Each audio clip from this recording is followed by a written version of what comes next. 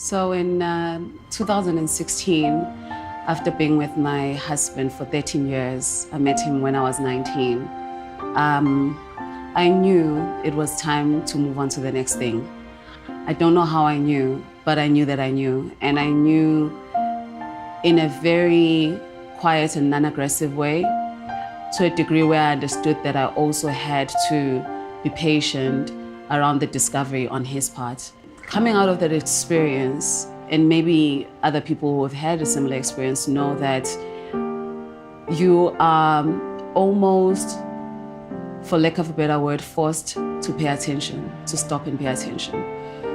That kind of experience that involves more than just one person encourages you to look within and really start accounting for what your role was. The thing about sometimes being in a relationship for a very long time is that even when there are challenges, it's very easy to blame the other person. When you come out of that experience, you are now forced to say, what was my part? And how am I going to redefine myself going into this new experience? Coming out of that relationship, I remember in January, a lot of people obviously will start connecting it, but I started a hashtag 30 Days of Awakening. I sent out a message maybe to the universe, some people call it prayer, and I just said, show me what I need to learn today. I'll give myself 30 days. I went into the day really looking for what would be the lesson today. And I remember at the time, my engagement on social went up. That experience came with this lesson. People want to connect. People want authentic conversation, and people want to be better. It was very encouraging for me, and I remember at the end, I said to the team, I want to chat to young girls. It was the 1st of March when I posted the first call to action, and I said, if you want to hang out with me, send me an email. What people don't know is I was expecting 10 emails. At the end of the day, we had 100 emails. And that was the beginning of Edit's Talks in 2016. Brand Woman is evolving and evolving quickly. We long to understand how other women are dealing with their separations, how they're dealing with divorce, how they're dealing with entrepreneurship, how they're dealing with being a mom, being a wife. I get those questions all the time. Being a boss, being a leader, being a founder, just being a badass woman. But a lot of the time we don't have platforms where we can connect authentically. A lot of feedback that I get from people is that my voice sounds authentic. I don't know how that happens, except that I know that I'm very comfortable with my truth and telling my story and expressing it as honestly as I possibly can.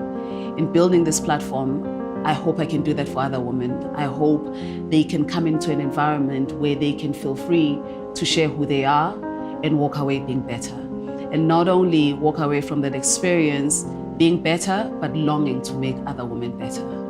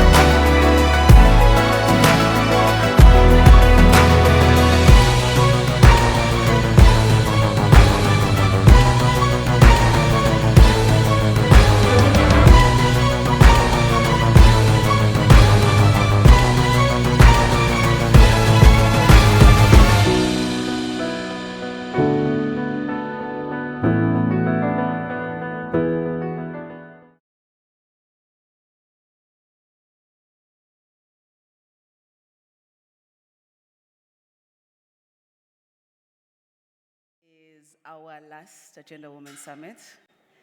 It's a special one for me, and I hope it's a special one for you. By show of hands, who's here for the first time? Did you just come because it was the last one? Thank you. Thank you for taking a chance on us with your money. I never take for granted that you spend your hard-earned money to come here with the hopes that you will be impacted or you'll be able to find something that changes your life. I wrote my opening address this year because, number one, I'm trying to avoid ruining my makeup by crying. So we'll try and keep it together as much as we can. But also, I wrote it down because I really did not want to miss anything when it comes to sharing my intention for the day and really inviting you into the journey that I want to take you on today. So I'm going to read. A lot of it I understand and I know, but I want to take you through it in this manner. It's my deepest honor to welcome you to the final edition of the Agenda Women Summit. Today is not about female empowerment, and I want to repeat that. Today is not going to be about female empowerment. Today is going to be a call for ownership. Ownership of your life.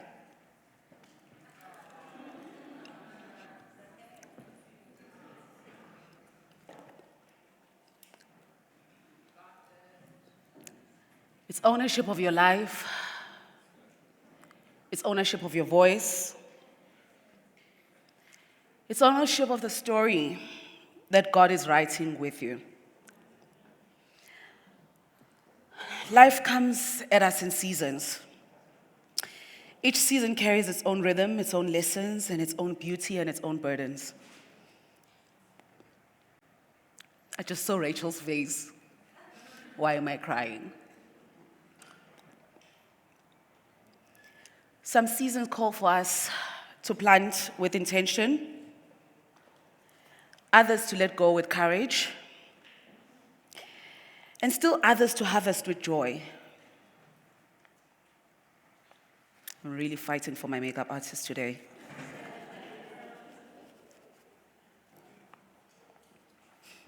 Yes, joy comes despite where you are today. But what is constant is this. The season you are in does not define who you are. It only prepares you. And so as we open today's summit, I want to set an intention. I want you to set an intention for yourself. What is the thing that you're bringing into the season? What is the thing you must leave behind so that the next season can emerge? My intention as I thought about the guests today was to create a journey through seasons with them, and what self-mastery could look like for each of these seasons, highlighting the emotions, the tools, the community we all need to navigate changing seasons. We will hear today from women carrying the gift of testimony. Their journeys will remind us that self-mastery is not about perfection, but about the courage to evolve.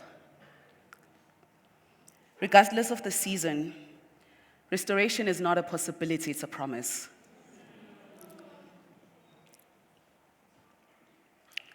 There's a story. I started reading the Bible this year from the beginning.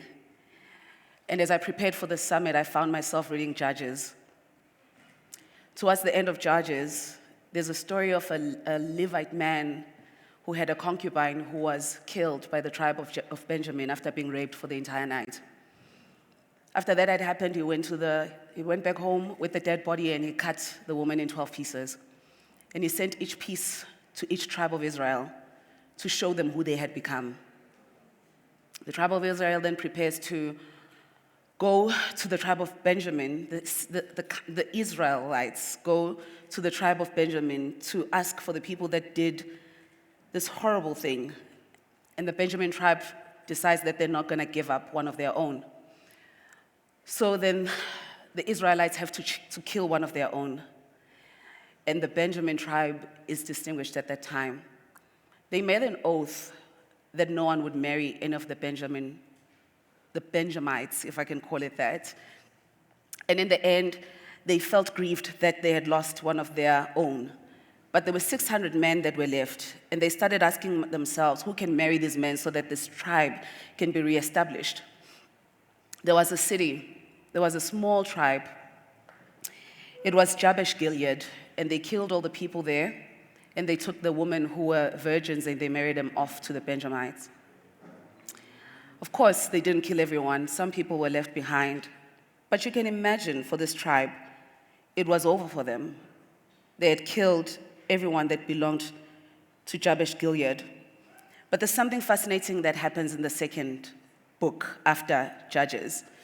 Well, right after Ruth is 1 Samuel, where the Philistines are taking Jabesh Gilead and they are promising to take their eyes out. And Samuel, as the king, puts together an army to go and save them. It was fascinating for me to read this book as I saw what restoration could look like. It was devastating when I read of the killing of this tribe, and I had no idea what was coming for them. You know, you read the Bible and its stories. But when I saw that in 1 Samuel they come back together, it was clear to me that God wanted me to understand that even when you think it's the end, He will restore. After that incident, when the king is killed and his sons, it was this very tribe that took the body and the bones and buried it. They gave dignity to a king who had fallen. And this is once again the story that even if today you are feeling you're at the end of your journey, restoration is coming. And when restoration comes, it will be the people that you'll meet in this room who you will be able to help because of what has happened in your own life. I wanted to anchor us on this to share that everyone has their tough season, but tough seasons are only seasons, they're not your entire life. God restores what we thought was gone, He redeems what we thought was wasted, and yet restoration requires participation. Secret places of prayer, love shared amongst us, prayer said for people who are not in our lives that we come across in this room. Victim posture eliminates you from divine participation in the transference of blessings. When you think you're a victim, you have nothing to offer. And what that does, it takes you out the game. All of us have something to offer, and all of us have something that we get back. At this point, when we feel like everything is against us, we still need to know this. What happened to me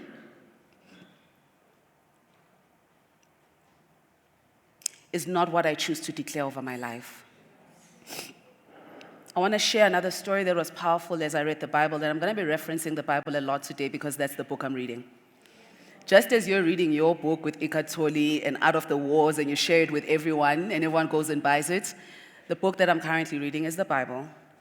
So I'm going to reference a lot of what I'm seeing happening in this book.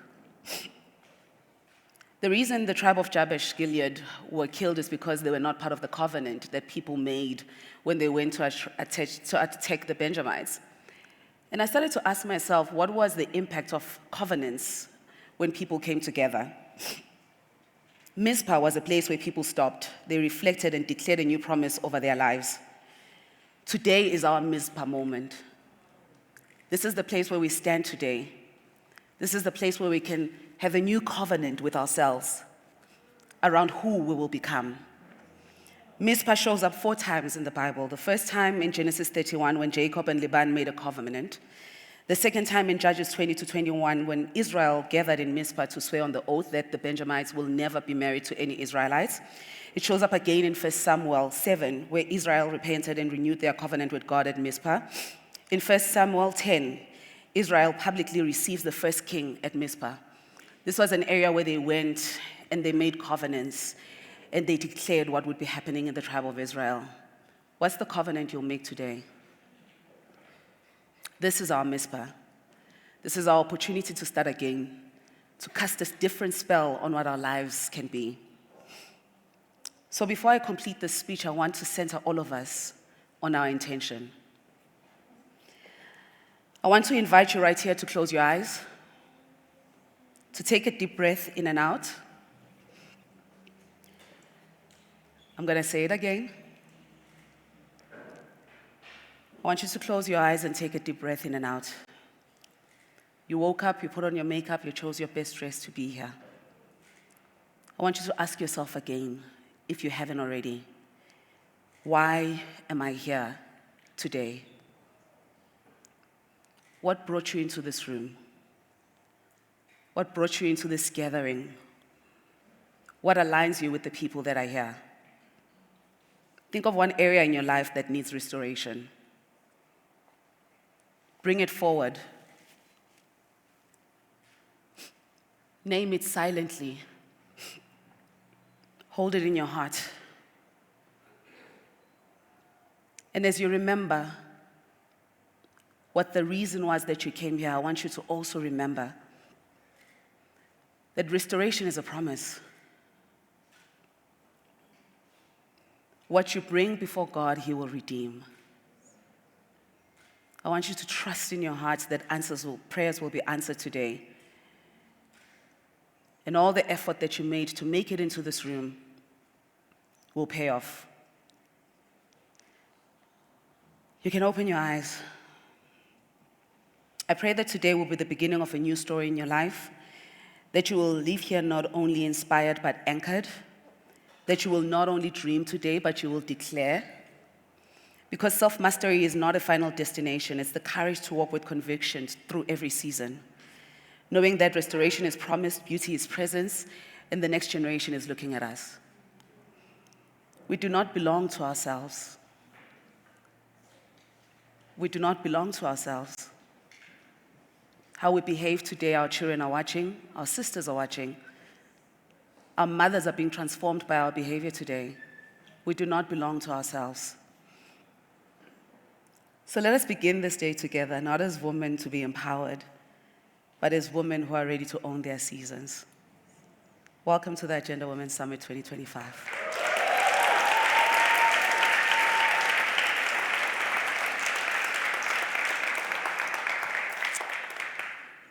I mean every word. Even as I read it, I mean every word. I don't want you to walk out of here having gone to another women empowerment event.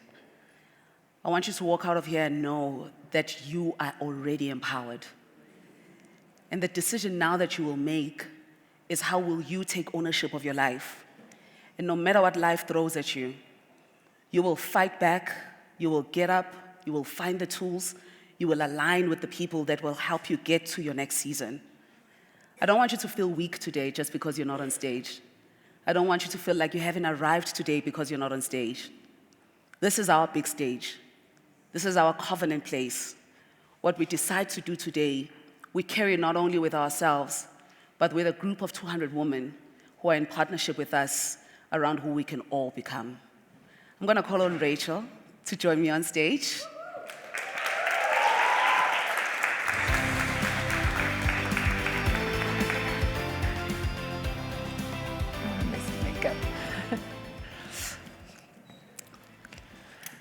Rachel will be my first guest.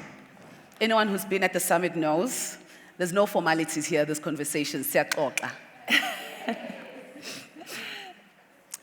Rachel is my first guest, and like I already said, I want to take everyone through a journey of seasons. Every single guest that's going to be on stage is going to help us through their testimony and their story to kind of figure out where we are and what we're missing and how we can navigate who we are and exactly in the season that we find ourselves. And when I thought about this, I thought Rachel would be the perfect person to kind of start us off. Apart from the fact that she has to go back to Cape Town because she's a busy woman, it was a pleasure to be able to have you join us. In actual fact, let me tell the actual story. I had a shoot that I was doing with poetry, and Gina, who is Rachel's stylist, having dressed her as well today, we were talking just about everything that I'm thinking about with the summit. She mentioned rebranding and how Rachel was on that journey of rebranding. And I thought that's very interesting. That would be a really, really interesting story. But being aware of how public, everything was happening and how intimate this platform was, and I tried to stay away from everything that's happening in the media in an effort to just preserve the sincerity that the space normally offers. I had to ask myself if that is what I wanted to do. But when we met on our virtual call, all the dots connected. You were an agenda woman through and through, and you belonged in this room in such a powerful way. Firstly, I want to know what it means for you in this season to be rebranding. Good morning, ladies. Hello, hi. It is such an honor to be here. I'm going to start off with a quick apology just to lighten the mood a little bit. So, white girl problems. I, at 11:30 p.m. last night, decided it was a good idea to put self-tan on. Oh.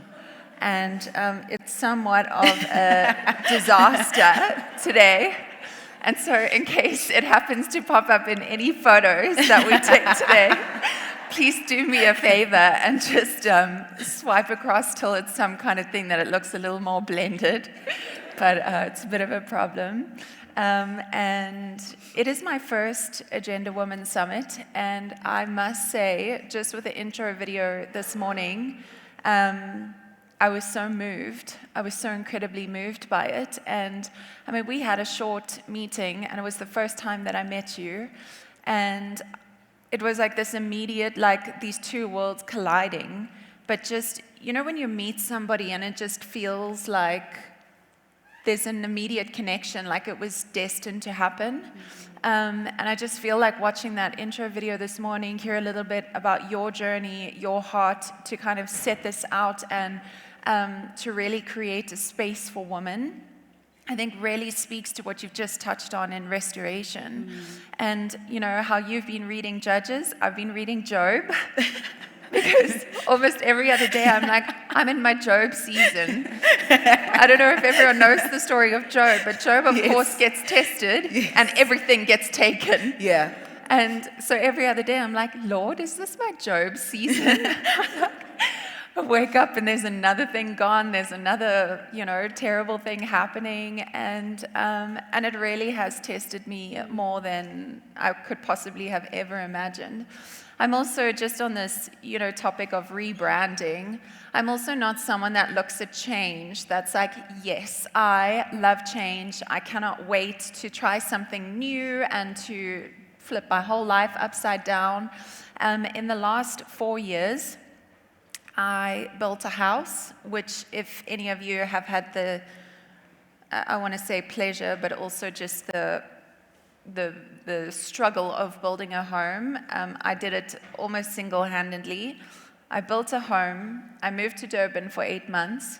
I then finally got all my kids settled. I have 4 children, as some of you might know, 23, 18 as of last week, Lord help me, 10 and 7. And we moved to Durban, finally got all the kids settled, and then lived in Durban for 8 months, moved to Paris for a year, moved back from Paris after we were supposed to live in Durban for 5 years. We only landed up being there 8 months. We were then supposed to live in Paris for 3 years, only lived there for a year, moved back, and decided to get divorced. And so the amount of change that's kind of like evolved in my life over the last 4 years has been nothing short of astonishing and very much unexpected. And people, and I completely understand this, right? Like, who was I before, you know, all of this public eye and, you know, this kind of, this platform that just got lifted. And I remember very vividly when I made the decision to like share my life publicly. It was 2014 when my firstborn was born, and I decided like I think I have something to share as far as being like a professional sportsman's partner, and what that's like in South Africa. And so I decided to kind of share publicly.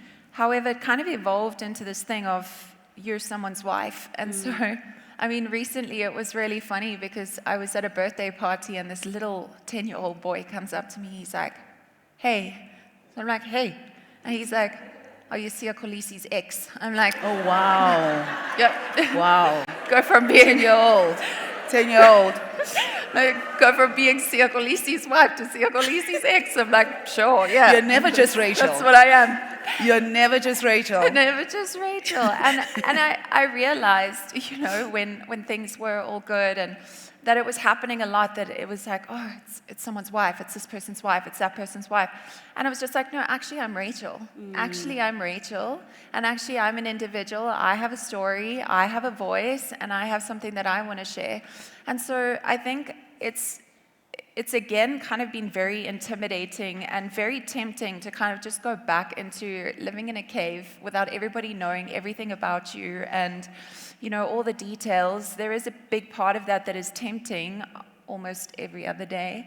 But I feel this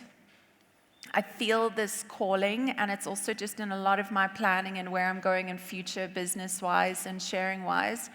But I have had hundreds, if not thousands and thousands of women reaching out just saying like, how do we do this? And I'm not talking specifically to divorce, but hard. Like, women are expected to raise kids well, to be great wives, to have great careers, to be good friends, to look a certain way, to act a certain way. Do not lose your shucks, because then you're... I'm not sure where we're at here, but I'm like talking about Job and flocking at the same time. So I'm so sorry. But we're expected to kind of hold it all together. And then sometimes we have this really hard thing that happens in our life as well that we're expected to manage really well. And so I really just feel strongly that my life is kind of unfolding in a way, and I'm still very much in a journey, right? Like, I don't by no means believe that I've arrived anywhere or I've got it all figured out, but I do feel very strongly about doing this as well as I possibly can and sharing that. And so I wouldn't necessarily say that I've been, focusing a lot on rebranding. I've always felt very intentional about being honest. And I think that in the world of social media today, where everybody's sharing a lot that is not always very honest, and it's quite hard to kind of keep up, and it's hard not to compare your life to somebody else's life, it's really important that people don't see this very public thing that happened, and then all of a sudden they see me where I'm planning on going, where it looks shiny and it looks bright and it looks like something like today I've got it all together, where I absolutely do not. But there's this middle thing that happens. There's this journey in between the two gardens that I don't believe enough people are talking about. I mean, obviously this is my first rodeo at divorce, but it is devastatingly. And your last. In Jesus' name, Amen. girl. But I mean, where I'm at right now, it's my last marriage ever. But I'm like, I feel like it is so devastating, and I don't know that devastation has been captured enough. I feel like people talk about these kinds of things, that it's this person that, this person that, but they don't actually go into the depth of how hard it is. Yeah. And so I'm trying to share that, but in a way that is not like, I'm not trying to reveal every personal, decision or what happened or all the things. Be respectful and honoring and protective of my children as much as possible. But to share that it's not easy, and I do not have it all together all the time. And I feel comfortable about that. I get that some people are not going to understand that or agree with that, and that's 100%. But everybody's entitled to their opinions. But if I'm good with that, then I don't really care what everybody else is thinking, to be honest.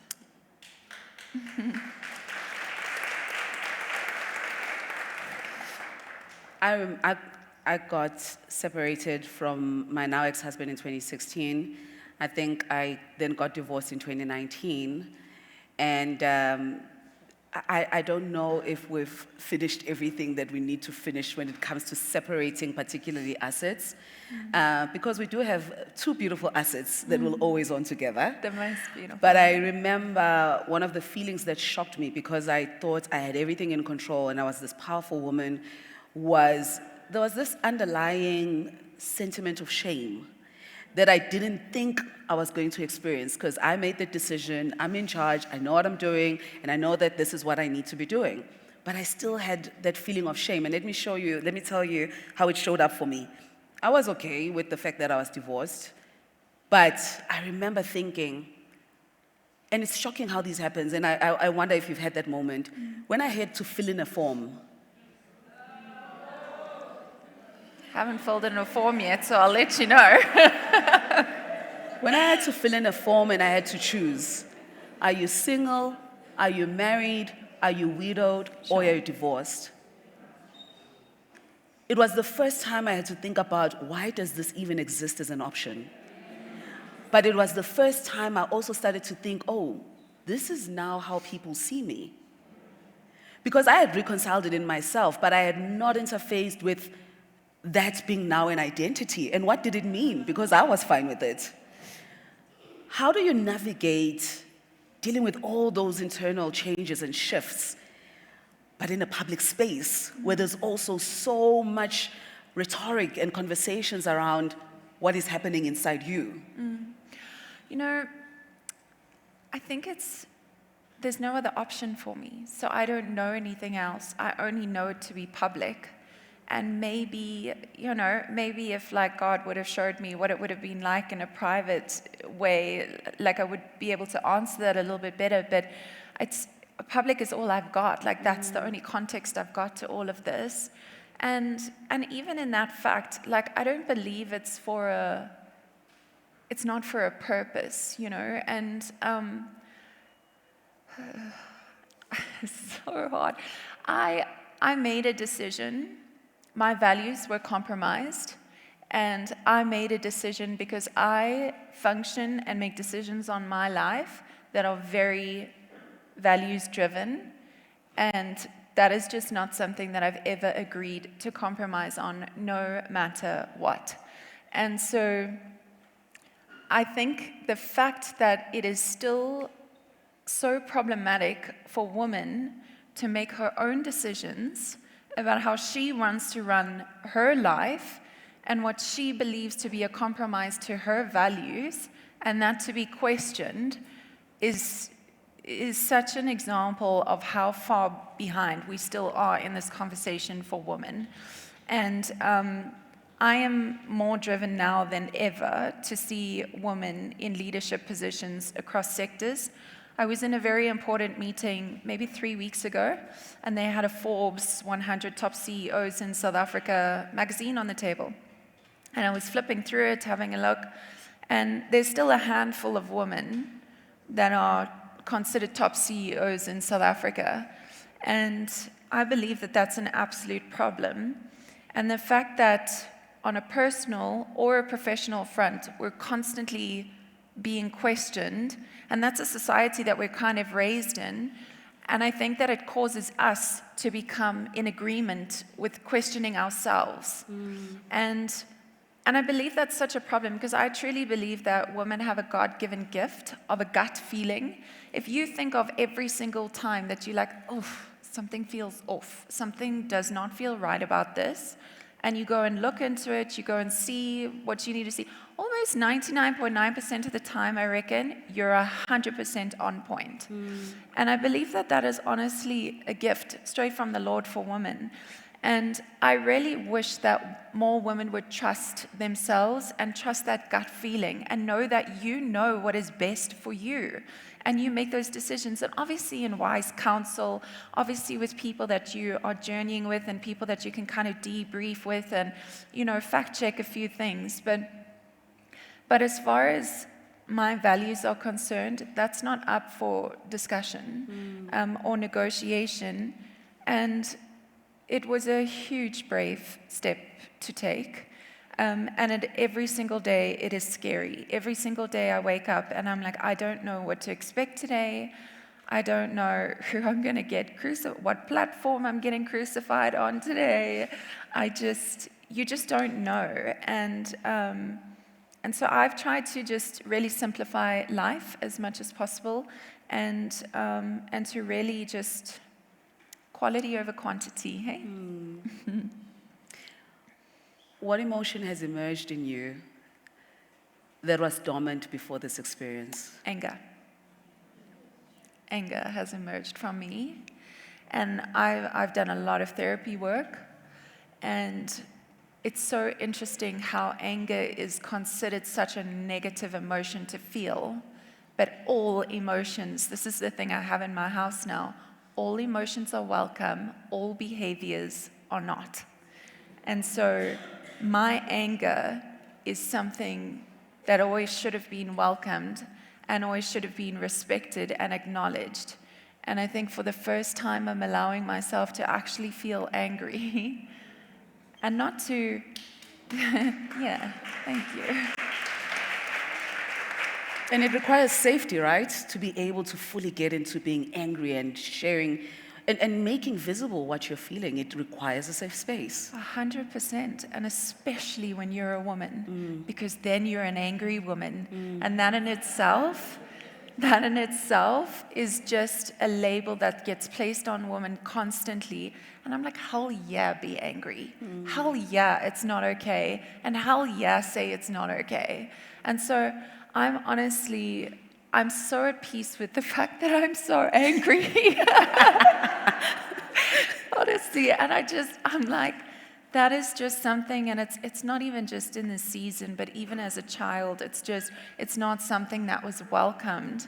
And you know what you touched on, just how we've learned from our mothers, but we're modeling something different.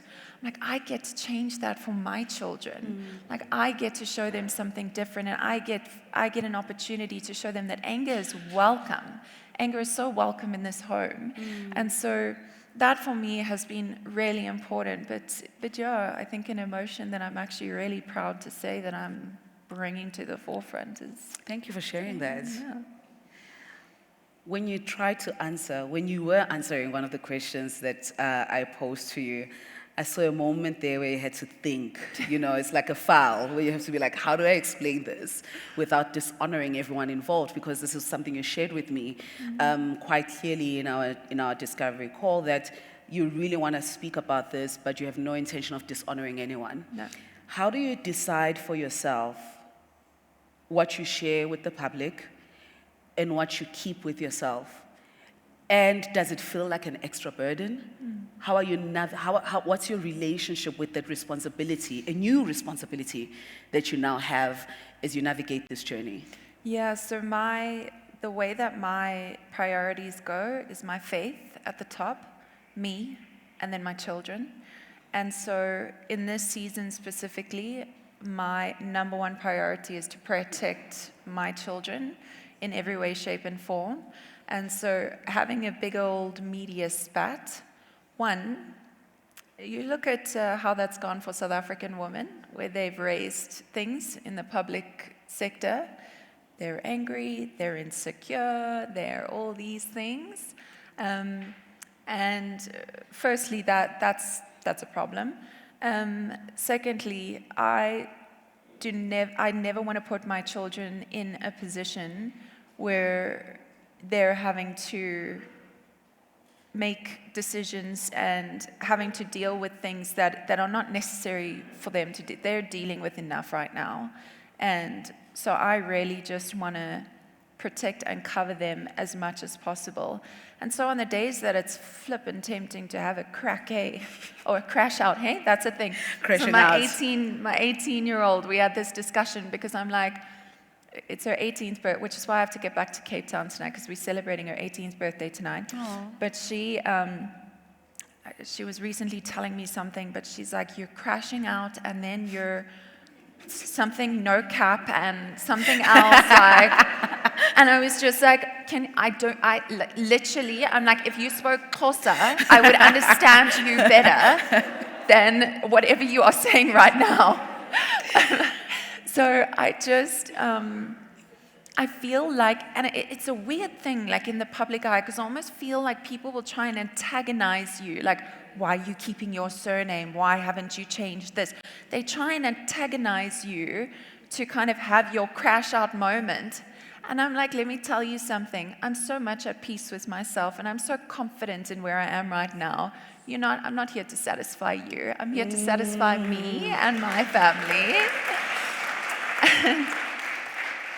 And so I'm good. Like, I am good. And you know what the public get? They just need to be like happy with it. They need to accept that. Oh, yeah. That's all that they're getting. You also mentioned something interesting, the perception around your identity. And of course, there are some realities around the perks and the access that you receive when you are a partner to someone that has a public profile, right? And the sudden shift, and there's something about divorce that just sends you on a tailspin to some degree. Things that you can't plan for. You've never been there. So you don't know what's coming. No matter how much you think you have everything in place and in control, it's just, you're living life and you're not sometimes conscious of how much is happening because of this perception.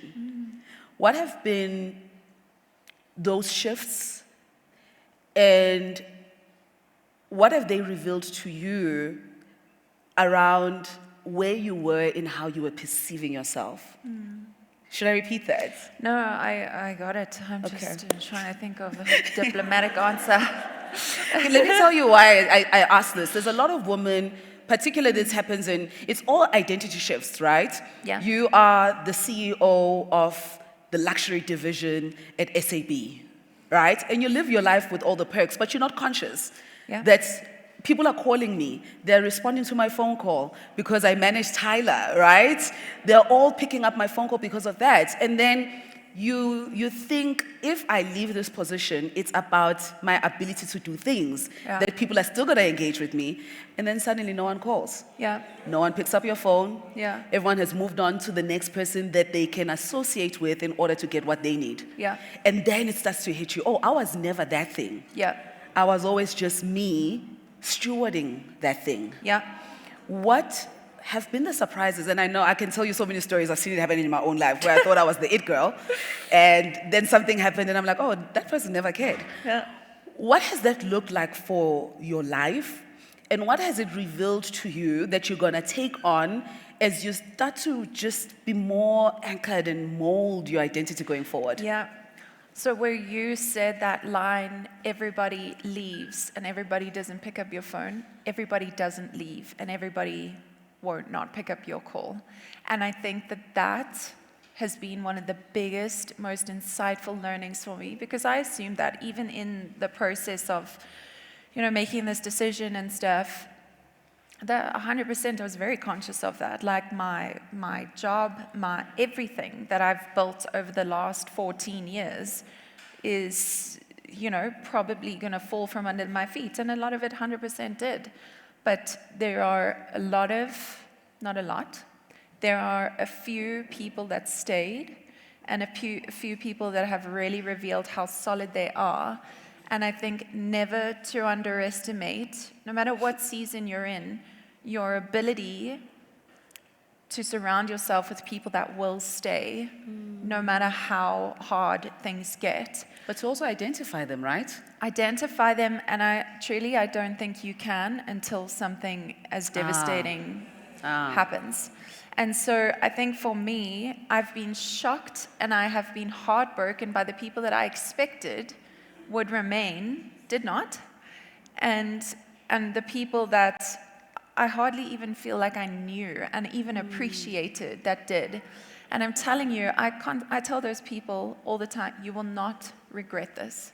You will not regret going through the trenches with me. I promise you, I'm coming back, and it's gonna be like you never left. Oh no, it's not even gonna be like I was in a position. There's so much more to come, and I think what's great is also this feeling of just not feeling like I'm boxed into anything anymore. I'm not. There's no expectation of me. There's no if I say something or I stand for something or I'm vocal or I'm advocating for something, it's not like hey, could you maybe do it a little bit more like this? Could you maybe say it like this? I'm very, very comfortable in what I'm saying and how I'm saying it. And that's not to say that I'm not open to correction and that I'm not, I don't have people around me that will be like, you need to think about that a little bit better next time. You need to be doing that. I love having people around me that will call me out and hold me accountable. That I think is so incredibly important. But I think just from the perspective of just not feeling this constant fear and this constant responsibility that actually wasn't mine in the first place to carry, I think has just felt really freeing. And and it's like it's just a bit of a weight off as well.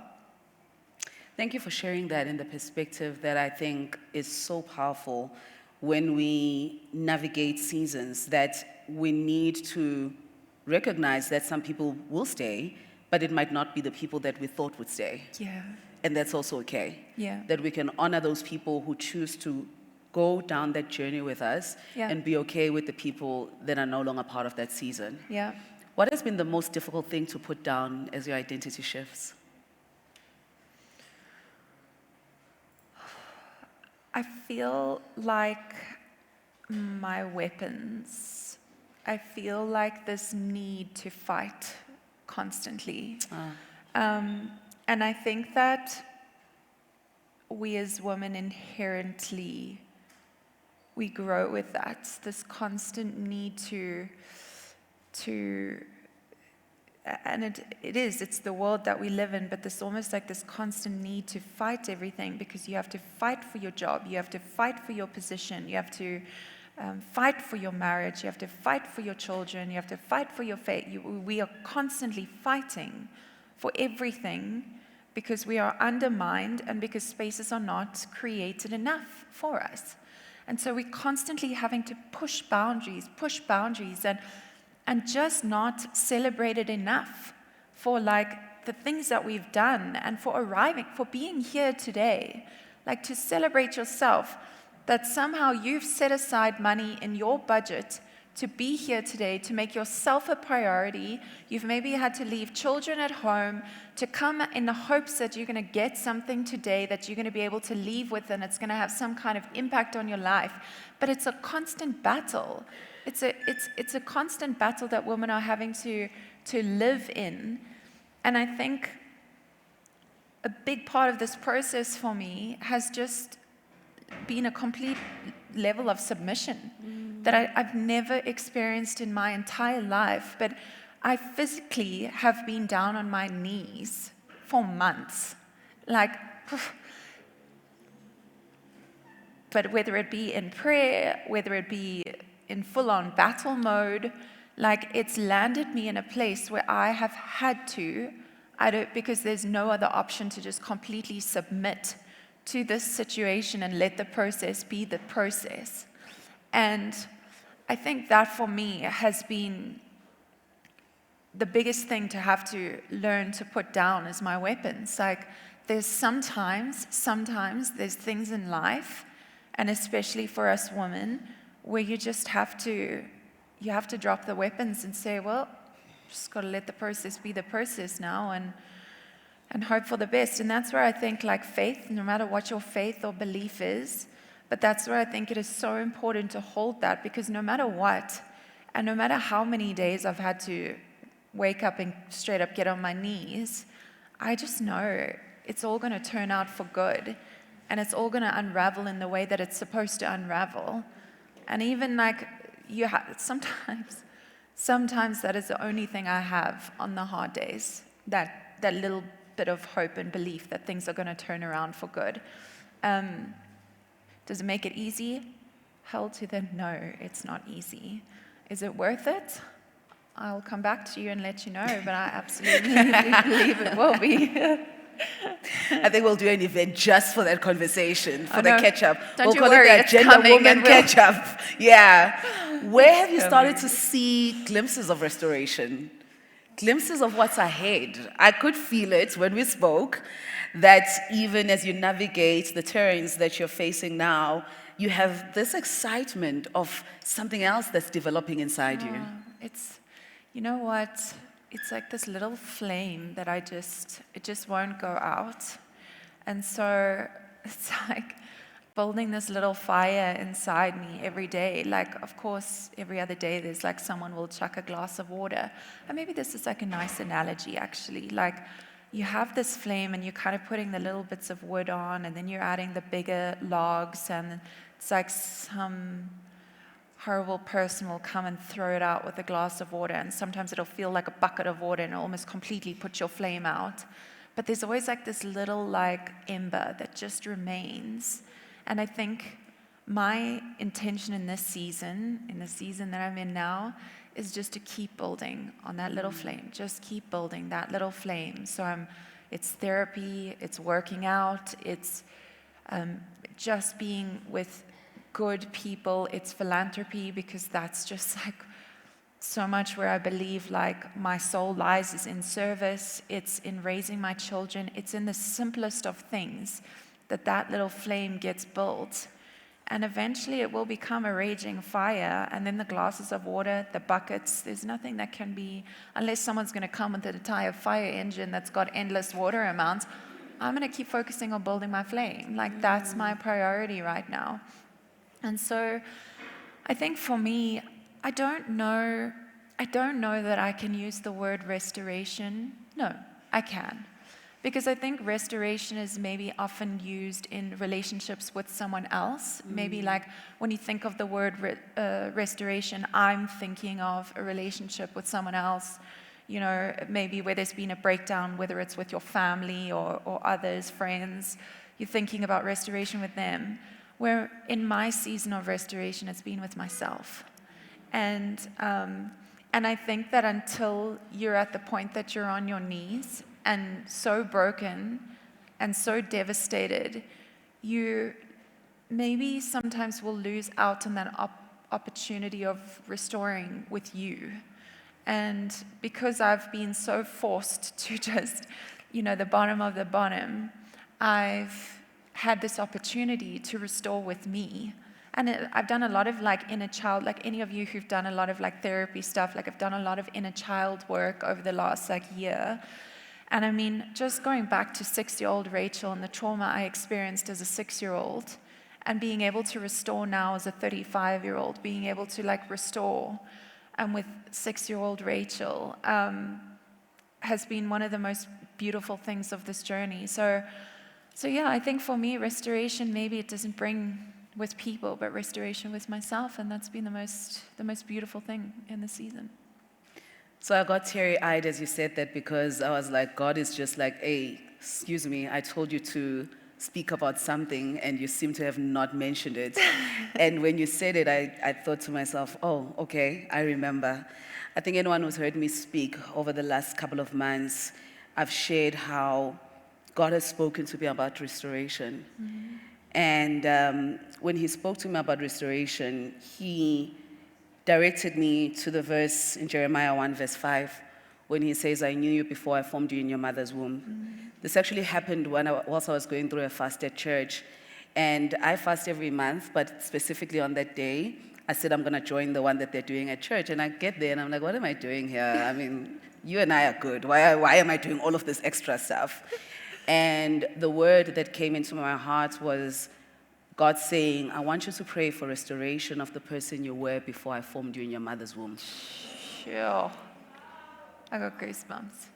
And that's exactly what you're talking about. That this is where you are. I don't think God said that word to me because it was only specific to me. I think it was a word in season. That God wants us to remember that we're not the things that happened. We're not the mother that we got. We're not the family that we got. We're not the thing that was done to us. That just as we are, our power has always been with us. Yeah. And that vision that he had of you cannot be taken away by anyone. Yeah. Or any experience. Yeah. Or any perception people have of you. Yeah. And that when we're able to come back to that place, that ember becomes a big fire. Yeah. My last question, Rachel, so that I don't keep you from your daughter's birthday. Secretly, I also don't mind missing it because I'm like trying to control all the teenagers. It's a whole story. A good friend of mine, Mukau, who's also known as Lazy Makoti, introduced me to an amazing, amazing concept yesterday. It felt like a gift to me. It's something that I think we all know, but we just don't engage with. And he said, you need to cast a spell on your life. The words you speak. We all have the power to cast a spell of our lives. And he said, when the world is casting a negative spell, when life is throwing a negative spell at you, when people are throwing a negative spell at you, you have the responsibility to cast a positive spell on your life. If you had a declaration and a spell you could cast on your next season, what would that be for you? It, what you said now reminds me of that verse, that there's power in the tongue, like there's power of life and death in the tongue. Yeah. And I'm very conscious of that all the time, especially when I'm with my friends, my solid friends that I feel very safe, very good with, and I'm you're telling them about, the depths of the depths, and I'm telling them about it. You kind of have to constantly catch yourself, like there's power every time you speak. I think for me, kind of looking into the next season, I think it would be really, really my hope and my dream would be just to move with peace in everything that I do and simplicity. And honestly, like, I think so many of us, I have certainly for a long time, have been chasing so many amazing aspirations, so many dreams, so many things I wanted to achieve and do, and money, and, I was just doing all these things that I got lost in all of that and missed this simplicity so much, where now I'm super intentional about how can I simplify, how can I break it all down that it's easy, and actually those moments that don't require any money, that you're sitting with your kids and having a meal together and then hopefully not fighting, which is not often, but those little moments, I think just to capture that. And I actually did this post yesterday. You were saying you chatted with someone yesterday. I was running around trying to do balloons and all these things, and my other younger kids have matches. There's so much going on today, so much. And then I tried to pop in to do my nails before I thought the self-tan idea was a great idea. and so I popped in, but I'm running around like doing all this stuff, and I had this amazing meeting. And I sat in front of this lady who told me that she's got a very sick child. I did a post about it yesterday, but she's got a very sick child. And anyway, I finished, I'm not going to go into the whole story, but I finished just thinking like, pause for perspective. I was like, that should just be a thing for all of us. Just pause where you can to gain perspective in the season you're in with whatever it is you're dealing. Even if you're living your best life right now, if you are sitting here and you're like, I'm living my best life, I don't know what these women are talking about, like, I'm living the dream. I think pause there, because there are so few women that are sitting here right now living their best lives. Yeah. Pause for a second with your perspective and just celebrate that moment. Celebrate that moment of like, yes, like I'm living my dream. Like I'm living all the amazing things that I want to. And likewise, if you're in the trenches, you're sitting here today and you're in the trenches, pause for perspective, because for me, this is always helpful, just realizing that there's always someone who's dealing with something that is a lot worse than what you've got going on. And it puts your whole thing into perspective and just get on with it. Like, keep going, keep building that fire, keep building that flame. I think that would be like my dream for kind of going into this new season. This new season. To remember to pause for perspective. Yeah. Regardless of any season that you're in. Yeah. Take a moment to really pause for perspective. Rachel, thank you. My absolute privilege and honor. Thank you. Thanks, everyone. Oh, Rachel, we're going to take a picture. I'm not letting you go without a picture. It's like a really problematic. The one is so much worse than the other as well.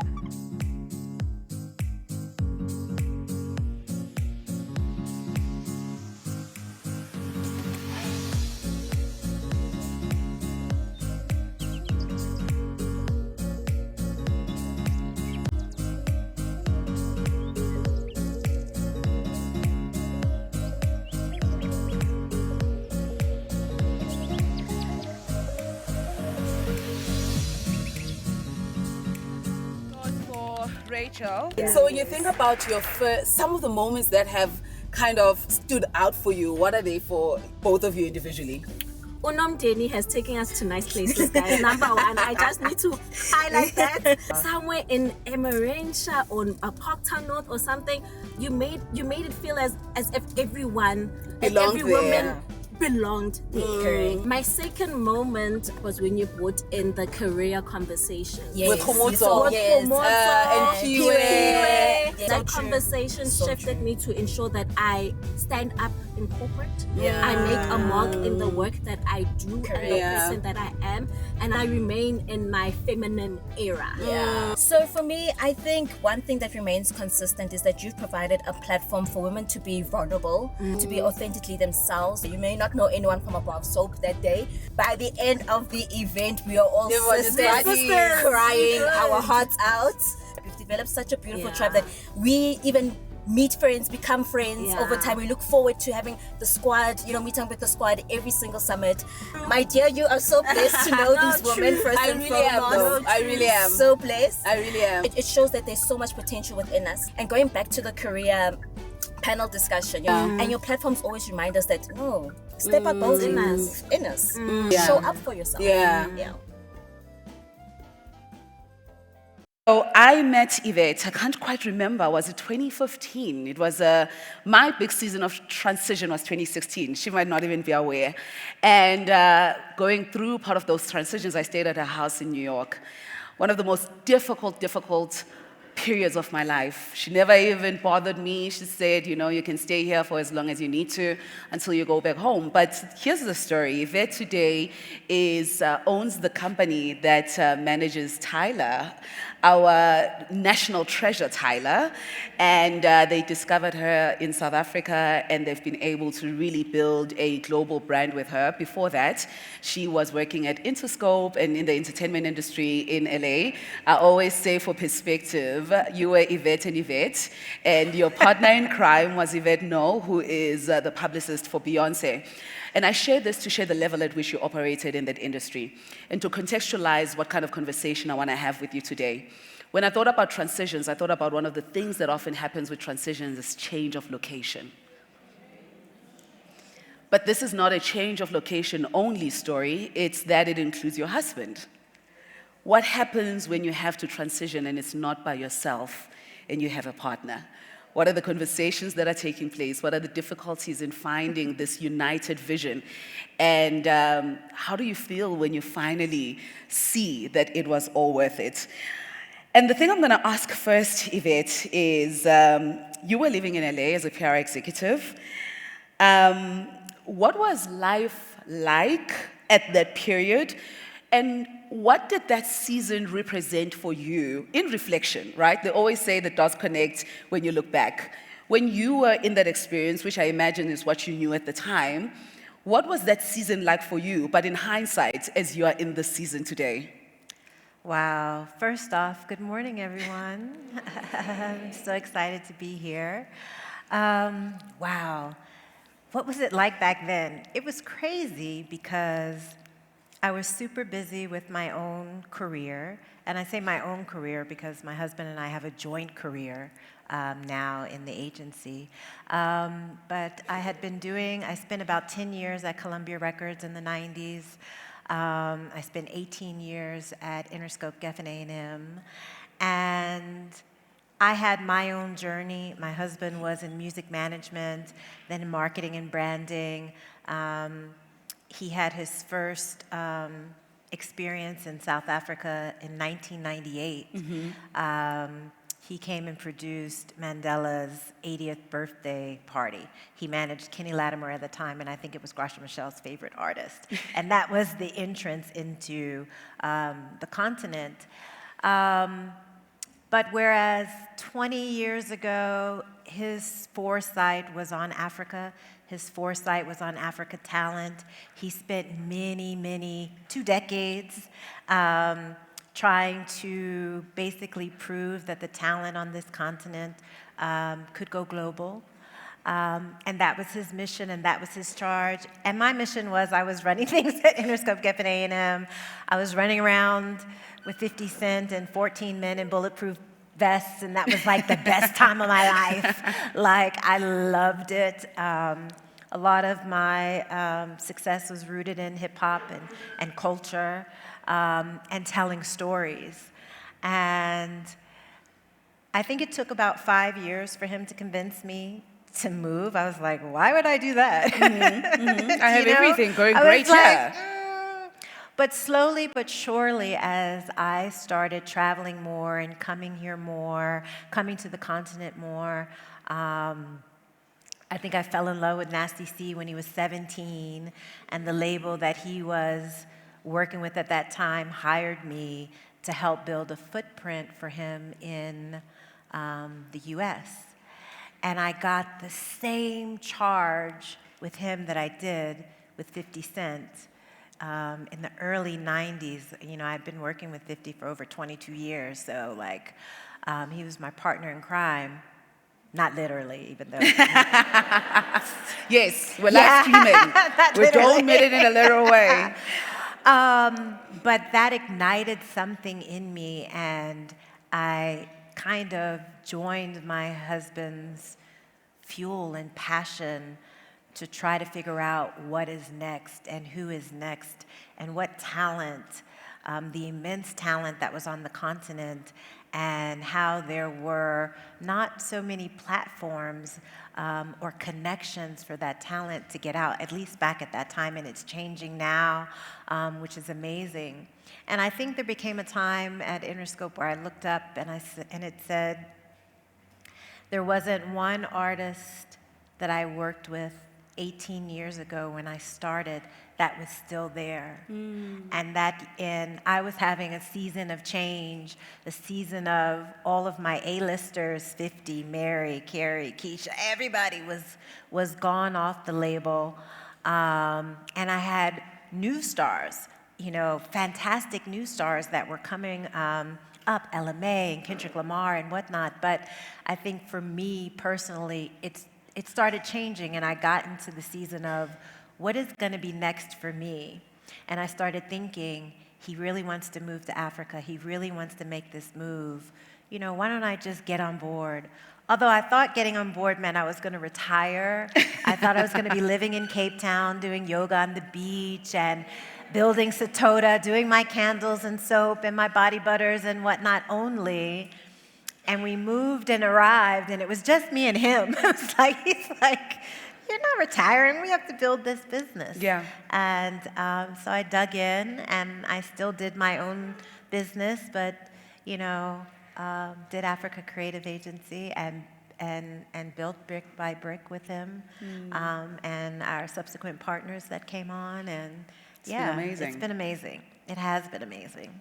Tell me about that moment when you look around Interscope and you realize that the people that you had started with are no longer there.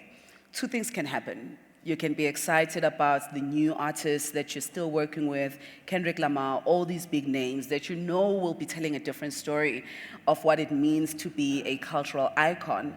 What do you think was happening in you that made that not enough, not exciting enough, not interesting enough? I always speak about the signals that we have to pay attention to that often tell us that there's something we need to be rethinking. There's a conversation we need to start again with ourselves. Did it scare you when you didn't have excitement about those people, regardless of how big they were? Did it excite you? Did it confuse you? When that signal came for you that I don't feel the fire that I used to feel with these artists who I know are going to be great, what happens internally when all those emotions come up? You know what? It's not necessarily that I don't feel or didn't feel the fire for those newbies, but being a publicist is a very strategic thing, right? Even if I love and believe in whatever about the talent, it's the editors and the TV bookers and the award folks that I have to convince. And sometimes you have to leverage the superpowers that you have in order to bring the younger generation through, right? It makes the fight easier, right? If I pick up the phone and call you and I'm like, I want so-and-so on this stage, but you want so-and-so, we've got to work together. And I loved the power, I guess, that I had of those heavyweights that I could leverage the babies coming up. And when it started getting to the point where I didn't have the leverage, I still had the relationships, but your relationships in media are only as good as the acts that you have. And it's funny because the conversation you and Rachel were having, it's like sometimes the people go away. Sometimes the editors who are calling you every day and begging you and sending you stuff and putting you on a pedestal and doing whatever because they want who you have. When you don't have that anymore, oh, they're going to find the next one. And then you're banging on their door like, but I still have these, but they don't yet know that these are the superstars of tomorrow. So I think it started like, wow, I have to work harder not having the power brokers. And I was like, I've been doing this too long to work this hard. You know? And so I started thinking about what would be next for me. How would I transition? And I'm the type of person who doesn't like change. I'll have the same corn muffin for 12 years, cut this way from this place in New York City every morning because I don't like change. I'm very systematic, so change is hard. So it was a super, super hard decision. But when I made it, it was like, I made it today, and in 7 days, it was like on, and things were in motion. Like, what was it about that moment that didn't evoke a fight in you? You know, sometimes when we are able to do things with ease, when the phone calls get answered, when we are able to achieve the things that we want to achieve, and there's a shift in our ability to execute in the same manner that we have over a period of time or a season, it can either evoke inquiry about what do I do with the situation. It can evoke quitting and just being miserable because what the hell is going on? It feels like a stripping away of your ability to do things. Or it could evoke a fight. Like, I'm going to show them that this is going to be possible and I'm going to do it here in LA. And maybe it was a fight, but it was a fight in Africa. But why did you not feel like you needed to push back, and push back particularly in that region when you felt the tension start to happen in yourself? I think that I'm a person who does not like to be uncomfortable. But uncomfortability breeds growth. And I don't think that you always think you need growth, but you always need growth. I could have sat there for another 10 years with my superstars and been good, but wasn't challenging myself. I could do my job with my hand tied behind my back. It's like, no problem. But is that where I'm supposed to be? And I am a person who believes in the seasons. And I have to start thinking, what was going to be my next season? Am I going to stay here forever? And I'm a career lifer. I've only worked for 2 companies my entire life. You 10 years, 18 years, and then started my own. So I don't like change. And I probably would have still stayed there and been happy and fine. But I think opening up myself to becoming uncomfortable and pushing myself has led to define success for me in a different season, on a different continent, in a different country. And I think that's, I said it's either going to work or it's not. I said we're either going to stay together or we'll divorce because I'm not going to stay. Exactly. I was going to go into that just now. We were doing it. There was a producer who wanted to do a television show, like a sizzle reel on the Americans leaving America when Trump got in office. That pushed it over the edge. And moving to a new continent and country. And the interview and the questions that they asked and my responses were hilarious now when I look back, because I don't have a filter most times. I was like, I need to read the Bible like you guys. I need to read the Bible like you guys. This mouth gets me in trouble all the time. And the things that I was saying when I look back at that interview was just kind of like no filter, like, I don't know what's going to happen. You know, I think I said, okay, let's give it 2 years to see if we could make this work. We've been here almost 8 years now. It's been amazing. But for me personally, it has been a journey of growth and rediscovery and being re-energized by talent and new talent and overwhelmed by the great talent that exists and what we're able to accomplish. Yeah. So I met Colin before I met you. I met your husband before I met you. Doses of energy. He will sell ice to an Eskimo once he's gotten his mind around something. And I remember talking to him, and I said to him, there's a missing piece, him and Kevin. And I think I've shared the story with you.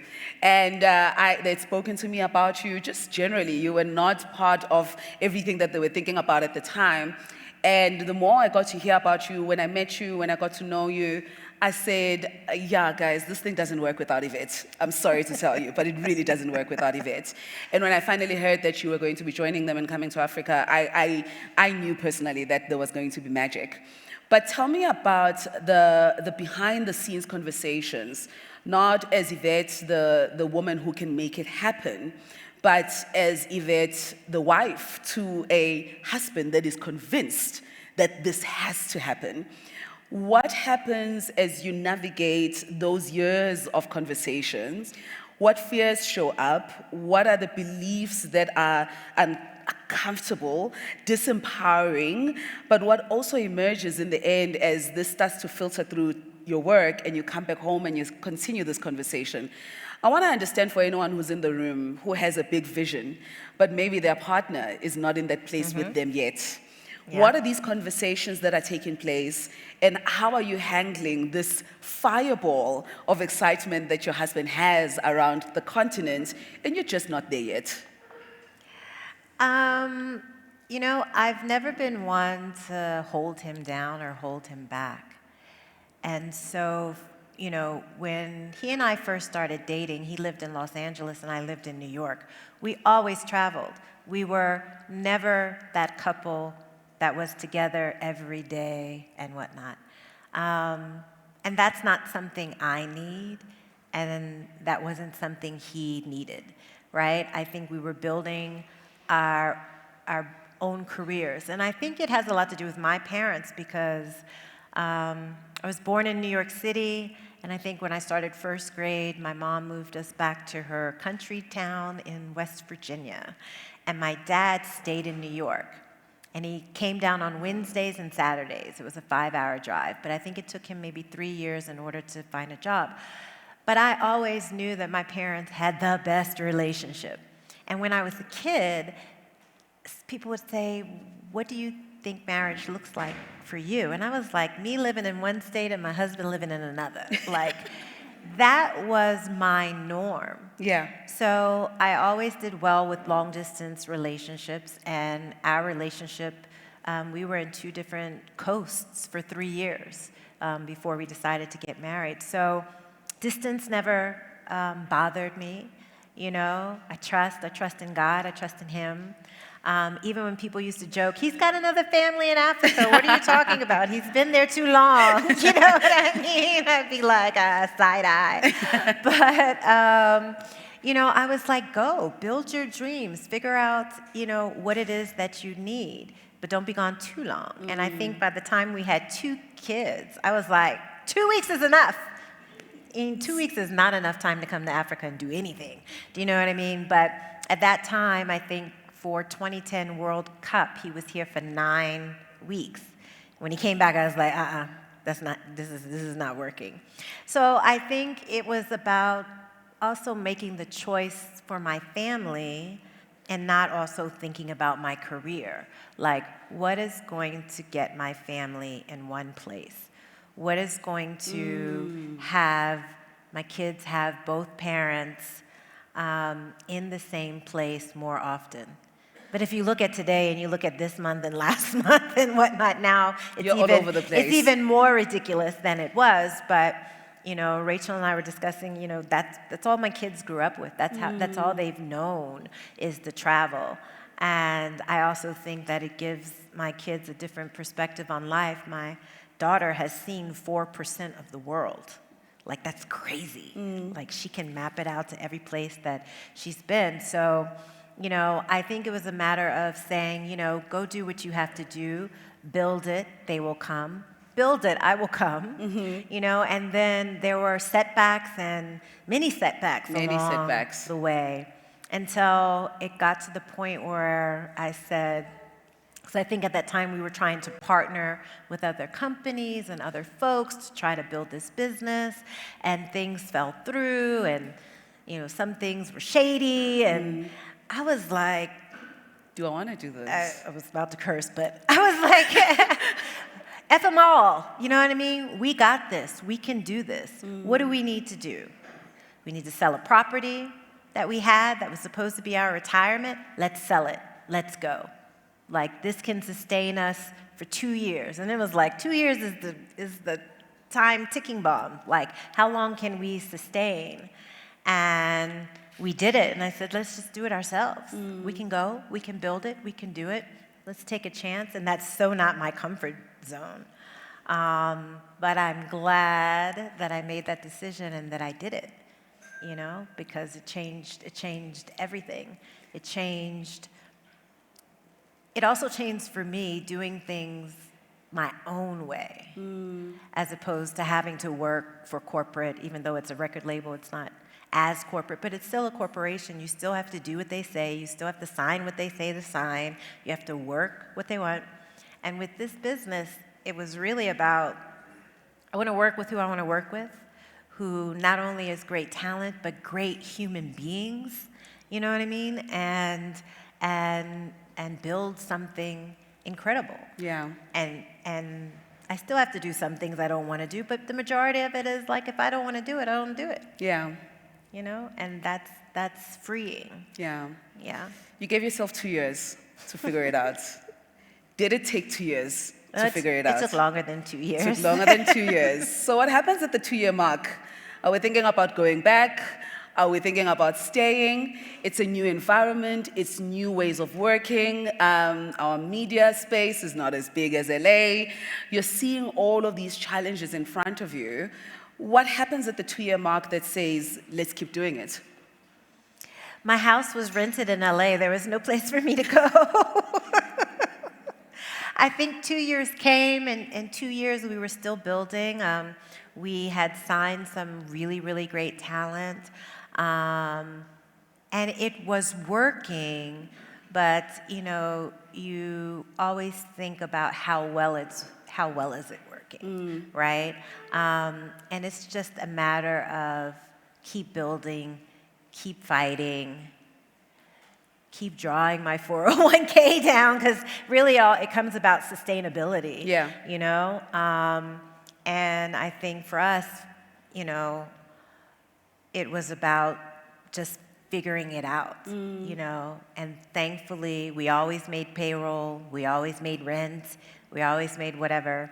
I think I live in the future, which they say tends to be a negative thing, but so many times I don't enjoy the day because I'm thinking about the future. I'm living in the future, and I'm trying to learn to live in the here and now and enjoy the moments.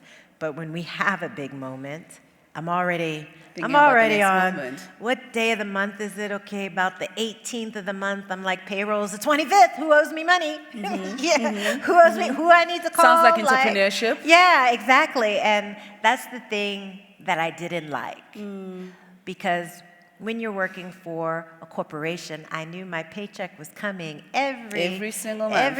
Every month, every other Friday it was coming. So whether I was happy, sad, or miserable at the job, or fighting, it's glorious, everything is great, the money was in the bank, the bills were being paid, the kids' school, kind of whatever. And at that time it was great. You can be the entrepreneur and it comes and it goes and you have to chase it and whatever, but this is stability. When you give up that stability and now we're both chasing it and we're both whatever, that is not a very comfortable place to be in. And he and I are very different. He is like, it's gonna come, it's gonna work out. And I'm like, I need to see it on paper. Where is the zero? He's the wild visionary. He is. I'm the one who dots the I's, crosses the T, Yeah. and makes sure the train is able to keep going for the big, Absolutely. And that's why when I met him and I heard about you, I said we need the water to this fire. And obviously it's worked so well. Tell me about the day you meet Tyler. I can't imagine you would have imagined that we would be here today. Because, and I'll tell you, let me plead my case because I can see your eyes. I know you love all your artists. I know when you met Nice to See, you saw it. I know when you onboarded Manana, you saw it. I know that every single artist you work with, you absolutely adore. But something magical happened with Tyler. Did you know? No. I think when you meet an artist, you hope. You meet an artist and you can say, oh my God, they have this, this, this. They tick a lot of boxes.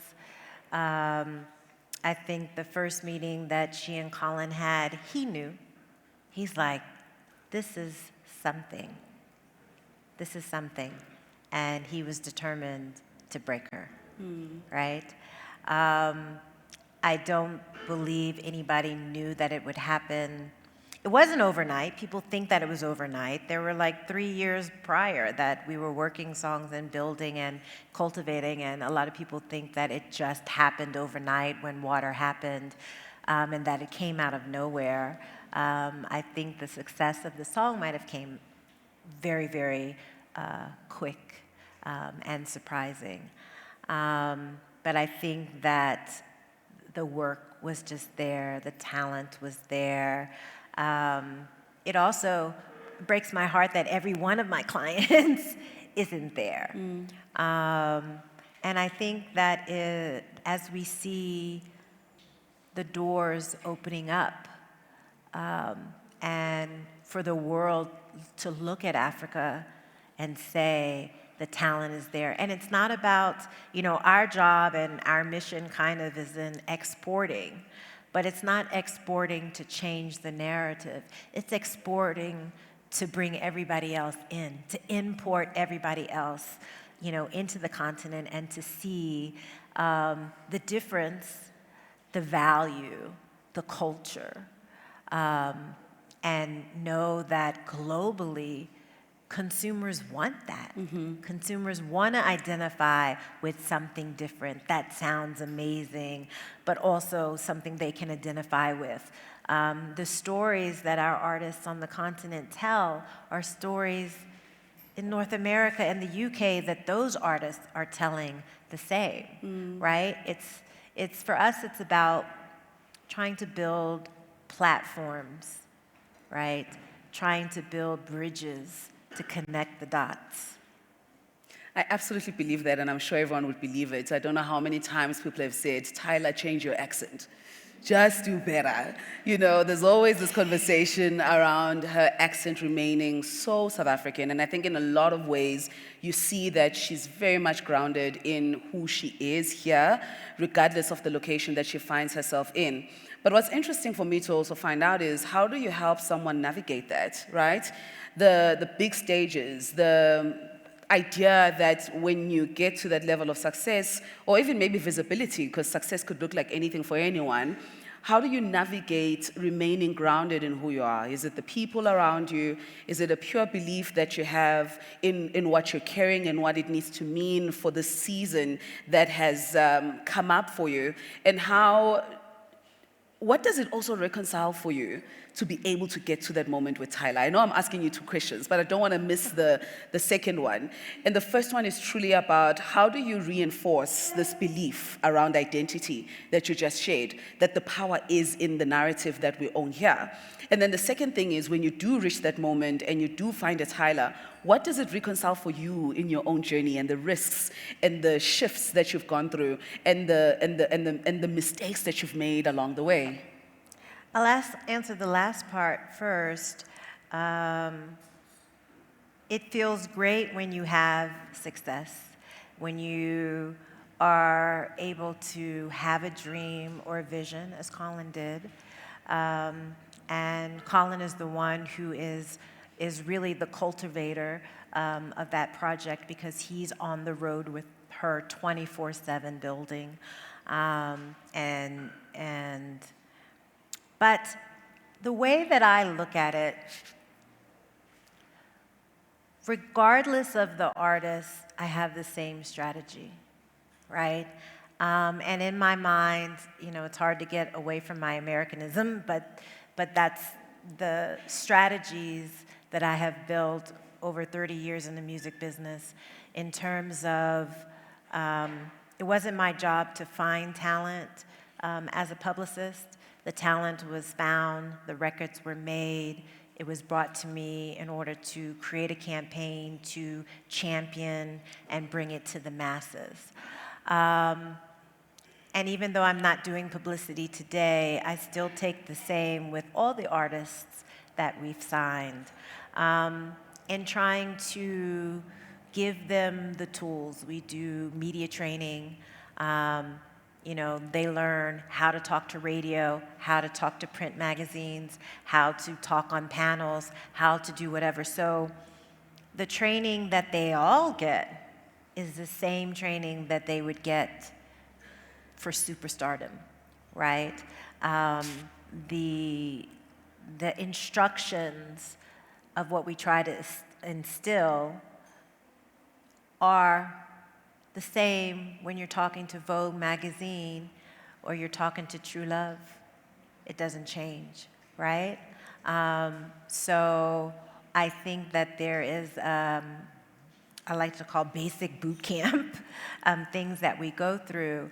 But definitely when it gets to a place like that, it's 10,000-fold. And you know what? Artists only truly grow, just like we as individuals, by making missteps and falling down and getting back up. Our job is to make sure that they have a soft landing if they fall, but really how to hold them up so they don't. And when you take someone from one continent and move to another, like I can think about me just moving to South Africa and some of the foods that I miss back at home, soul food or whatnot, that I may not be able to have the exact same thing here. It's the same way for the artists that are here and you take them abroad and they're missing home. How do you help them navigate missing home? Maybe it's throwing a bag of pop in the suitcase. Do you know what I mean? And trying to figure it out. But it's so different. But it's not so different from taking a kid from Queens, New York, who's never left Queens, who's never left the borough, who's never gone to Manhattan, who's never gone to California, who's never gone to Texas, who's never left their 40-block radius. Their transition is the same, because whatever it is, you're taking them out of their hood that they only know and moving them across country, taking them to Japan, taking them to Europe, doing the same thing. So there's really no difference in what we do. I remember when I first started working with Nas, and he was like, I just want to be in the studio making records. He didn't want to be on planes, and he didn't want to travel, and he didn't want to tour. I think he missed 6 flights in one day to go overseas, and it was like, really? And we had no cell phones. That's how long ago it was, But, it's all the same. So it's not only looking at how do we prepare African creatives to go out in the world, it's how do you prepare a human being? Because whether it's an African creative or someone from Queens who's not even leaving their country but leaving their state, the things still are the same. The first time they stay in a hotel room by themselves, the first time they're on an airplane, how nerve-wracking that is. The first time they're in a city and they can't find anything that they like to eat, and how uncomfortable that is. There's a lot of joy and there's a lot of pain, you know? I'm going to ask you a question and I'm going to open up to the audience. This was my intention for today. We kind of started late with Rachel, and she had to leave for Cape Town. But I would really love to invite everyone into the conversations that I'm having today to make sure that the thing that's pressing in your heart, you have the opportunity to ask. I'm not going to open up for too many questions, but I would love to open up for questions. And the reason I want to open up for question is because when I started Agenda Woman, one of the ways that I defined the woman who is part of this ecosystem is a woman who, I literally wrote, this is a woman who loves to travel for vacations, but they also love to travel for global opportunity. I know that there's people in the room who have global ambition in some way or the other, or maybe even facing the question of, is my job local, the next one, or is it not going to be a local job? When you think about those transitions for yourself, I want to give anyone an opportunity to ask the question that can get them to the decision that they need to make around their next season. And before I come back to those questions, I want to ask this. When you think about the work that you do today, because I believe that everything is divinely orchestrated, how much do you see that the move was going to be necessary for you to be able to start this big narrative around what was possible in this continent?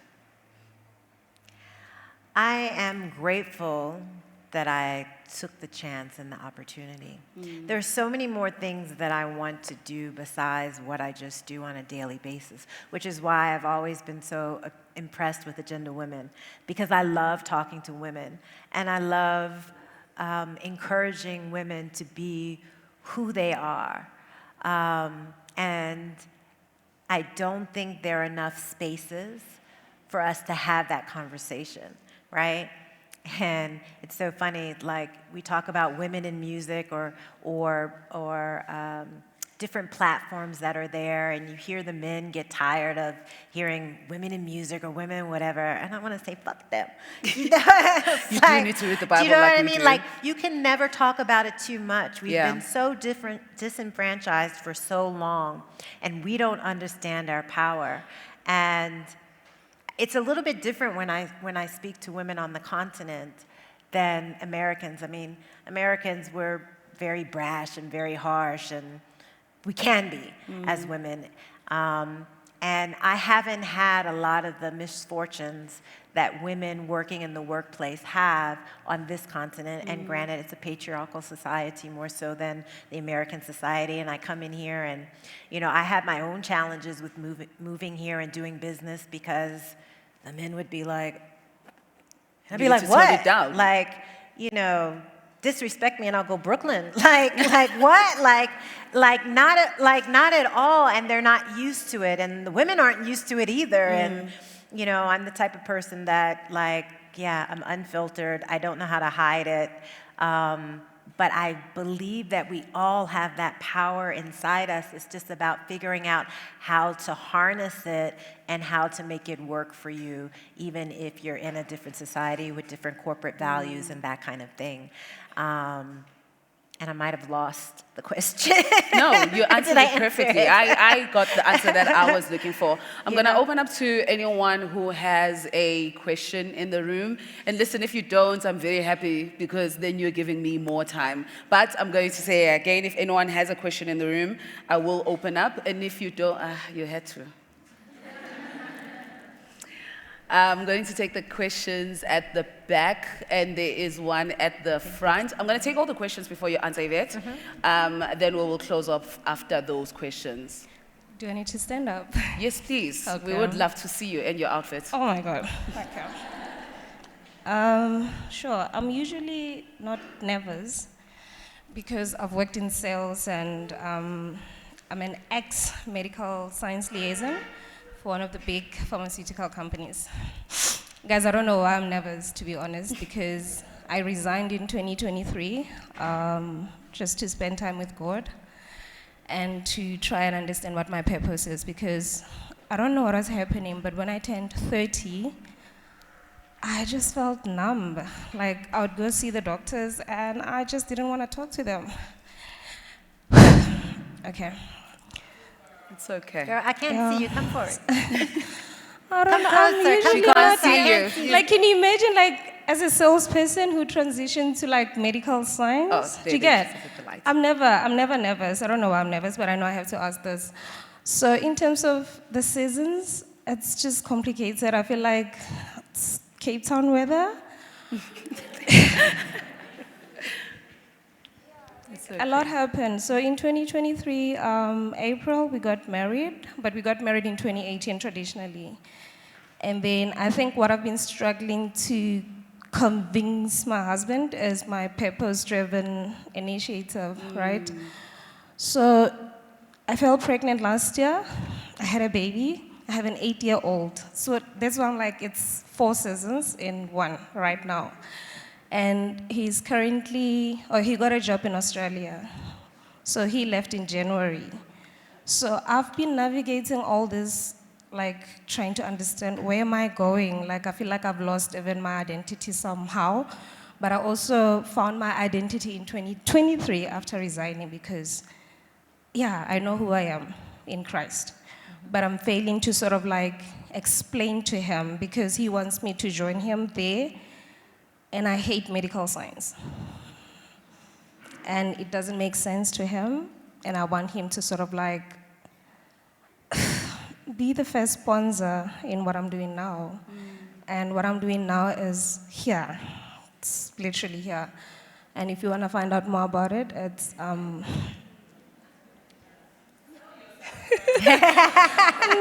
I'm not gonna do it. My Facebook page will do it for you guys because it's a lot, right? It's different initiatives. One of them is very close to my heart because also I feel like God wanted me to resign because I was bullied by 6 women. I see a lot of women here. I was bullied by people in sales when I moved to medical. And I knew that God was saying, it's time to leave Novartis, right? So yeah, I don't know if I'm making sense. I don't even know what my question is, but I just, I came here alone. I tried to convince my friend to come with me, and she was like, girl, that ticket is, I could buy a smag. so I need answers. But thank you so much for the opportunity.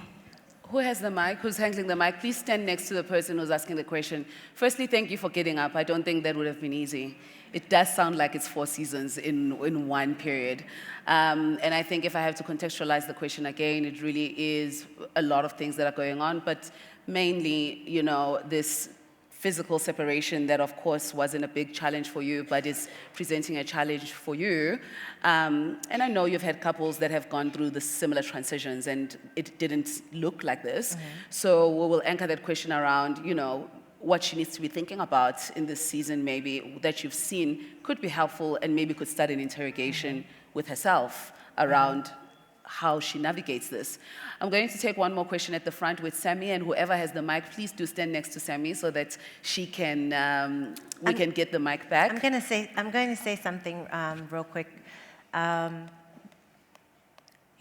don't want to give anyone marriage advice. I don't want to be the cause of what have you, but I will say just for you as a woman, to take the time to figure out what it is that you may want to do and lean into it as much as possible. It may be uncomfortable for your spouse, it may be uncomfortable for you, it may be messy, but I feel like the only way you can stay true to yourself, stay true to that daughter your mother birthed, is to think about yourself. I think we as women, we think about our kids and our husbands and our jobs and whatever, and you'll probably be 55 or 54 before you look up and say, F everybody, because when you go through that season and that change, you don't care anymore. And you care more about yourself and finding yourself and freeing yourself and rediscovering yourself than you had been in your 40s or 30s. So if in your 20s, 30s, and 40s you can start to understand yourself and your needs and what you want and start making decisions to try to lean into that, it'll be a lot easier by the time you reach 50. Because when you reach 50, you're not going to give an F. And you're going to say, I'm going to live my best life. What do I need? How do I service myself? So I think that I didn't do enough of that earlier on, that I served many gods, not many gods, but job, wife, mother, whatnot. And when I hit 52, I'm going to be 54. When I hit 52, I was like, hey, what am I doing With me. with me? Yeah. I love what I'm doing with everything else, but what do I need to work on for me? And that's the only advice that I can give in your situation is look inside, what feels authentic. It may be messy, uncomfortable, what have you, but live with it and try to live through it. And hopefully he will feel empowered to kind of help you figure that out. I think that's extremely powerful. Yes, you can clap. You can clap louder if you want. And a little bit louder, but I'm not forcing you, but you can totally do it. I think that's extremely powerful, especially when you come at a crossroad about not only your life, but your life in partnership, that you should be able to step back and say, what is happening in me? What are the triggers that are, being pressed, right? And I know sometimes it feels like it's a selfish exercise, but here's the thing. It happened to me at 40, thank God, where I had to step back and say, who do I truly want to be and what do I want to do? And I can tell you, I'm in my season of joy. And I tell everyone that I tell everyone about it because I want people to know that the season does arrive. You don't have to take on hardship as an identity. And if you can, you don't need to. Yeah. And if you can start that interrogation for yourself at this time, you are actually doing yourself great service. Because whether you want to or not, the question will emerge. Nozipho speaks about the question. The question will emerge at some point in your life. And if you keep avoiding it through the activity of raising children, the activity of being a wife, the activity of excelling at work, it is not going to take the question away of who are you and who do you want to be. I'm going to take one question here. Thank you for clapping for me, friend.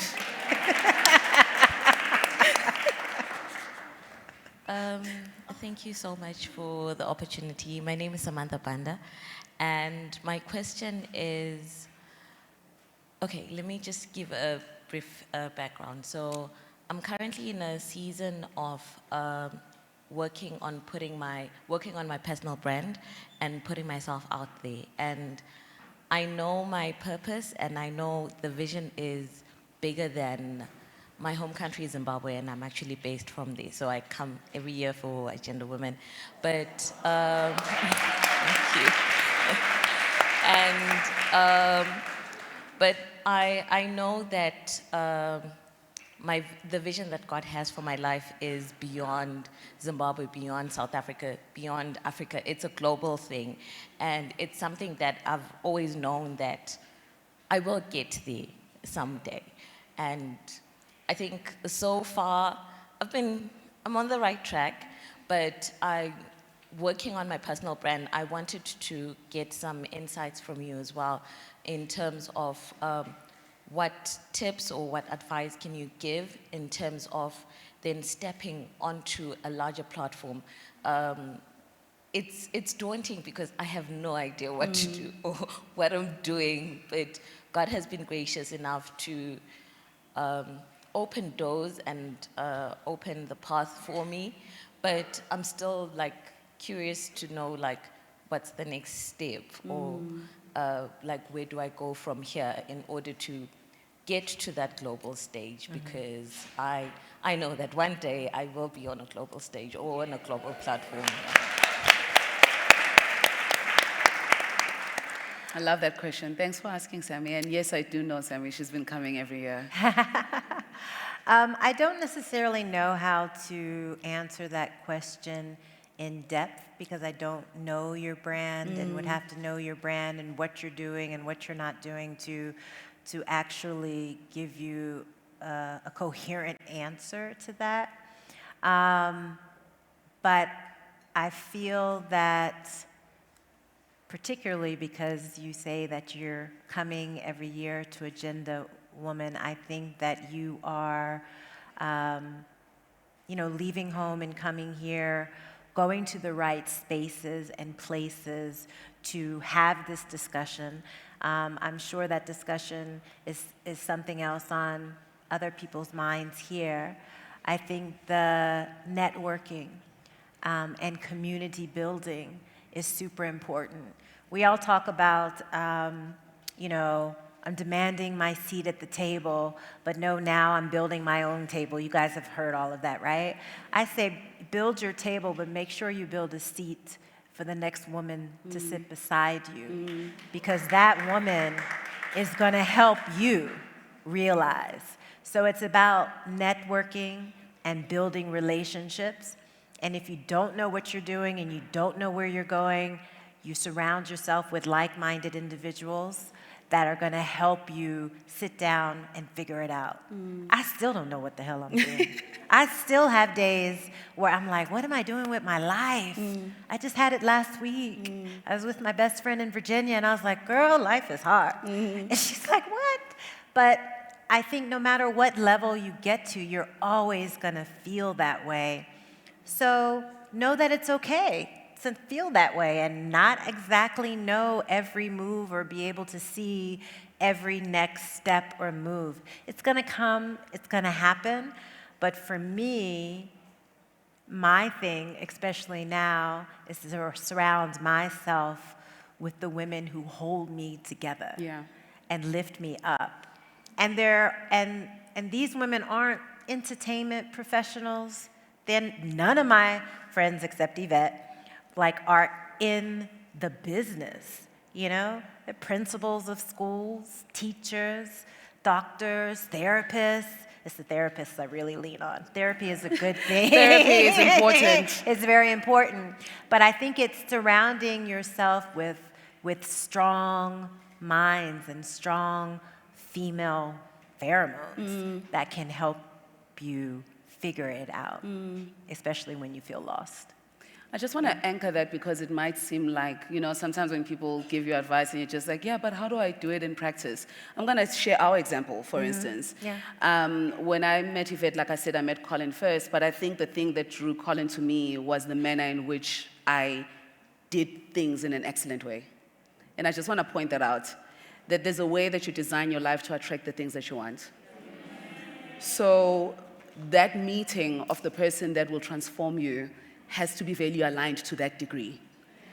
Colin is a visionary, and I really want to believe that what drew him, English, there was a drawing to each other.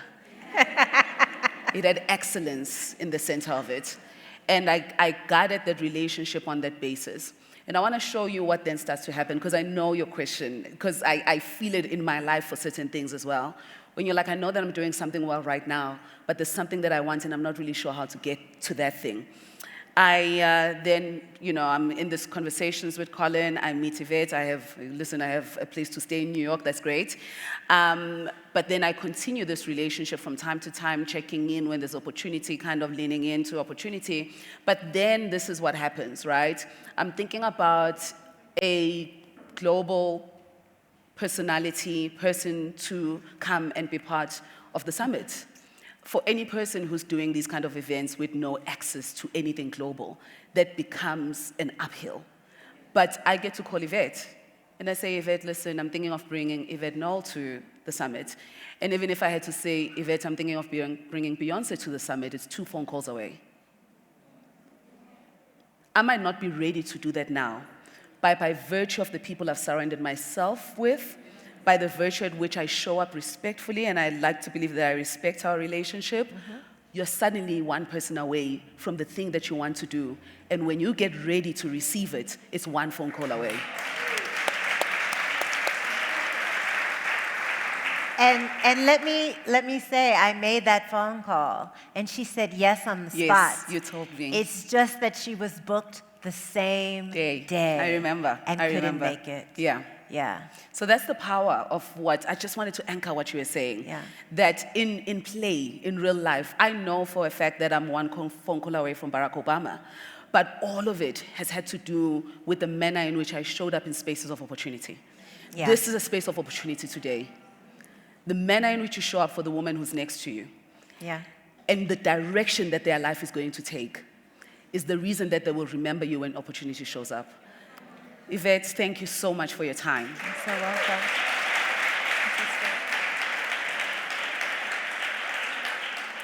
Before we get into the next conversation, I just want to say this. You know, I believe in divine orchestration of things, and you being an American in South Africa, I know it poses its challenges, not only in the landscape of what you get to do, but even in what God has planted in you to unearth. And the question of credibility, the question of why should it be you? I want to honor you for the sacrifices that you've made, not even aware of what you'd be able to do with everything that was in front of you. Because what you've done with Tyler and what it's doing for the young generation, I don't want you to miss that. That's the sacrifices that you made, the hard moments that you've had.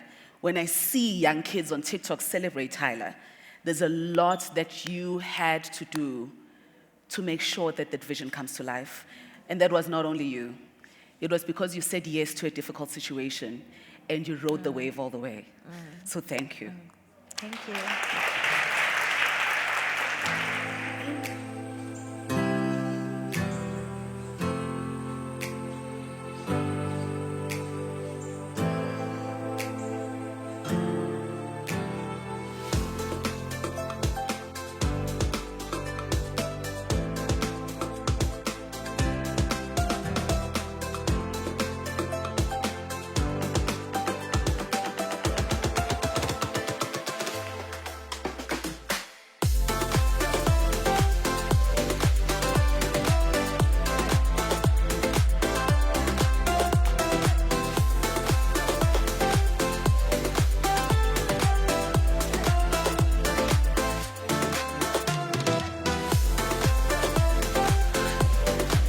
You can keep my mic on. I think the gossip is great, don't worry.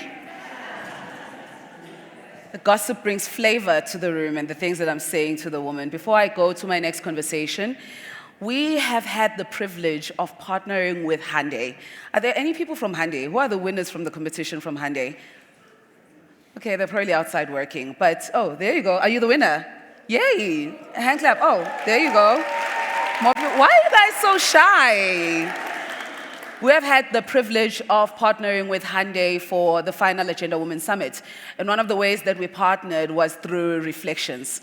Hyundai invested in a vision that I had to be able to go back over the 7 years and really figure out, was this thing even working? Like, all of this work, was it really, really working? It was very awkward when I was in the moment because I'm interviewing people about an experience that they had in the thing that I created. It feels like a bit of a weird situation. But from time to time, in between our conversations, we'll be going through and reflecting on some of the moments that I've had with the Agenda Women community. Is that all that I needed to say, Penny? Thank you. You can play the video. So when you think about your some of the moments that have kind of stood out for you, what are they for both of you individually? Nomndeni has taken us to nice places, guys. Number one, I just need to highlight that. Somewhere in Emaransha on a Parktown North or something, you made it feel as if everyone and every woman belonged there. My second moment was when you brought in the career conversation. Yes. With Homoto. Yes. And Kiwe. That conversation shifted me to ensure that I stand up in corporate. I make a mark in the work that I do and the person that I am, and I remain in my feminine era. So for me, I think one thing that remains consistent is that you've provided a platform for women to be vulnerable, to be authentically themselves. You may not not know anyone from above soap that day. By the end of the event, we are all sisters, crying our hearts out. We've developed such a beautiful tribe that we even meet friends, become friends over time. We look forward to having the squad, meeting with the squad every single summit. My dear, you are so blessed to know these women first and foremost. I really am. So blessed. I really am. It shows that there's so much potential within us. And going back to the career panel discussion, and your platforms always remind us that no, step up both in us. Show up for yourself. Yeah.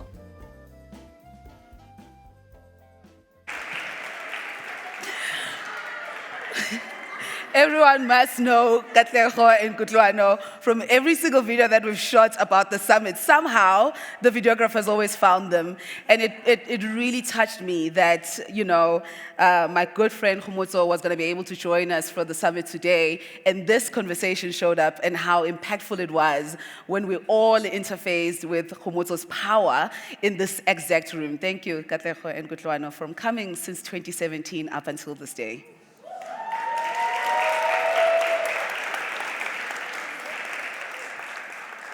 Next up, a femme favorite in the room, I'm going to have a conversation with my good friend Nozipho Shabalala.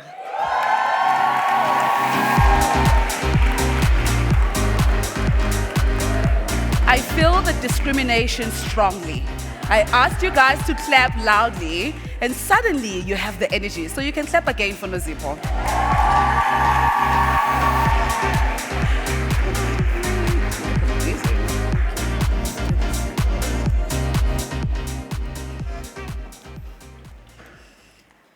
So Nozipho, I can't even remember where we met. I actually think it was at a gathering with Yvette and Colin.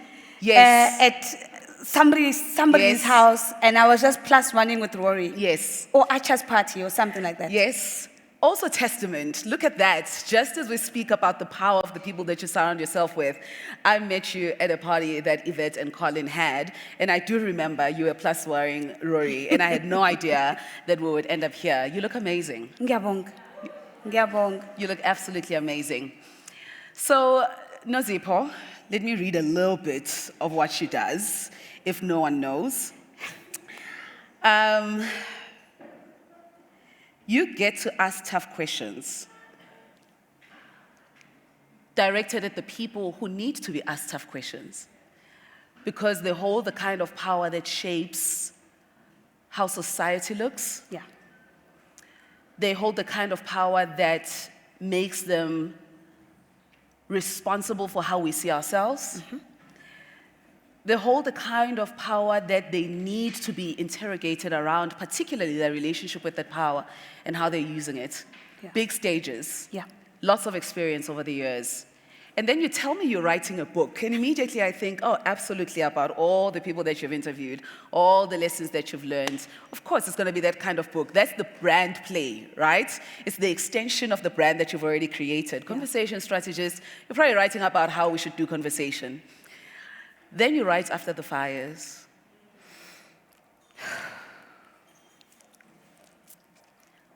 I think I met you again through that book. I got to understand so much about the fire that's in you. Powerful book, of course, well written, reads like a movie. I think Desiree, we need to turn this one into like a production of some sort. You wrote the book so vulnerably, so earnestly. It truly reads like Inganegwane. How many people have read the book in the room? Oh yeah, Vumi told me she finished it in a day. It's that kind of book. I'm not going to paraphrase or quote anything in the book. I will give you that honor because I don't want to give away too much. I'm going to speak about some of the overarching themes, some of the lessons I took away, some of the things I identified in the woman that I've been, the woman that I am becoming, and that's where I want our conversation to live. The title of your book, After the Fires, of course suggests a moment of devastation. We all think of fire as quite a devastating force in all areas of our lives. But it also paints a powerful picture of survival for you. What inspired you to go that direction and not give us a book that would lift up your personal brand? Sure. Ngiyabonga. First and foremost, thank you so much for having me. It's a privilege for me to be on the stage and to be able to share this story and to have this conversation. My publisher's in the room, and she had called me up and she said, exactly what you've said. That was the pitch. Global stages, your Melinda Gates, your Bill Gates, your Michelle Obamas, you name them, you've spoken to them. Let's do a book about the biggest lessons that you've taken out of those conversations. And I was like, guys, I don't know if I'm going to find the time to do that, but fine, right? Let's do this. And I sat down and I tried to write. And it was as if God just said, No. no, you're not going to do that. Because my professional career has actually always been about being a conduit for the conversations that others feel and believe they need to have with the world. Part of what makes me good at my job is knowing how to be comfortable in the shadow so that other people's voices might have visibility and that they may be heard. Part of what makes me good at my job is to not fall into the trap of being the storyteller, but actually create the space for story listening. And I was being asked to come out of the shadow, out of that comfort zone, and tell my story. And so, naturally, I fought against it. And I love to tell the story because the day I made the decision was after a fight with my husband. We had been hosting some friends over for dinner.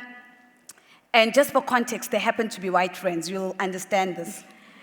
And then this guy says to me, this guy being the husband, says, love, tell him your story. I'm like, what story? He's like, no, tell him your story. I'm like, I don't know what you're talking about. What story? I'm just like, what are you going on about? So when the guy leaves, I'm so irritated. I'm like, what story are you? What story are you asking me to tell this guy? And the look on Rory's face shocked me because I realized for the first time that he realized that I didn't think I had a story to tell. And I think part of that belief was anchored in the reality of having survived so many things. I had come to believe that survival was the norm and that we're all just surviving, only to realize that there had been a very unique journey through the fires that I had gone through and continue to go through in big and small ways that was important for me to write. And the last thing that actually tipped me over the edge, that got me calling Sibongile and saying yes in the first instance, is I heard the song by, there we go. Yeah. It's not just me. Thank you very much. I heard the song by Once More Six. Ngikwathula kanjani? Bufakazi. How dare I keep quiet? After being brought through so many fires that have, the reason I have life in me is because I survived a physical fire. The reason I get to do the work that I do is because there have been so many cycles of breakthrough and making it through and surviving through. And how dare I keep quiet? Ngihlezi nobufakazi obungaka. The day I heard that song, the book started. It's a very long answer, I apologize. But it was a fantastic question. You don't have to moderate this conversation. Please, you do not have to moderate this conversation. Thank you for sharing that, friend. You promised me. You promised me. Yeah, all of it. She promised me this is the stage where she would bring everything. Okay, I caught that very quickly. I felt it coming. She promised me this would be the stage that she brought everything. I think for me, friend, the gift that this book has given our friendship is this. It's this ability to go to that place with you. I remember even when we were at Tasha's, he said to me, hey, Nomndeni, I think dinner, why am I why do I have to speak and speak and speak? What does it solve? And when I read the book, I understood. I understood that we can recommend these things to people. We can say that they should do this and do that, but we don't fully understand what we're asking them to unravel. Yeah. And to revisit. And to revisit. Tell me about the first fire. And what, in hindsight, it's revealed in who you've become today. I love that question. I'm going to tell it with a 10-second story at the front. Somebody came up to me after the book had been published and they said, "Yo, I'm so grateful that I actually read this book and I just realized, Guti, that fire actually means something." Because I was like, oh, there go, Metaphor. and the metaphors that mean nothing. And she's like, thank you so much for actually talking about the fire.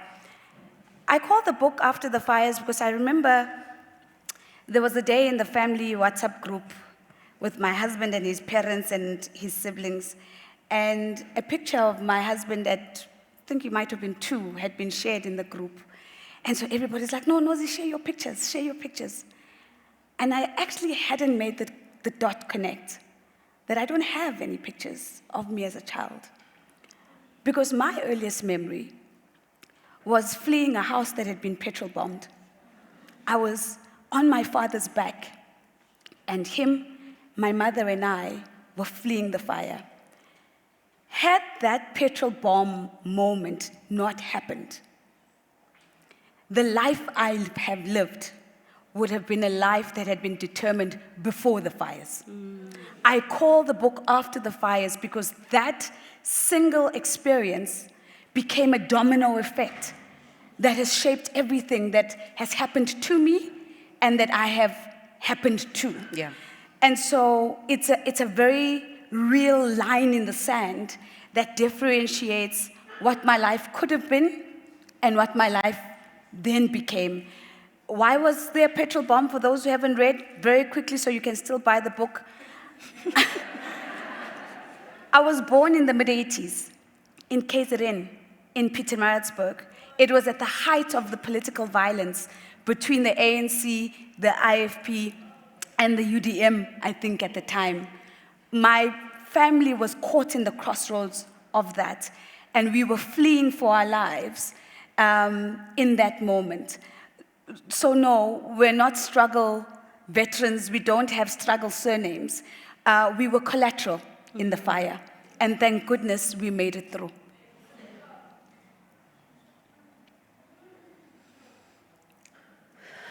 There's something you said that sounded like an oxymoron to me. The idea of being in the shadow of stories. The comfort you found in listening to other people's stories. In reflecting on how difficult some part of your stories have been, of your story have been, how has it impacted your ability to be comfortable in the shadows? I often chuckle when I think about how if all the things that have happened to me had not happened, I would not even be on this stage. I would not even have written this book. And it reminds me of something that I say quite often, and that is we are the sum total of all the places that we have been. We're like a river, and I use the metaphor of a river in the book throughout. A river picks up debris, nutrients, sand, minerals as it meanders through different communities. When it arrives at its destination, it is the sum total of all the places that it's been. The thing that makes me comfortable to do the work that I do is all the places that I've been. One of those places was that as we fled the fire, my parents realized that, one, we had to go to a place of safety in a forest. We were living in the car. My father had a white Passat,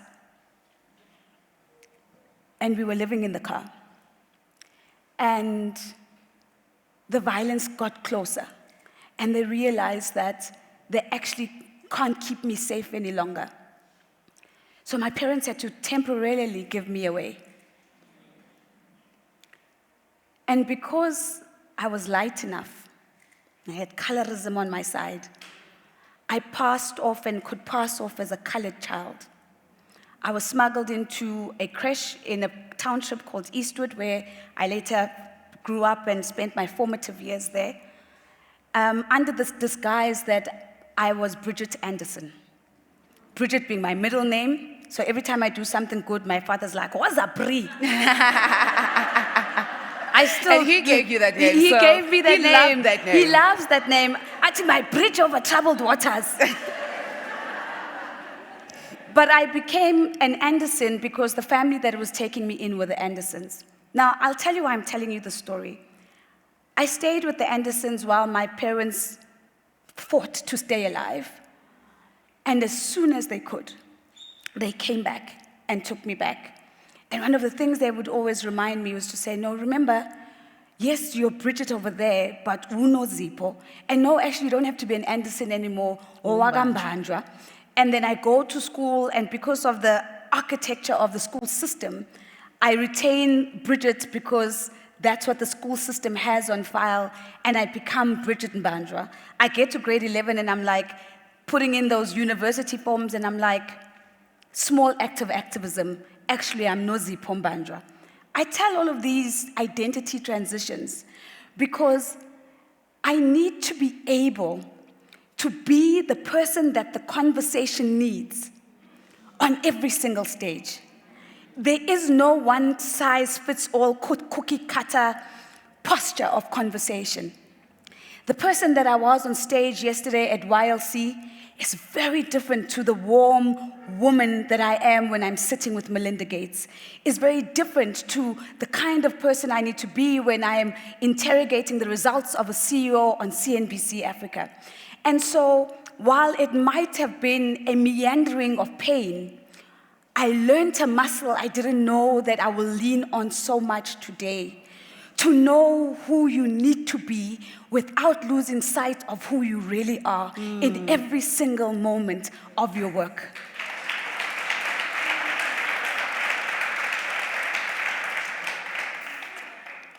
One of the things that you write about just before you get into the river is your name and how you're given your names. When I read the book, it felt like an archive of evidence around how everything that had happened, that has happened in your life, was always meant to lead you where you are today. Yeah. From the time that you are born and you're given your name, the expectations around who this child can be. Can you share a little bit around your name and the relationship that you've had with both your names and what it has reflected in who you've become today? Yeah, that's such an interesting reflection because as I've shared a little bit, there were moments where I've had to, my name became a proxy for who I needed to be in that moment. Because I was in 1994 when the country really then, made the democratic turn, and I was able to go to a school that had been previously reserved for white kids.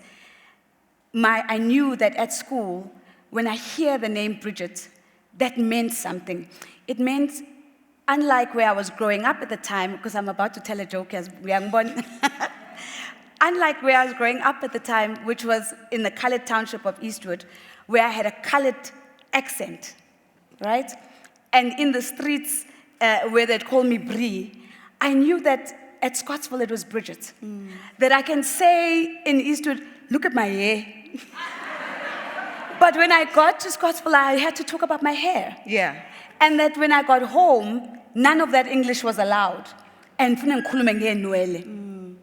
my names became proxies and symbols for what this moment is calling and asking of you right now. And I'll take it to the last sort of tangle with the name. So now getting married, and my father-in-law actually comes to me, and my father-in-law is a pastor, and says to me, you don't have to change your name. I want you to know, as this family, we respect your decision if you decide to keep your surname as Umbandra. And I reflected on that and the gift that was actually happening in that transition, the gift of being able to be given the space as a woman to choose for myself. Yeah. So I actually use my double-barrel surname on everything legal. IDs, flights, all of those things. But I honor my husband and his family for that gift of choice by using only Shabalala professionally and socially. And so names, I think, have meaning. I always tell people I get so irritated when I get called Nosipo, because Nosipo is a beautiful name, but it doesn't mean Nozipo. It doesn't mean a woman of multiple talents, right? And when I'm overseas and I get called Nozifo, and I have to explain that I am not the mother of disease. But knowing that I also had the option of scratching Bridget out of my ID at some point. And I thought, no, I'm destined to be the bridge over troubled waters. Yeah. And that bridge might not always be a bridge to carry people, but it might be a bridge for people to find each other, to connect with each other. And it makes a lot of sense that that's what I do even today. I honor my names through my work. Yeah.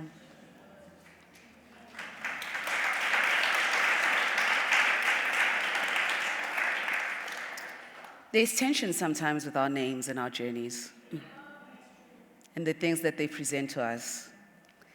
To be this bridge, and I loved that part of the book.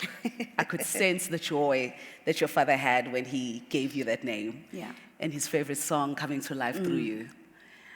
But also his favorite song representing troubling times for him. And how your existence represented hope for him. To carry that burden of being a person that has to carry others.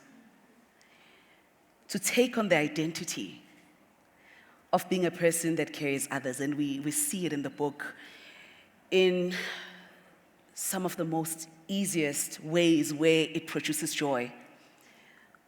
But it's some ways where it creates tension around honoring a moment and honoring yourself. Yeah. How have you dealt, and please do share the story, of where this tension shows up, where you become the person that carries other people, that carries the moment when you're on stage, that carries the difficult decisions that have to be made, sometimes looking back now when you didn't have to. How do you reconcile the darkness and the light of the names that we carry? Sure. Yeah, the questions are fire, hey? I'm not used to sitting on this side of the firing line.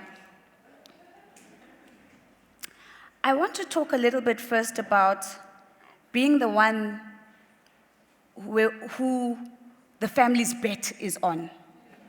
The bridge. Yeah, because that comes with the responsibility. I don't like glorifying poverty, but for the sake of context, I'll share this. My mother was a street vendor.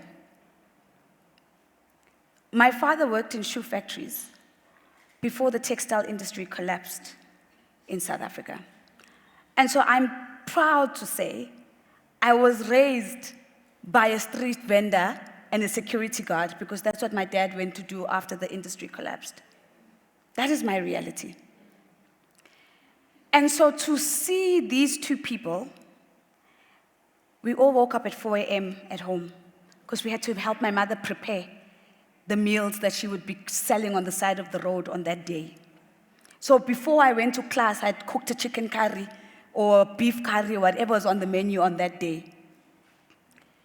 To see these people wake up every day at 4 a.m., make the trek to where they needed to be, devoid of shame. I've never seen my mother being ashamed of the work that she did, or my father feeling small and diminished because of the work that he did. And realizing at the end of the day, as we'd sit and my mother would start counting the money from the day, that all of that, the lion's share of that, was for me. Yeah. Now, on the one hand, there's the light of gratitude, right? And maybe as a child, you don't always feel it until in later years and you reflect back and you go, sure, all of that was just for me. But everything that is a light is also sometimes has the possibility of being a shadow. Yeah. And the shadow side of that is that it puts, and guardrails are positive. It's not a guardrail.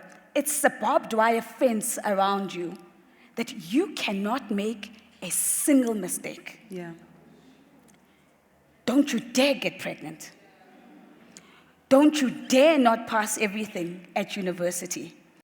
Don't you dare repeat a year. And so my reality was, get it right the first time round. Everything. When people are talking about life, the world is your oyster. It's not you. That doesn't refer to you. Your life is a series of minuscule gaps of opportunity that cannot and will not be squandered. The impact of that is a rigidity and a brittleness and a risk aversion and a need to constantly be in control of every single thing around you because you do not have the room to fail. The responsibility to make it is greater than you. It is greater than you. And so, carrying that, you carry that dual responsibility to say, even if it's not for myself, I'm doing it for those people who woke up at 4 a.m. so that they can reap the rewards of that. It is the experience of many of us. And one of the things I want to bring to light in that book is that control is not a linear thing. Yeah. You don't go, oh, I used to like to be in control. I went to therapy. Now I don't like to be in control. I'm okay. It's hard to unlearn those things because the thing that has allowed you to survive, to get through university, to get through the jobs that you've gotten, to lift your family out, to pay for your mother to go to university. My mother went to university at 50. She went back to school at 48. I don't know if we'll chat about that. But to pay for your mother to go to university, to pay for your siblings to go to university, all of those things relied on your ability to be in control. So control does serve a purpose in context. The challenge becomes whether you can read when the light becomes the shadow. Yeah. Because now I find myself in situations where I'm like, the thing that's keeping me standing still is the inability to let go. And I'm sorry, guys, I talk a lot about my husband. One of the things that was such a glaring thing for me was waiting for my husband to propose. I'm like, this guy. How do I need to help you do this? Why? It's been 4 years. We both know that, you're the one, I'm the one. So, and at the launch on Thursday, I shared a different story. I'm going to share a different story about one of the things, many frustrating. I'm collecting the frustrating stories of the non-proposal. We had met in Stellenbosch at Spear. And we had actually sat at a very specific table at breakfast where we exchanged numbers. And that was the beginning of our courting. So this guy one day calls me. He's like, we're still dating. He's like, babe, I'm going to be in Cape Town. I'm actually doing some work at Spear. It would be so nice, because it was over a weekend. He's like, it would be so nice if you just came and we could just hang out a little bit. I'm like, it's the one. It's the one. It's Spear. And I know it's the one. I went and I got my nails done because the pictures need to make sense. I got my nails done. I got my hair done.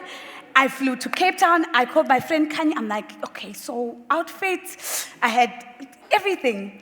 And I arrive, and as I walk in, I see a couple of people around the piano, like a grand piano, and I know some of them. And I'm like, oh. And they were just practicing a song. So I'm like, okay. And then he's like, for those of you who know Spear, there's like a river thing. So he's like, no, my session starts a bit later. Let's go for a walk and then let's have some lunch. I'm like, oh, okay. So we're walking, and then I see a golf cart. And then these two guys on a golf cart. I'm like, oh my gosh, it's gonna happen now. The golf cart comes, and the golf cart goes. I'm still like, no, it's coming. We walk, and then by the restaurant side, there's usually people on picnic blankets and so on, and there's just the perfect picnic spot. Nobody is sitting there, and I see a bucket, a champagne bucket, and I'm like, Nazok. we walk right past it, and then he says to me, and I think in these days it was before Uber, he's like, it was so lovely, love, to spend time with you. I'm now going to my session. I've organized a shuttle. See you back in Joburg. Cried the whole flight back. But I share this as an example of thinking I had control over that situation and this person and who they were going to be in my life and how they were going to be And in that and moment. what they're going to do, when they're going to do it, because that's how I run my life. And funnily enough, it was when I'd let go and given up and just said, because Yvette, it's your problem also, because my husband knows Yvette and Colin well. I was like, I'm done. I'm done. I'm phony. I don't want this guy. I don't want anything to do with him. And he proposed. It's a very long answer, but I'm just saying. I love it. It's the transition to letting go is not a linear line. It's constant invitations that life gives you the feedback to say no. Yehlisa umoya. Yehlisa umoya. One of my friends likes to call it the scorpion tail, ati phantom sila. Just to let go Yeah. and let others lead and allow yourself to be led. I have to tell you guys, the book sounds exactly like this. Vumi, when you're saying it to someone, the book sounds exactly like this. The captivating manner in which it's shared. I have not enjoyed a book like I enjoyed your book. I read a lot of business books, flirt with fiction, read autobiographies a lot that are written by other people. Steve Jobs, Walter Isaacson, you know. Reading your book felt like such a safe, sacred moment that you created for women to see their journeys reflected. It forced me to think about my own life in a very different way, where I come from, what the experiences shaped. I think there's a way, particularly as we get to this level of maybe visibility, and I'm going to call it visibility, that we have shaped the narrative that we share. Sure. We control the narrative that we share. From time to time, well, a lot of times for me, there will be tears. But I know the things that I'm ready to access. What you did with this book is give us complete access, not through someone else's voice, but through your own. And I wanted to pause and say that as you read the book, it will feel exactly like how you feel in this room right now. Thank you. As you share about seeing your mom work, seeing your father work, understanding that a lot of the portion of what they are bringing to the table is because of who you need to become. You sit on stage in Durban, probably one of the biggest stages, and you've controlled everything before this moment. You're confident that everything is as it should be. Yeah. You know that this moment, this big moment, is not only for you, it's for everything that your mom and dad will say back home about unozipho nezinto azenzayo. Yeah. And then you receive a call that your mom has passed.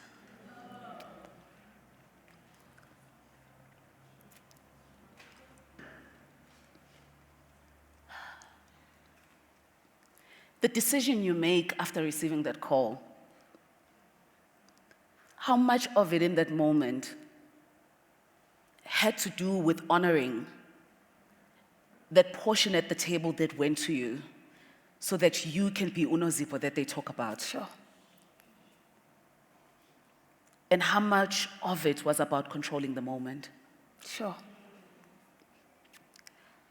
I'll take 2 steps back. I'm in Mahwareleng. I always get that name wrong. In Limpopo.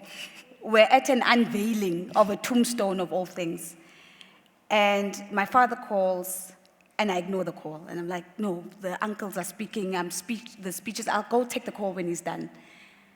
My father calls again. My father would never do that. I pick up the phone. I step outside of the tent. I pick up the phone, and there's no hello, there's no how are you. And it's just 2 words. Uma wako uwile. Your mother has fallen. And I just know instinctively something is wrong. I don't remember much of the drive from Limpopo to KZN. All I know is that I was in the car with Rory. We arrived, my mother's visibly had a stroke. Face is sagging, she's slurring, and she can't speak. The next couple of days are basically lived at the hospital. And then the control in me.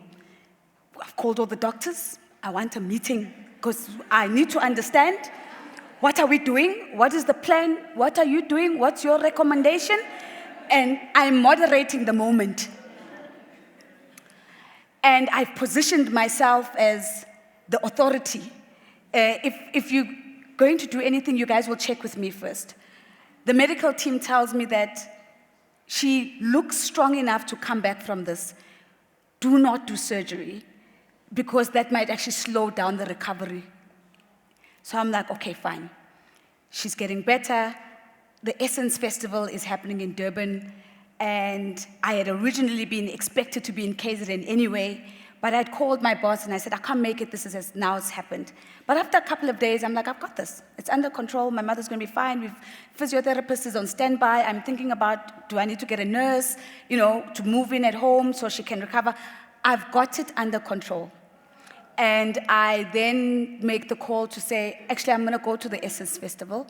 I'm going to moderate that stage because I need something just to distract me from what's happening. Rory and I go. We go the night before, we sleep in Durban. It's happening at the ICC. And the night before, we're busy just like, we dodged a bullet. Imagine if she had died. Like, what would life have been? And we're having that conversation. And my phone rings. And it's my mom's number. And the first thing that goes through my mind is anger. Because I'm like, why is anybody using her phone? Because I know she can't speak yet. So I answer. And it's my mom. And she says to me, Ubuyanin, when are you coming back? And I said, I'm coming back tomorrow. It's still slurred, but I can hear it. And then she says, Ungithengele airtime. Please buy me airtime. I'm like, you got it. I go to bed like, so relieved. She's speaking like, I can't believe this. I get on stage. It's 2,000 people in the room. And I've got an earpiece in my ear because the broadcast is live. And we're broadcasting to 48 million people in that moment. And I'm in my element. Somebody said to me, I moderate like I'm dancing on moving carpets. So Please in that say moment, who said that? yes, okay, Madame Zanele Mbeki. So I'm in my moment of dancing on moving carpets. And the producer says, we need to go to ad break in 30 seconds. I literally, just like I do now, have my phone here, because remember, I've got the doctors on speed dial. So in case there's something, I need to be able to quickly give the go-ahead.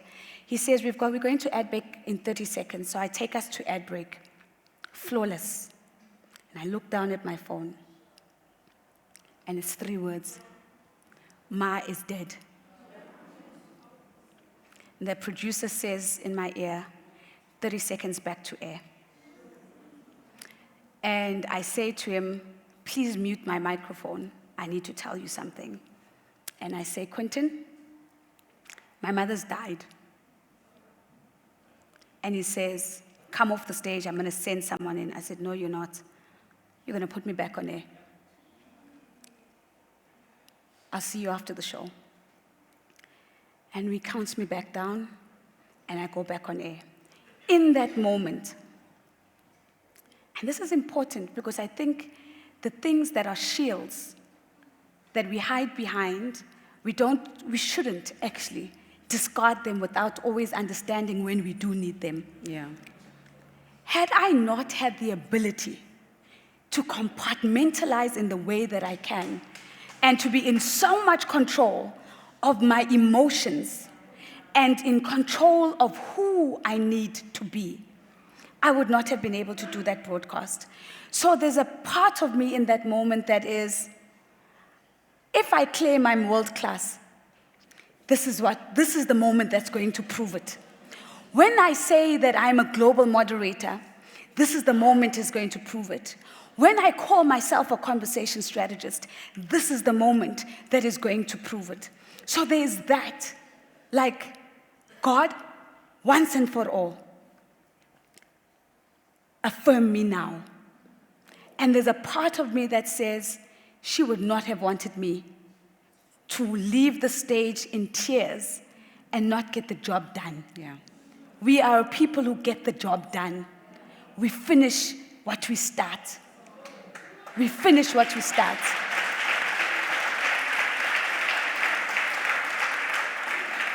So, 45 minutes, as if it never happened. And I moderated it, and I finished. And then I got up and allowed myself the moment in the parking lot to break down before going to see my mother's body in Pietermaritzburg. What was the trade-off? In that moment when you have to do what you have to do,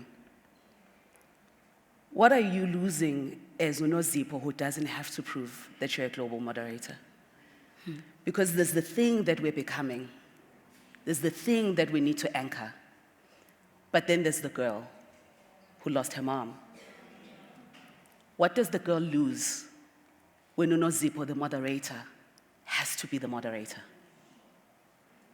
I think one and I lose and lost in that moment the opportunity just to go into the childlike state of immediate grieving and mourning. And I think it's such a brilliant question because one of my dad's favorite sayings is, and it never used to be a saying, it used to be a threat. It would be just before you got a hiding. He used to say, ungazilahlekiseli okhona ngongekho, which means do not lose the thing that you have because of something that doesn't even exist.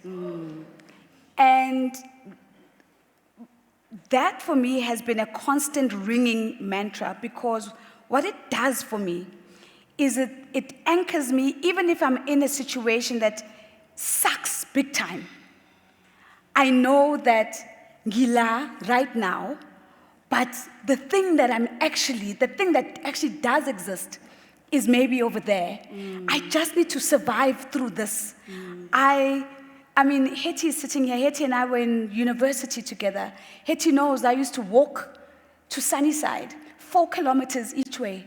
Oh, I don't know, I'm getting emotional over this. 4 kilometers to school, 4 kilometers back. Waitressing on the weekends. Friday after school, I'm on the restaurant floor. Saturday, I'm pulling a double shift. Sunday, I'm doing the morning shift after church. Why? Because I understand that this is just a stepping stone. This is not my portion. This is not for me. I know that kukhona engeke kungilahlekele because it's waiting for me there. I just need to get through this. I just need to get through this. And I know what I'm about to say is not popular because I think we're living in a world where I also don't like this thing of being called Mbokodo. I don't want to be Mbokodo. I want to have my moments of softness. But I think it's important to be able to differentiate when you've got to do the work. Yeah. And you've just got to push through and get the job done. Because actually, when you don't get the job done and you don't have evidence to show that I've done it, you don't allow yourself the opportunity to move on from it. And so know the difference between the things that you are going through because they are a necessary fire for now. But they are not an eternal fire that you get to live in. And then you walk through that fire with your shoulders up. People who didn't know me on campus would not know that I was eating bread and sugar put on a toaster, because when you melt sugar, it becomes jam. They would not have known that, because I was walking through my fire with my shoulders up and top of my class on top of that.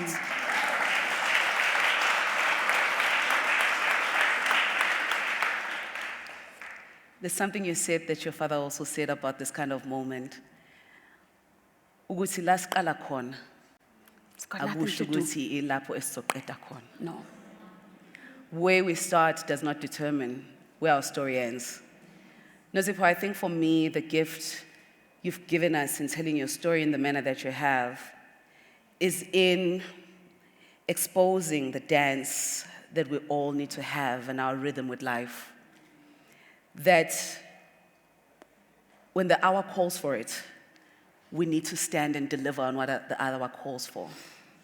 Yes. And I think the beauty of what life has given you, especially in this time, is to be able to know that there's also time when you don't have to do that. Yeah.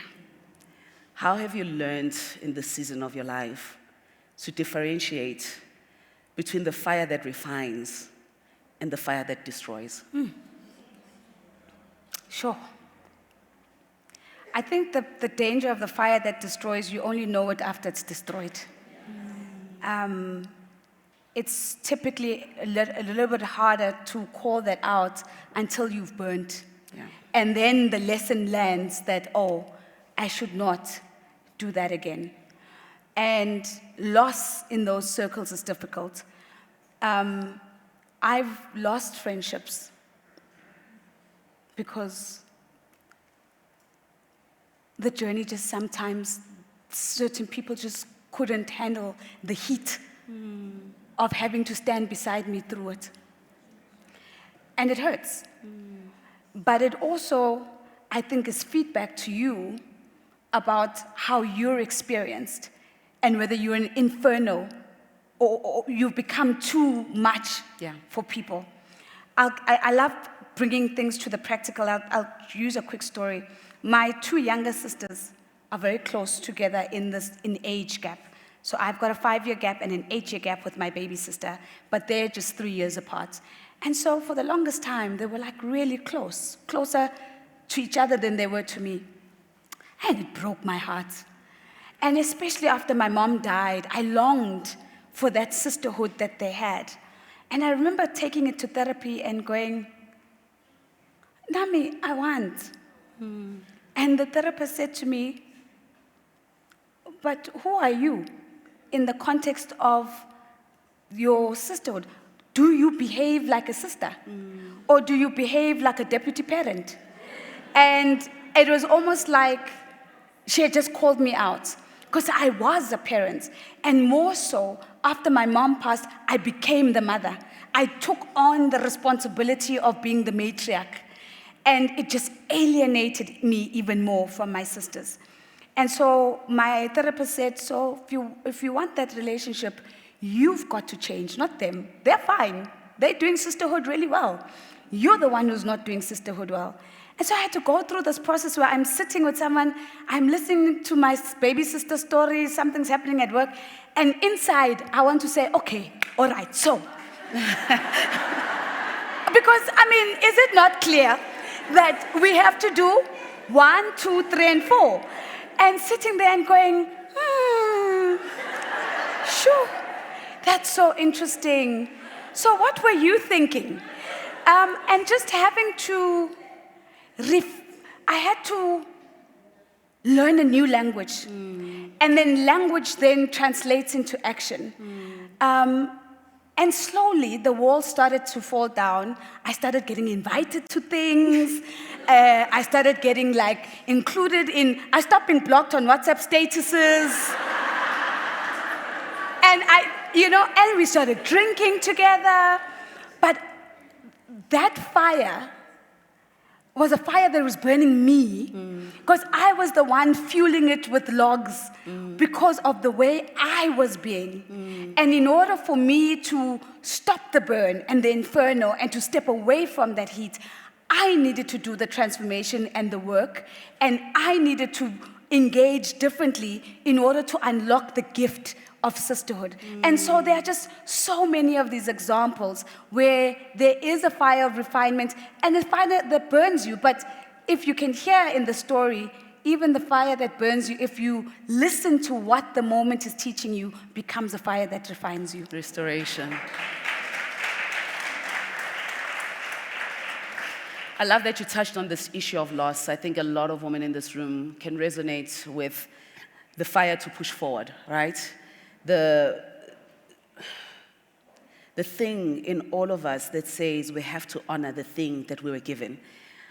The opportunity to be on stages, the opportunity to drive the car that you drive, the opportunity to have the job that you have. We have something in us that makes us believe that, in a way, our fight to get to where we say we want to get to, we have to honor. But I recently had a conversation with a friend which anchors on what you just spoke about with sisterhood, where we were talking about dating, and I was trying to figure out what is happening with her and dating. Yeah. And the more she spoke, she had a lot of hard beliefs around what it is that she wants and what she doesn't want. This must happen, this must not happen, this I will not do, this I will do. And one of the things that emerged to me was that there was fear around some of these things. The hard stop, it came from a place of fear, because there was a way that things need to happen. Yeah. There's a way that life needs to happen.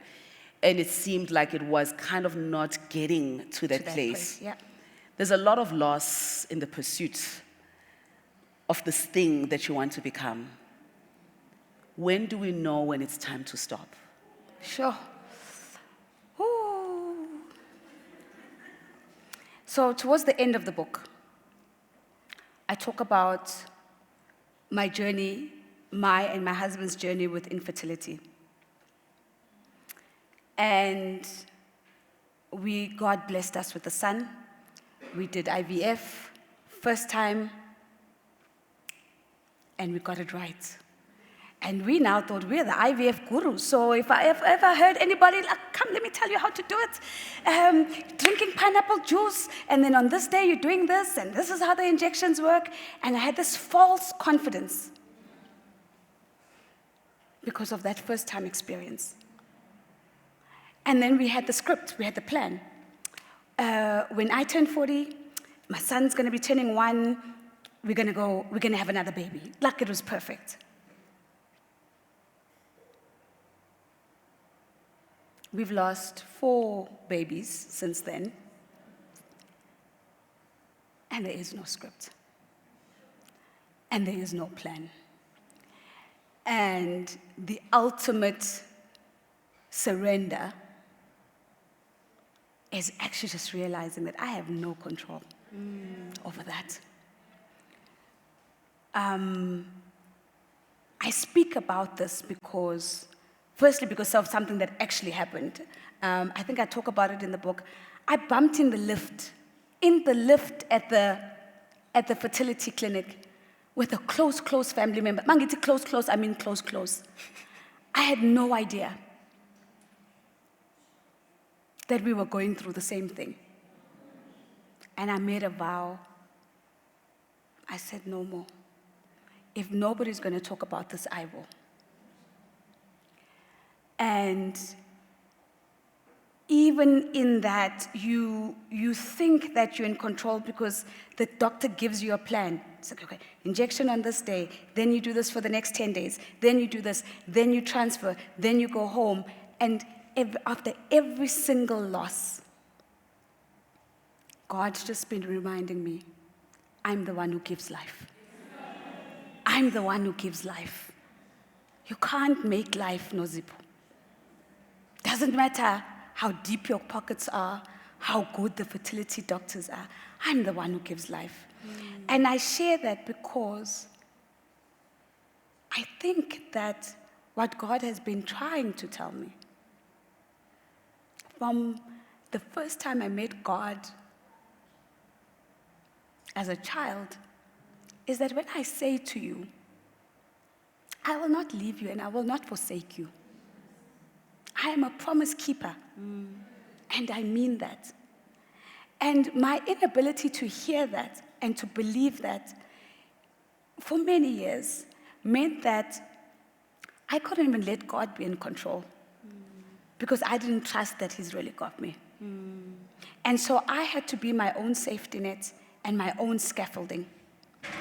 And what that does is that it makes you unable to build real community. Because we can pretend to be community, but when decisions are going to be made, my first belief is that you're going to self-preserve and you're going to forget about me. And that becomes an inherent belief that you carry around, that when it comes down to the wire, nobody's got me. My biggest gift in this season has been actually really realizing that God's got me, notwithstanding, with a second child, third child, or not. God's got me. He's got me from the get-go. I would not have survived the fire if He didn't intend for me to have this life. I would not have been able to get everything that I needed to do and achieve and build and create if He hadn't gotten me all this time. You know, when I drive through Sunnyside today and I look at where I lived, I'm like, how did I survive that? When I consider that I came to Pretoria on a train with a Vascom and a mattress, and that's all I had. And that I'm here now. I don't need to try and make life. God's got me. Yeah. And if His will is for us to have a family that's bigger than what we have now, He's got me and it's going to happen. And the gift of surrender and the gift of letting go has finally visited me. And this is why this book, as Swongile so eloquently put it when we were trying to figure out how we're going to get out of the contract of the other book we're supposed to write. And she said to me, I think you need to write the book that's in you and not the book that's expected of you. Yeah. And the book that was in me was about finally, and not so much even about sharing with others, sharing with me. Yeah. I didn't believe I had a story to tell. And just the act of putting it all down and writing it was a healing that I didn't know I needed. Yeah. And so it's surprising to me when I see people reacting to it. And I'm like, oh, that's interesting. That's you know, how it makes you feel that way. I needed to write that to deal with the loss of my second child. Oh, no, I remember that chapter. I needed to write that chapter to try and explain to myself what was happening with my body and how I was going to come out of this. And so, while this is a book, I think what it's been for me has been a green light, a permission to say surrender is okay, and letting go is okay, and you've done the best that you could with what you have. And even the things that were lights that became shadows, you have the power to light them up again and make them come to light. And this is what this moment's been all about.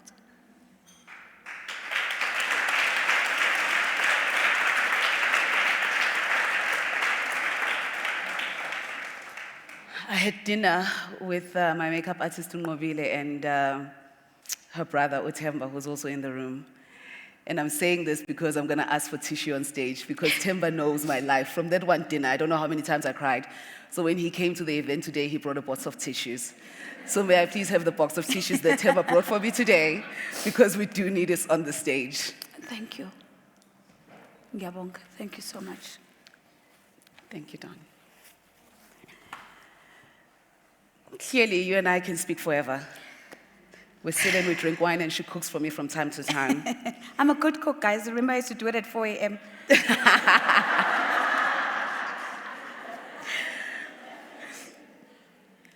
I didn't want this to be the last thing I'm going to say, and I'm not going to allow it to be the last thing that I'm going to say. I'm a little bit over by 2 minutes.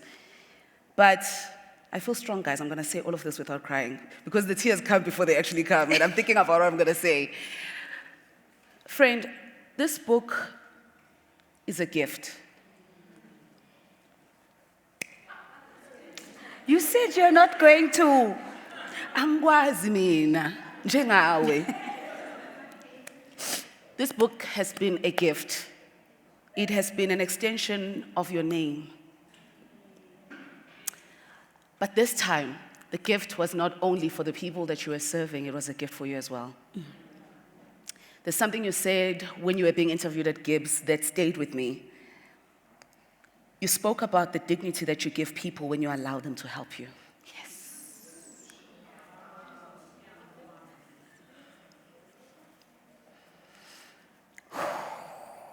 The power of you having let go of control. In our friendship, and I didn't know it was control, but I wanted to share this with you because I really wanted to anchor the fact that this is an extension of everything that you've been, everything that you've represented, and this came with a little bit more ease than the other things because it came out of you. It's going to be a gift from every woman who's going to buy it, I'm convinced. I know that it has been a gift in your own life and your own healing. But I want to tell you how far it extends. When we met, I could feel your love. I think on love Bomil. He sent me flowers. I think she loved Bombi. I did send you flowers. She sent me a big bouquet of flowers. And I could tell that she was not the woman that does that all the time. So I knew there was something she wanted to say to me. And so we had dinner at your house and Rory cooked. And I mean, we'd met before. But I could see this thing that you were doing to build what we now have, which I appreciate so dearly. I walked away from your house thinking, I'm not sure I'll be able to do this, because I felt the resistance, the internal resistance in you to fully allow me, when you've invited me into your home, to be there in your space. Yeah. And I'm not talking about your physical space, I was talking about your spiritual space. Yeah. I could feel that you wanted to give me access, but there was still a resistance. And then there was a time that I came to your house again and I could feel the ease. I had no idea that you were writing this book, but there was a big shift in who you became, friend. The thing that you got with your sisters is the thing that I got in friendship with you. Sure. Because in my own way, I'm positive that I created resistance for others in trying to protect myself. Your ability to do that for me, to give me the dignity to have this friendship with you, is the gift that you writing this book before I even read it presented for me. Oh. We'll forever be friends because of what this book brought out in you. Because it created the space for me to lean into loving you. Because that's the space where I thrive, where I can hold that space for the people that I love. And I was desperate to do that for you because I could see that that's what you wanted for us. So thank you. Thank you for the gift that you've given me of continued friendship, of your home. I remember when you did the first injections for that second IVF, I was at your house. And for you to tell the story of infertility, where I know so many women in this room are going through that, everything is going to be an extension of your name, Sissy. That you have many gifts for all of us. So thank you for your time. I'm not going to ask another question because I have to move on.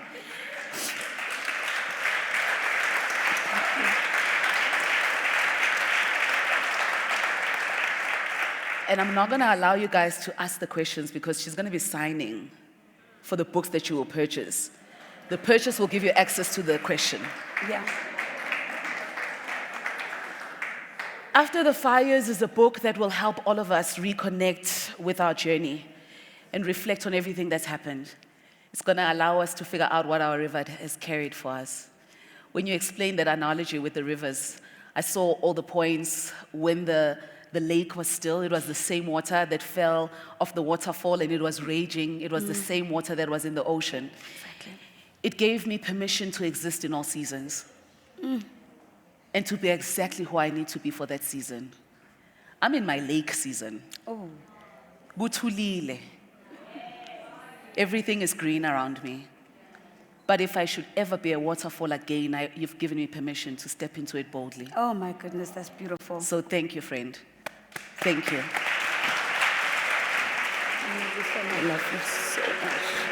Oh, you did such an amazing job. You did such a stunning job.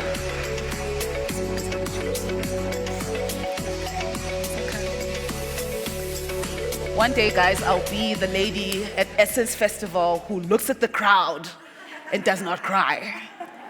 Let's take a picture, friend.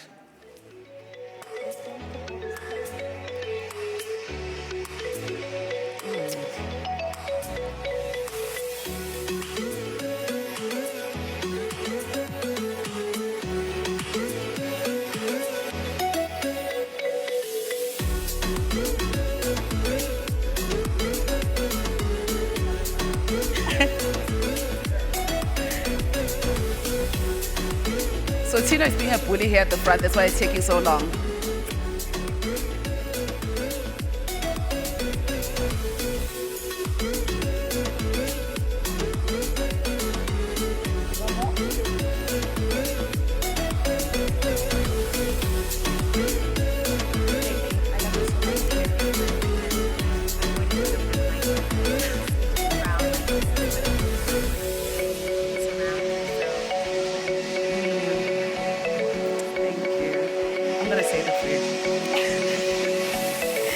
So Yvette just wanted to say to the crowd, and she doesn't have a mic, this is what it looks like to have women surrounding you who can help to elevate the work that you do.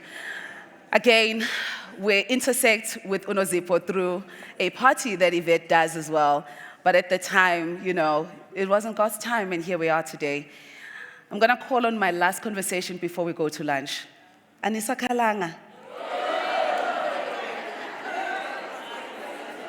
Lafo, you're out here judging me. Out here judging me. I'm going to call on my last conversation before we step out for lunch. Another powerful woman who I admire. And yes, I'm going to cry again. I'm definitely, Nozipho's going to train me, guys. That's why we're friends. That's one of the reasons. Because she's going to give me something and then going to hold it together. But for this stage, the Agenda Women stage, I built it for the warmth that we all feel, for the reflection that we all see, and for all of us to have the opportunity to access that place where the fires are not destroying, but they're refining. I'm going to call on Desiree Macraff to join me on stage. Is this another big clap? I heard woos already.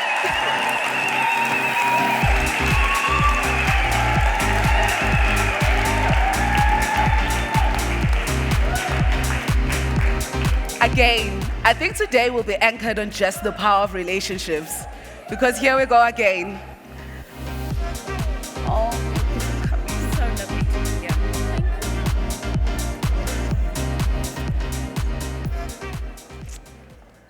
Thank you for coming. It is so lovely to be here, and I've been sitting in the back listening. I've been so inspired, Nozipho, by your story and so moved by it. That I feel a little bit tearful, actually, coming up here. I haven't got out of that moment of Nozipho's story. But thank you, it's wonderful to be here. Desiree was one of the first people that said yes as I started doing that Gender Women Summit in 2019. It was the same summit where my good friend Humutso sent me 5,000 rands because I had no idea how I was going to pay for like little bud roses to make sure that it's pretty. Again, I don't know if Yvette is overtaking the energy of this experience, because now that she's planted the seed, I'm seeing evidence of it, and I kind of want to share it. How all the women that I'm having conversations with and some of the women that are in the room have intercepted in my own journey. 2019, I call on you and I tell you I'm doing this thing, and you say, yes, I'll come and I'll have a conversation with you. You're coming back today, and it's our last summit. And I couldn't have done this last summit without revisiting who you have become over the years and who I have become over the years. It's not only that where the story ends. In 2024, I am working on the Agenda Women Summit, and yes, 2024 is in the last year, 2024. And we are at Polo Room, and we have paid for everything, or kind of tried to pay for everything, and we've exhausted our funds, and I'm trying to juggle what is going to be effective and what is not going to happen. And I decide that we're not going to have a live stream, right? Because, listen, the people that paid in the room are the most important people, but I've always known the importance of everyone else who streams these conversations. And Chipo, my other friend, says to me, friend, I'm going to send you 10,000 rands for the live stream. When we talk about the power of community, it's community in action. I can tell you many stories where people have not only given me their time, as you have, Desiree, given me their mentorship without you even recognizing, where it was a pivotal point in my own life. And it was going to be the point that determines who I believe I can be or what I'm capable of. I share this as I contextualize and anchor our story, Desiree, because you have been that for so many people. You have been that for so many people. I speak to Nomzamo about you, and there's so much of who she is today because she, somewhere in her life, interfaced with you.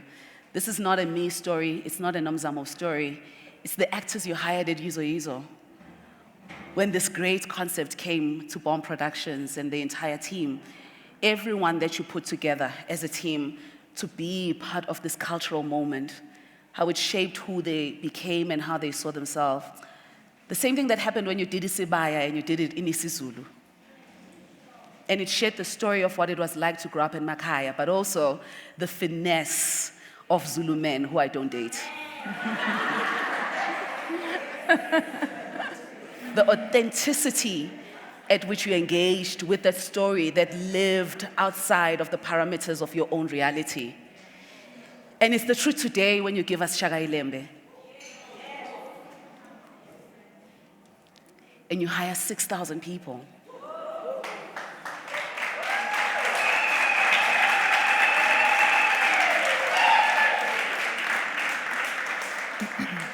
And I promise you the first thing Desiree is going to say when she opens her mouth is, it's not just me. But today I want to honor you in front of this woman because in the small amount of time that you were in my life, I felt your love and passion for this country. I felt your love and passion for storytelling, but not only storytelling, authentic storytelling.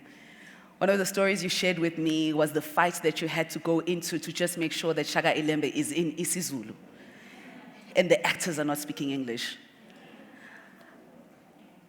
I needed to do that, Desiree, because I want you to know how much you mean to me, how much you impacted my life, and how much you've done that for so many families. Thank you. The story I want to journey on with you today is Legacy Leaps. It was a term coined by Nozipho and I as I shared what I want to do on stage, and I told her the direction I want to take with you. As we navigate the conversation of seasons, I think about what it feels like to let go of Yizo Yizo. As one of the biggest moments in this country, the entire country would go still when Yizo Yizo was on. And there comes a point where it has to get to an end. Where are you? What is the decision? Why does it come to an end?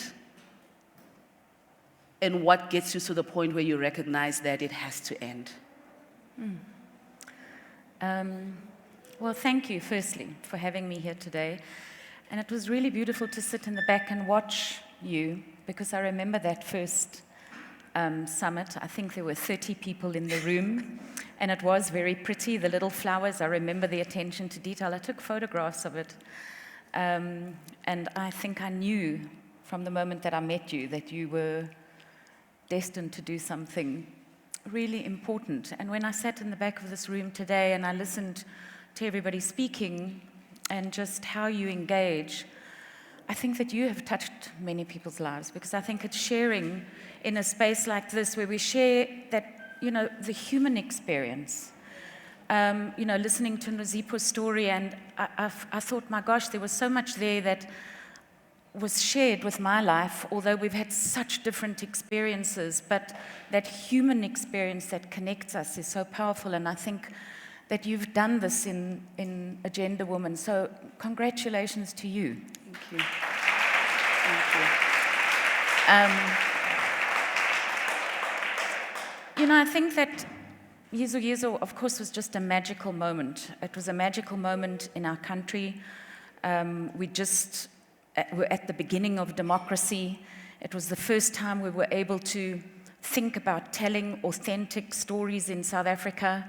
Before that, the SABC had been a very white, male-dominated institution that I think you remember, maybe some of you are old enough to remember SABC 1, 2, and 3, and they were very language-based, and the stories were so inauthentic to the experiences, certainly that I was experiencing around me as a young girl.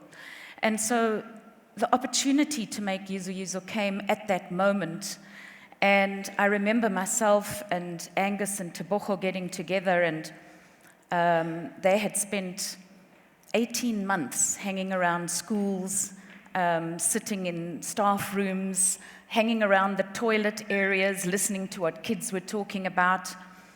And the excitement of creating that show had been around discovery, had been around saying, we have this platform to give a voice to the South Africans that we know, and the South Africans that had never had a voice on television or a platform on television. I mean, we take for granted now we've got so many reality shows and we're seeing the lives of real people every day, but that wasn't the case then.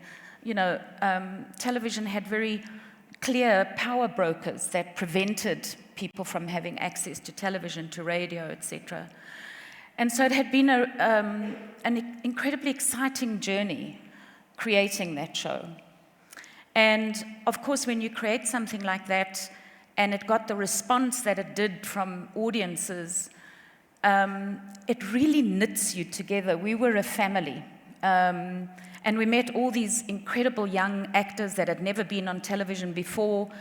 And I remember, those first days when they would come into the room and you'd have a few props. And Ronnie Nyakala, for example, who played Papa Action in the first season, the first thing he got was he took a match and he put this match in his mouth and he got into character. And Chester had a gold chain. The minute he put it on, he just became a different person. And so even in those moments of auditions, you're starting to put together a family of people.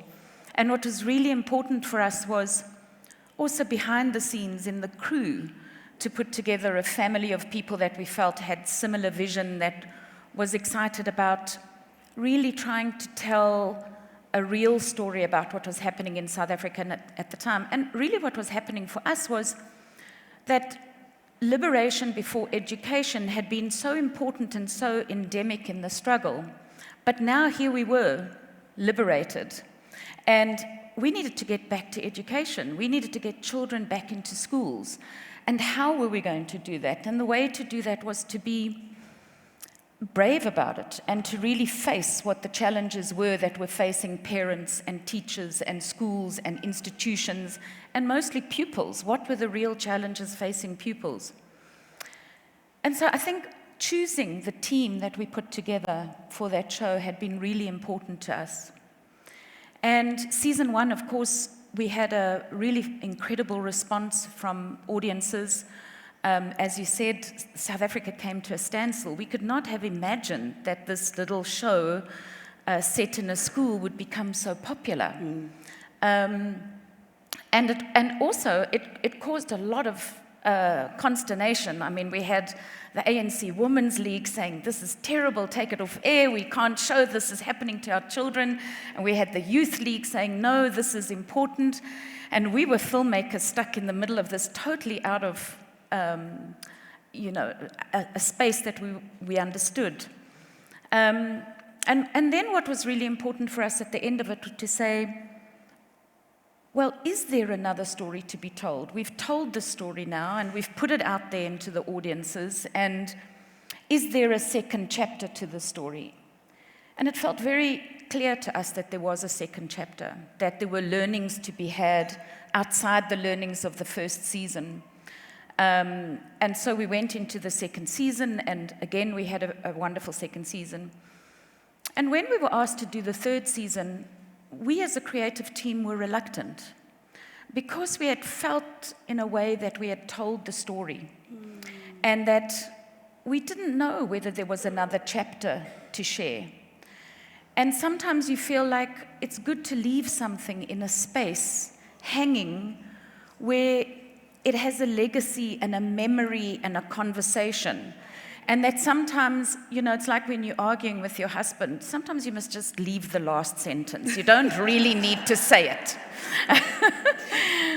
So we were unclear about whether there was another sentence to have. And so the third season, we had a lot of pressure from the broadcaster to do it. And when we did it, we said, well, okay, let's try and open a new chapter. Let's experience what it's like when our kids leave school. And that first journey into the world of work and university, which is a whole new space.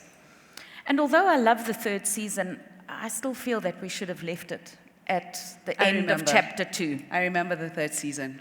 It was just a different series. It could have had a different name, actually. So that was a big lesson for us, actually, learning when to say it's enough and when to say goodbye. And then also learning when to fight for something. I told you, today we're doing it. We have to learn to understand when it's enough. For all of us in different areas of our life.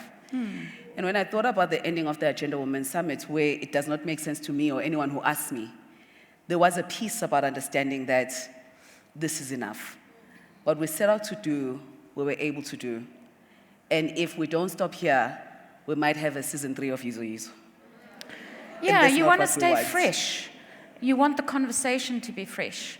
And I think that you have to trust yourself enough to know that when you start the new thing, you're bringing all that experience, you're bringing all that goodwill, but you're starting a new chapter that's going to excite you and that allows you to then, because you don't change fundamentally about what you want to say and what you want to do. I mean, the very things.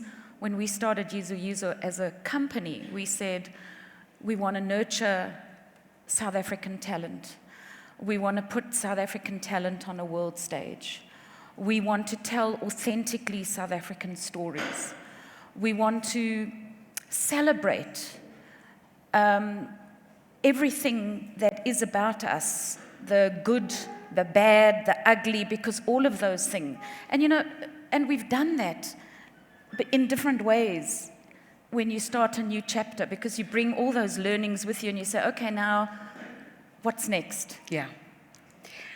When this happens for you for the first time with Yizo Yizo, I imagine the euphoria, what was happening in the air everywhere you went. You were also young, right?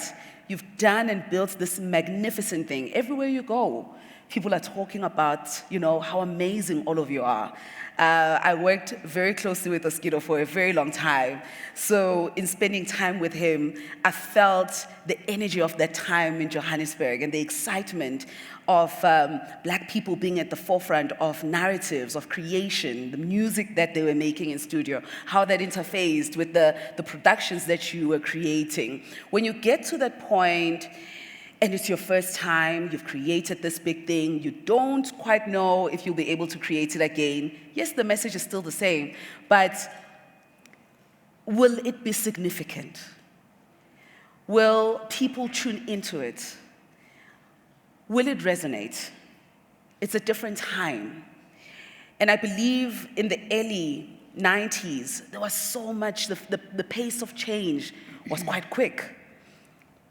How do you grieve wrapping up that moment when you have uncertainty about whether you'd be able to start another conversation that makes sense with the people that you've started a conversation with? Sure. Yeah. I mean, you touched on so many important things there. The one is just about what that time was. You know, we were so optimistic as a country, so positive that we could face many difficult things about ourselves. We could look at ourselves in our wholeness. And I think that in a way we could have only really made Yuzu Yuzu in that moment because we were so optimistic about the future of South Africa. Whereas now, you know, 30 years later, one of the impulses for making Shaka Ilembe was the total opposite. It was a feeling that in the country we feel despondent. We feel, have we let ourselves down? Have we lived up to the promise of democracy? You know, we've seen corruption around us. We've seen things that we don't like. And in a way, making Shaka Ilembe was just saying, hold on, remember where you come from. Remember that you're not defined by a moment. You've got to go back and say, who are we as a people? And if we had tried to tell that story, I think 30 years ago, I don't think it would have resonated because we wanted to hear a different story. Yeah. So I just wanted to say that, even though that wasn't your question, sorry. It was a strange ending of Yuzu Yuzu, actually, because I think the show had been so controversial that at the end of that, actually, nobody wanted to work with us at BOM.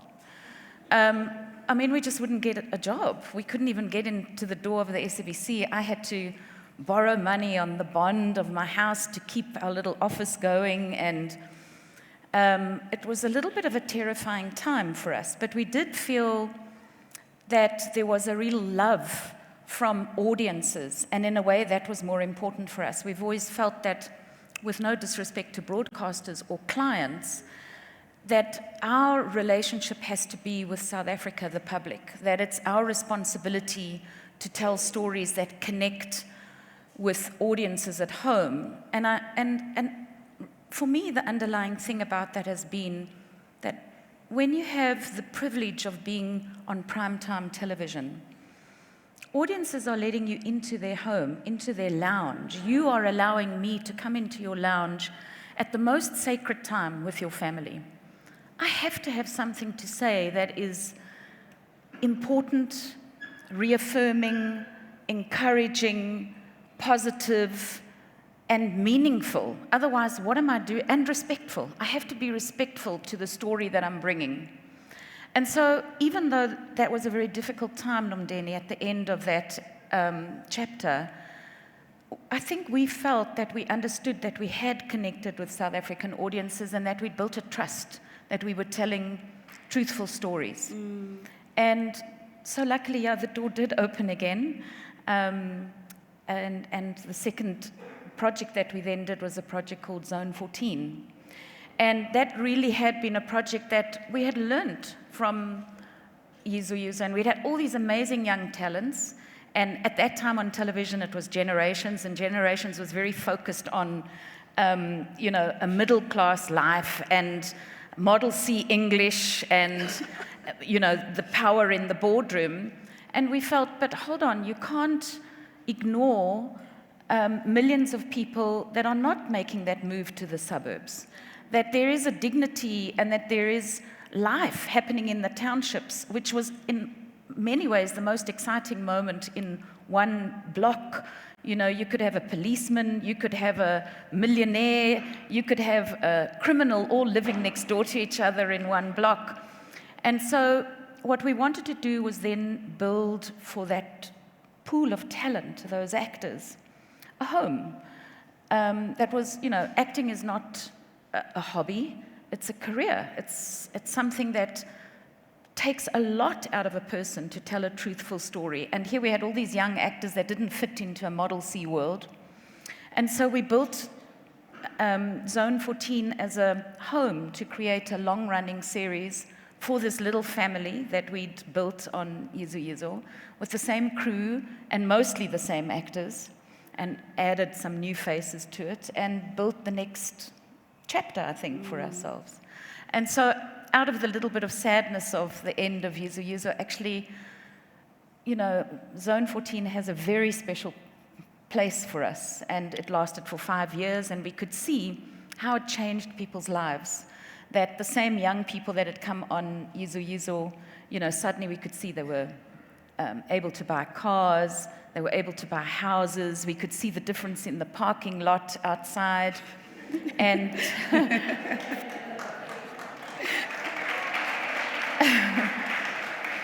and I think in a way that was very inspiring to me as a producer to understand that television was not just about entertainment, but that we are a business and an industry, and that we have the capacity to create huge employment. And I want to say to you that on Shaka Season 2, we employed 20,000 people. And I was really very intentional, also to really, you know, look into rural communities, understanding that we were telling a story that does not belong to us in any way, that is a story that belongs to South Africa, that is a story that belongs to Africa. It can't belong to the filmmakers who are making it. But really looking to go into rural communities, to cast all over KZN, to cast, you know, in Eastern Cape, to bring people up to Johannesburg, to create new opportunities. And I think for me that started in Zone 14, that understanding that you could see the parking lot change and that you could be a conduit for that change. There was a conversation we had, and I don't know if you remember it, but it really changed me. We were at your office, as we often do. Literally sitting here, I'm having deja vu because this is how we often speak. And I could have been lamenting about some of the challenges I was having as an entrepreneur at that time. And you turned around and you said to me, you know, Nomndeni,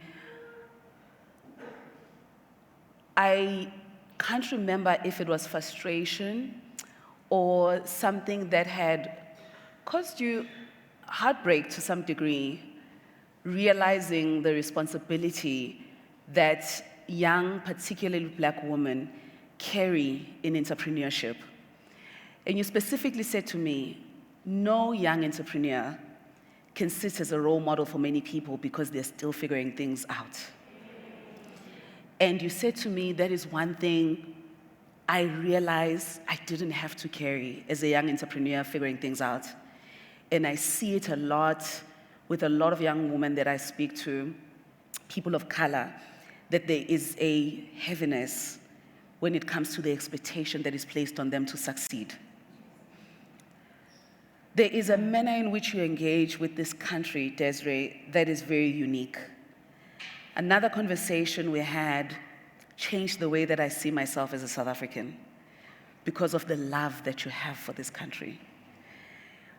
I had not had the space to see the richness of our stories in the manner that you exposed it to me every time we spoke. Where does this responsibility come from for you? That in the same manner that when people look at me, they place me on a pedestal and they place this responsibility that I don't often choose. But by virtue of sometimes being the first to be able to do things, it comes with the territory. But to me, it feels like there's a responsibility you've taken on yourself to tell South African stories in the most authentic manner that you can, and to help South Africans see the beauty of this country in all of its diversity. Where does that come from for you? Sure. I think it comes from the burden of white privilege.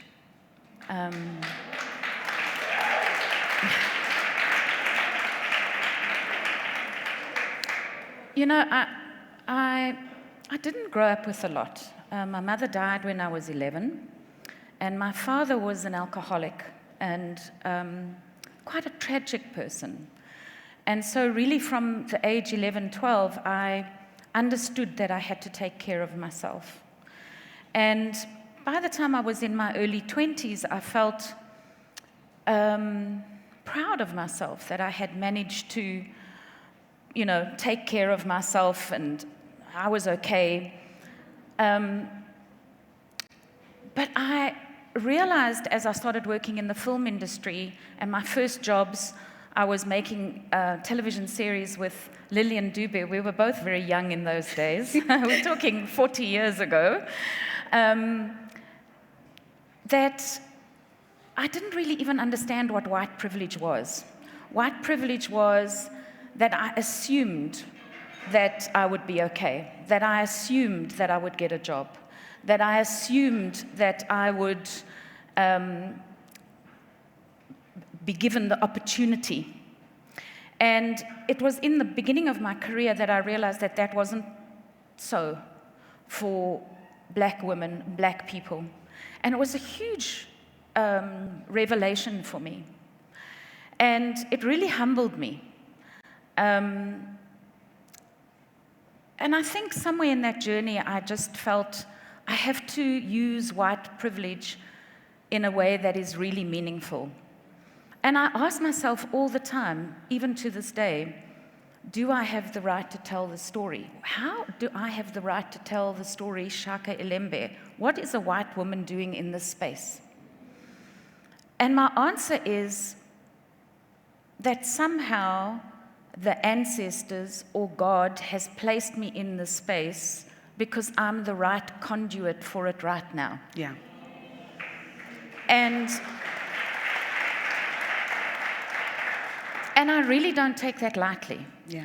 Because I think sometimes being the other allows you to look into a space with much more respect and care than when you are living it yourself. Yeah. Like if you ask me about white people's lives, honestly, I can't tell you much.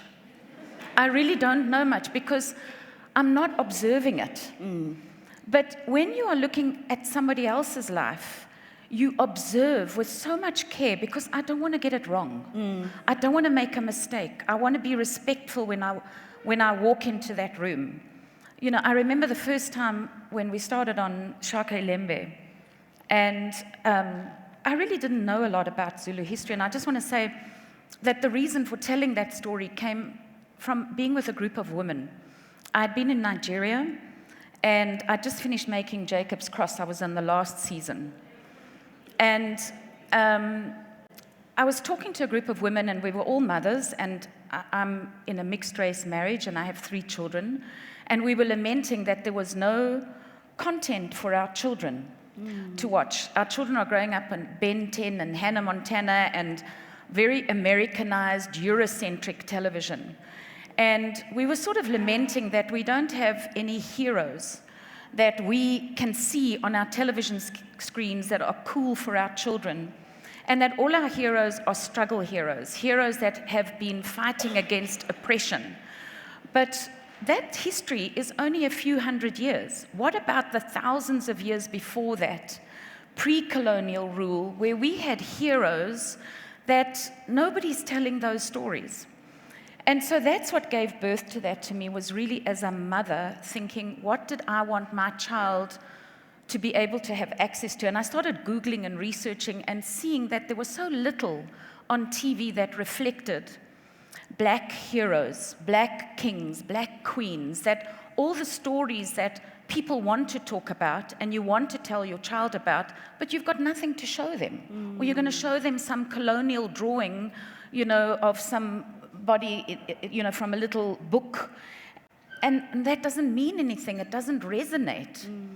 And so that became, for me, a real important driving thing to say, well, I've built this company and I have this opportunity to really try and use this privilege to tell an important story and to leave a different legacy. Yeah. And so I think that was a long answer to your question. It was the perfect answer to the question. I meet you at the backdrop of Isibaya as you start to think about what is next. I remember you telling me about Shaka Ilembe. I think you even made me sign an NDA, Desiree, before you told me the story of what you were building next. And I remember at the time you were talking to me about funding and how difficult it was to just get people to help with funding.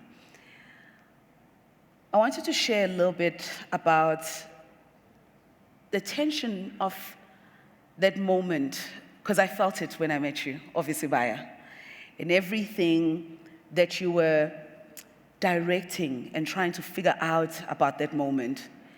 And when Shaga Ilembe emerges, and it emerges with its own challenges, that crossing over from that story to this story, which is the story of the same people at different times, is there a way that they influence each other?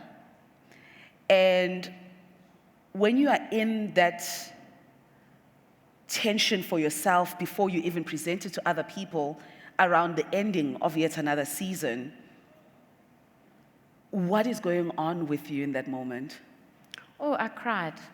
I cried so much at the end of Isibaya because it had really been a project that we loved so much. And I started crying actually on the day that I wrote the scene of Nomzamo's death. And she'd been a character that we had loved so much, and it had been a character that I particularly had loved because of my relationship with Nomzamo, but also just this girl who I think carried so much on her shoulders, the thing that you were talking about earlier, about young black women carrying so much on their shoulders, that there isn't in the corporate space that you're not allowed to fail, that when you fail, you are judged twice as hard as the man next door to you, that there's a, oh, it's because you're worrying about your children, oh, it's because, there's always a million reasons that I felt young black women carry this responsibility.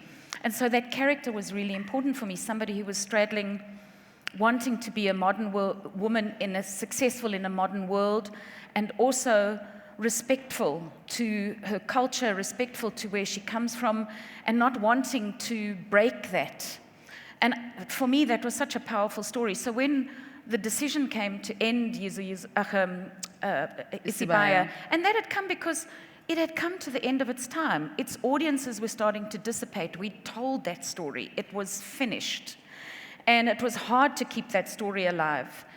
It was a period of mourning. And in that moment to say, okay, well, we're mourning, but we have to say goodbye with dignity.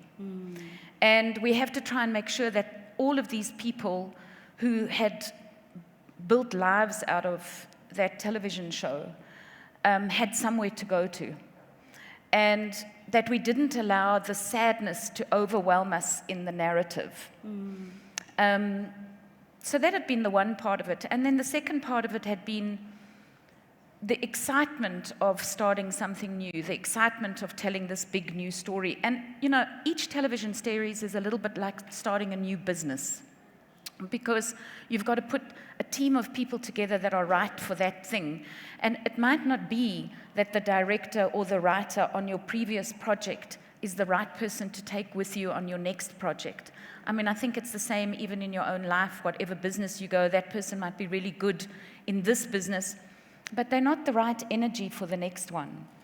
And so making those decisions of who you're going to take on that journey with you is extremely difficult. But yeah, just the excitement of starting something new, the fear, I think. Next year we'll be celebrating our 30th birthday at BOM, and I wake up every day thinking it's a miracle that, because I can honestly say most of my career I've been driven by fear. Oh my gosh, what's going to come next? Am I going to be good enough? Is the show good enough? Are audiences going to like it? I'm there on social media. Do they like the episode every Sunday night? Oh my God, somebody said this, So when you're in a creative space, you're vulnerable all the time.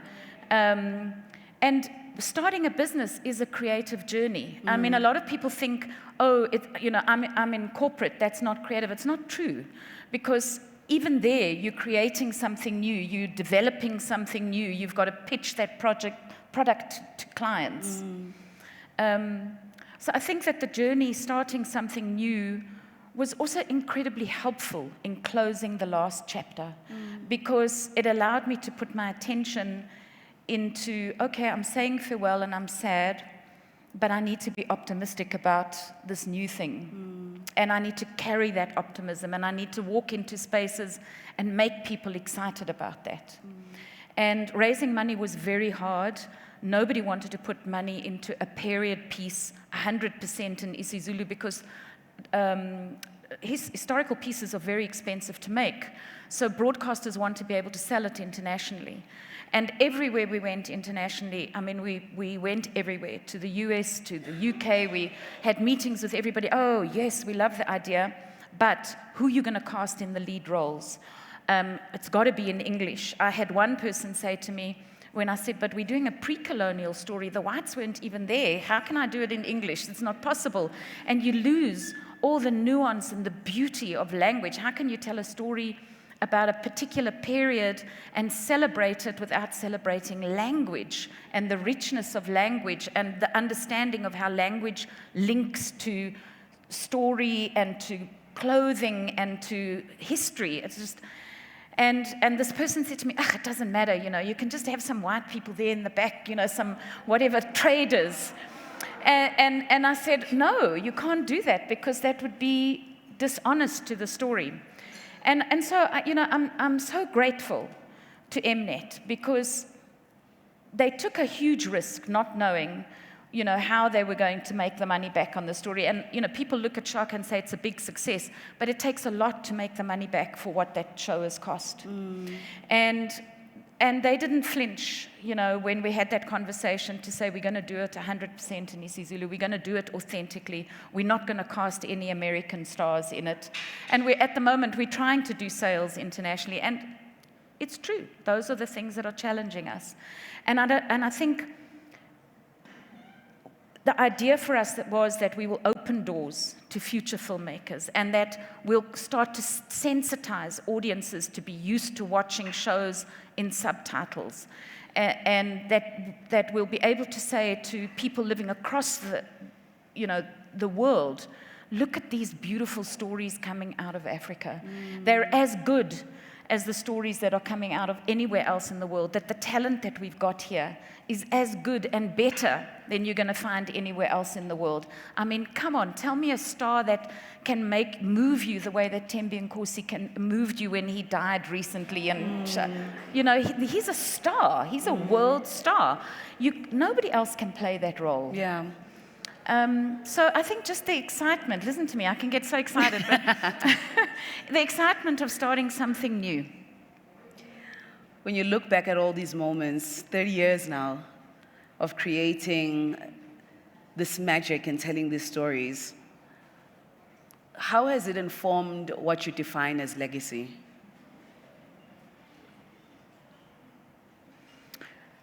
I think legacy for me, and you're right, because it is not me. I am one person. Yesterday, we had a meet and greet with the cast and crew for season 3 of Shaka, and I was sitting in a room like this. And every single person in that room, I know, brings something to that project that I can never bring. Shelley Masondo, who does the wardrobe, I could never bring what she brings to that show. The depth, the detail, the research, the care, the love, the understanding. Queen, who's done the incredible hairstyles on the show. The directors. So I'm one person really in this big team. But I think every single one of us sat there yesterday and said, we understand the importance of the legacy of this project. And we understand that getting it right is not just important to being successful to ratings today, but it is important because young people are going to be YouTubing and looking at this as a reference in 10 years' time, in 20 years' time, and that can be a reference around hair, around wardrobe, around language, around heroes, around history, around how society was structured, why huts were built in a certain way. I mean, the layers are so deep that yesterday we were talking about the importance of legacy. And so I think for me and for BOM, each project has been, what are we saying what are we leaving behind with this project? What are we saying about this project? I'd say in Yizo Yizo, we were leaving behind that education is important, and that education is not just the responsibility of teachers and the Department of Education. Education is important for all of us as mothers, sisters, brothers, all to be part of. You know, with Jacob's Cross, our legacy that we wanted to leave was to say, so much of the imagery that you see about Africa on international media is about corruption or about war or about famine, but that's not true. There are millions of people that are building a continent and building businesses out of the legacy of colonialism that destroyed so much, and we wanted to celebrate those people. And so we want people to watch that show remembering that. On Isibaya, we wanted to celebrate the role of that journey between home and what we leave at home and who we are in the modern world, but not forget who we are, not forget who our roots are. And we also wanted to celebrate the taxi industry, because we can all swear at them on the roads while we're driving our nice cars, but they're the fuel of our economy. They've made it possible for all of us to get those first jobs, and that their lives are tough, and that they have families too. So, you know, I think with each show, we wanted to leave something behind that said, this is what South Africa is, this is what makes us so beautiful. And so, I hope that that's the legacy we leave behind. And I hope that, just on another thing, I think that often in South Africa, we see brands as international brands. We don't see our own brands as brands. Especially in the entertainment industry, you know, somebody's a star today and then they're gone. And we really wanted to build BOM to be a brand. That people would say, this is what you know you get from Ugranjo. Which I have to thank Meshach Mavusa for, because it was just a line that he said in Yizo Yizo that we've used for 30 years. But we wanted to build a brand, and I want that brand to live and to provide 20,000 jobs after I'm not around and able to do it anymore. You know, Nomzamo Mbata has just become a partner in BOM. And I want that brand to be her brand, to build on, to make the next set of stories, you know, and future filmmakers. Because brand has history, and it has institutional memory. And I think if we don't build brands, we lose, we forget. We forget too much about who we are and what was special.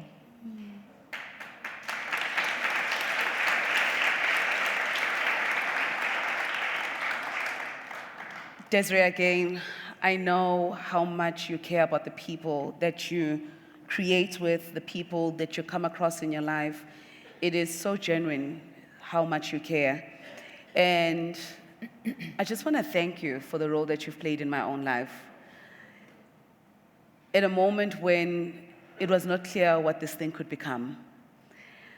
How every time I call you, you have a word of encouragement, and you're so generous with your compliments. You have no idea what it means for me, who is in the space of creation, to get that from someone like you. So I want to say thank you for everything that you have done for this country. I want to say thank you for everything you've done for people like me, people like Nomzamo, and many others who have interfaced with BOM and been transformed by that experience. And I want to say thank you for honoring us today with your truth and your story and your passion and your love for South Africa and its people. Thank you so much for your time. Thank you. Thank you. Thank you for having me. It's so incredible. Thank you. Thank you, everybody. We're going to take a picture. Why does no one ever want to take pictures with me? Everyone just walks away when they're done speaking to me.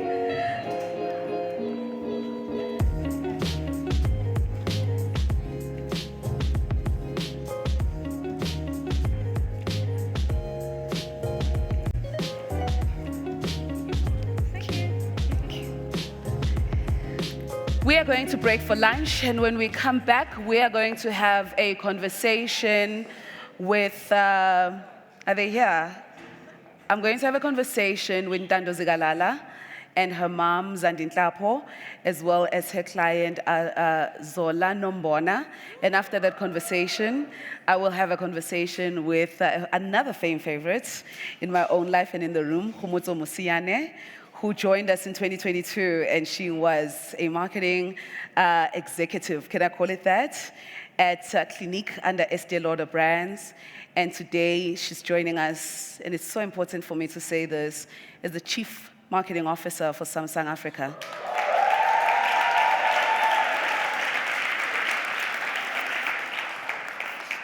I say that to contextualize the power of rooms.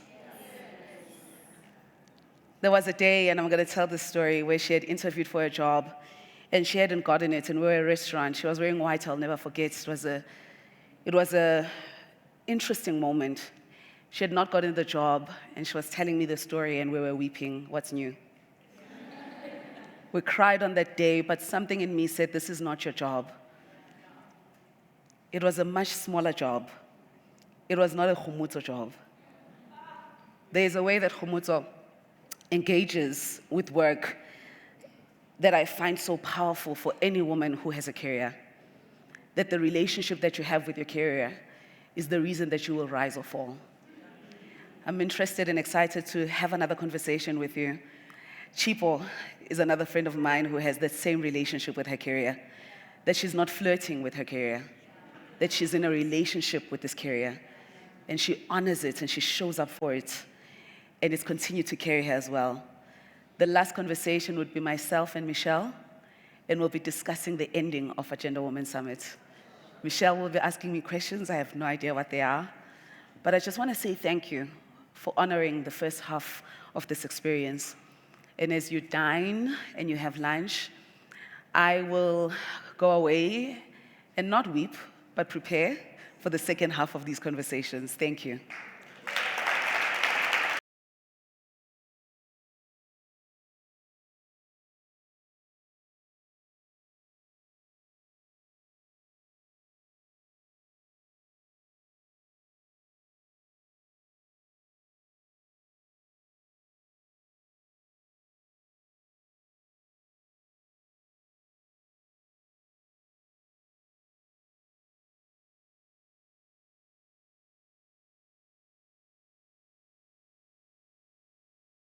Ngicela ukuthi manihlala phansi nihlale phansi ningasebenzisi imlomo. Wenzi ngiyakubona. Okay. Thank you so much, ladies, for honoring me with your time. I'm going to prompt the team to play the video before I call on my next guest, which is Zola Nombona and Ntando Zigalala.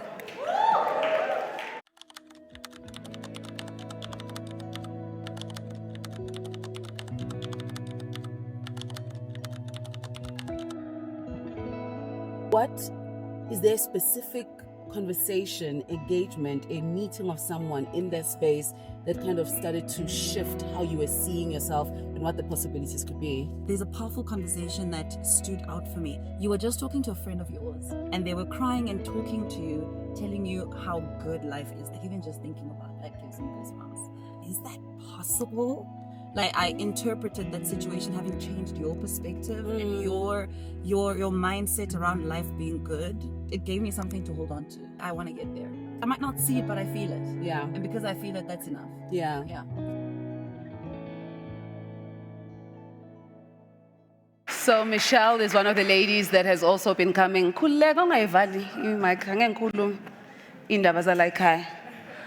Michelle is one of the ladies that has been coming to the summit for a very long time. Her first event with Agenda Women was in 2018. And every time I see people like Michelle and Hetty and the impact that they've had on my life by just being a tangible representation of what can happen when we curate with intentionality and we meet with intentionality. The manner in which they have crafted and built their platforms, how I am always ready to support them and they're always ready to support me, has just been a pure testament of what happens when we meet with intentionality. I'm gonna move into my next conversation again with my favorite girls. I was saying to them, Ganti, when you get signed by To The Max, is it the face card that opens the contract? Because why is everyone that is signed to Ntando Zigalagazi's agency so beautiful? I think balandela yena. Ladies, please join me on stage.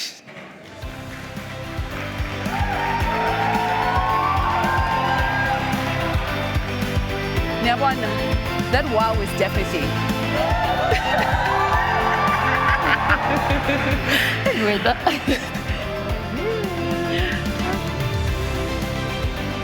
Ooh, hello, Nomndeni. Molo. Hi. I'm so happy to have both of you here. Thank you. Dante, you said you're scared. I am extremely nervous. We've never done this before. We've never sat on a stage before. I've never had a personal conversation like deep like this before, and then especially with like Zola or like a talent like this, like my clients essentially. Who's the bigger crier? Is it you or Zola? Oh, it's definitely me. Yeah. Yes. Born. I cry every 2 seconds. Even now, I was trying to figure out, okay, must be deep. Oh, Ntando changed my life. And I started tearing up while I'm sitting there, and I'm like, okay, wait. Okay, not yet. Hold on. So I'm definitely the crier. Okay, so I'm not alone this time, and I think I'll be stronger because I'll just look at her. Okay. And she'll take on the crying. As we navigated the conversation around seasons, and I like to get cozy. I don't know why I'm feeling like this today. Get cozy. I really want to get cozy. I love that. Of course, every single person that I chose to be on stage, there was a message that they echoed in their own lives that was so true. And when I thought about the question of what does self-mastery look like as you transition through seasons, I thought not only of Ntando, who I interface quite a lot with, and who champions me, like never not complimenting my work or complimenting me in some way the same. You have 1 million followers. I don't even know how you find my DMs. But every single time I send a DM to you, you respond with so much grace and excitement. And it just felt like the truth of how you engage not only with the people that you love, but your community. And what emerged for me as I thought about the significance of community when you are transitioning through seasons was the relationship that you both have. Yeah. You are Zola's manager. Yes. Professionally. Yes. So Zola is your client. Yes. I remember sitting in one conversation and someone saying, oh, you know, I feel like managers should not be as prominent as the artists, and they should really be somewhere in the background. And I listened to that and I said, I wonder what's behind that comment. And the truth of my inquiry around that is because I wondered why that person does not see the authenticity of the relationship as you trade value amongst each other. Yeah. And what I saw was not the makeup and how stunning you both look. It was a journey of building personal brands that did not have the same offering, but that were so powerful together. Yeah. I wanted to share a little bit, Zola. We're going to start with Zola. Around how you meet Ntando and how you get to this point where you're not only professional people who work together, but your family. Yeah. Sure. Okay. So my journey getting into a relationship with Ntando started after I had my son. So I think it was the first phase of transition that had happened. Tukumbula Disekaya December, and I was like, okay, obviously I'm gonna try get back into acting, you know? But I'm like, I have to do more. I could feel it about, okay, just looking for the next role won't be enough for me. I don't know what it was. I can't place it about, okay, I had this dream, but there was just this fire in me that knew that I had something in me, man, that had to push further than just acting. Q in Ntando Zigalala. She manages Linda Mtoba. Beautiful relationship. You see the impact in both their lives and what they're doing and the great work that they're doing. I'm like, I like this. And I saw Ntando being the engine within Linda's brand and them working together, and I'm like, I think I need to speak to this lady. I take my chance. I but it said wasn't a did. chance. We were speaking It on was a DM. chance. No, we were speaking on DM. You were talking already when you were pregnant. Yeah, but to say I need you in this capacity now. Oh, okay. I had to take a chance. Okay. Because also that in its own is already a bit like, oh, okay. I thought we were just quote on Exactly. each other, so you wanted more from me. You Yeah, know what okay, I'm saying? fair enough, Which was not the initial thing, but it came. I was like, oh, Ukona Lusis, so I might as well try something, you know? I said, okay, Ndando, I feel like I need management. I need something different. I need to push beyond what I'm doing right now. Dando's like, yo, it's crazy that you say that. I'm sure she'll be able to share that story on how To The Max brand management started. She's like, it's crazy you say that because I'm thinking of actually starting a thing. And I'm like, oh, my Lord and my ancestors. You knew that this was the best timing for me to come and speak to this lady. And she's like, okay, let's meet. We meet, guys. The meeting was like 4 hours. And it was the most difficult 4 hours in my life. Where someone sits and asks you, what's your vision? Ngathi, yo. My vision, I'm like, I don't know, I'm not sure. Okay. And she tried. It's like she was drawing blood out of a stone. She tried. She's like, okay, so how does this Zola that you want us to build together look like? What is she wearing? Andazi, you know, maybe some clothes, I don't know, nice things. So she had to do that, and fortunately she had the capacity to do that, you know, with me at that time, to draw it out. Guys, I honestly did not have a vision, which was the biggest thing. Because now I don't have a compass, and I come to Ndando and I sit and I'm a burden of sorts to be like, okay, I'm talented, I can do these things, but and I think that was the biggest thing with that other block or the other step within the transition itself, to realize my shortcomings, to be able to see about, okay, and then to be able to take the step forward. She signed me, and we are here today. How long has it been? 4 years? 5 years. 5 years to the max, turning 5 this year. 5, yeah. Yeah. So Shucks. funny enough, actually, the day that you sent me the message was the day that I literally made the decision. 31st of December, 2020. I said I'm starting To The Max. That was New Year's resolution, and then Zola Nombona sends me a DM like 10 minutes later. It was divine. It was the perfect timing. I said, you know what, this means something, and I'm going to take it exactly as it is. Then we met a few days later, New Year's, I think the beginning of, it was maybe the 3rd of January. Yeah, so basically, this is a New Year's resolution. Yeah. This is a manifestation, a dream come true, essentially. Yeah. And then this year, we're 5 years into To The Max, so 5 years of our relationship, basically.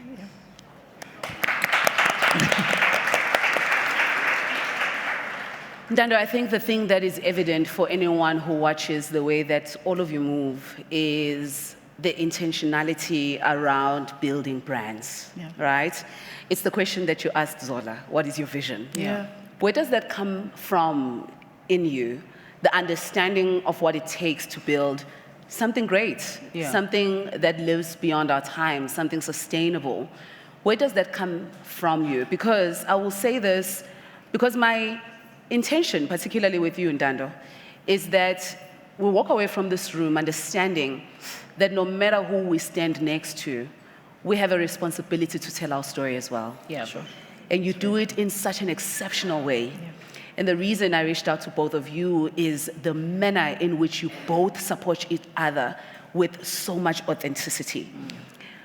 You are playing in this game with big stars, who are sisters, of course, but I'm taking the lens of someone who's viewing from the outside. I have interactions with you, and I know how deep the love goes and the respect. You're playing in this space with big stars. How do you start to contextualize what your story is in this environment? I think for me, I wanna start with the vision, right? I always say I'm a visionary, right? In a sense, I can actually see the future. And that's how my brain operates. I will thank the Lord for that, you know, honestly, and all the other work I've done over the years to really hone that. And I'm very intentional about that, you know. I don't take it for granted. I do the research, I put in the work. in the 3 a.m. calls, the 3 a.m. texts I send to you, to the team, to everyone, you know, I'm truly awake, and I am intentional and focused on the direction that we're going in, you know, so that's very important to me. And I'll be very honest with you, I don't want to say I mastered it, but I worked on it from a very, very early age. I was very intentional from my early 20s, you know, so I was a young mom, and from there I had to be able to see the vision beyond my situation, you know. I had to pierce through and look for the light at the end of the tunnel that I didn't know, you know. So that's where I would say that came from, you know. And then over the years, I was able to then master manifestation, you know, every day waking up with intentionality. Like I literally, when I wake up in the morning, I decide that I'm going to have a good day. And that's just that. Absolutely no one can run my day. No one. Like you have to be really, really powerful. And that's not a lot of people. Like you can, 10 minutes, maybe 5, I can come back and talk like it says, you know, but the whole day, I don't know who you are for you to be able to do that. And that I started from a young age, you know. So I moved with purpose, and yeah, I put in a lot of work, you know, because I didn't have the time in my eyes. You know, I felt like I was working against the clock because I don't know if I can say, like, so I'm a young mom, right? I had my first daughter when I was 19, and then my second when I was 21, you know.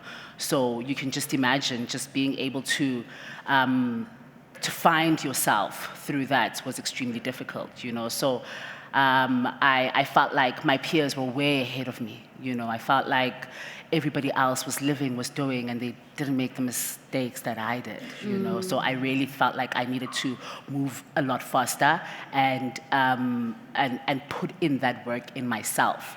So crazy, I made a decision. I think I was 23 at the time. Made a decision that I'm cutting everything off, cutting everyone off. Literally, I cut everyone off in my life. Like I started from scratch. Like, and I was very intentional about that. I said, this is my day one. And from now on, this is how I move. Everybody was like, you've changed. And I'm like, yeah. Of course I have. I know. Guys wanted me to stay here. It's not possible. I'm from Soweto, you know, and I'm a Soweto girl. Like, that's in me. Like, I guess Nakona, that contributes a lot, you know, because of being street smart, you know. So I can talk to anyone, you know. I can talk about anything. That's just in my DNA, and I pride myself on that, you know. really can. So when I pushed out of that first situation, that hurdle, you know, would say, okay, teenage pregnancy from a guy to Soweto, that's okay, sharp, it's fine. I see again. And then I started 1 day, 2 days, 3 days, and then it's today, literally. So the vision for me,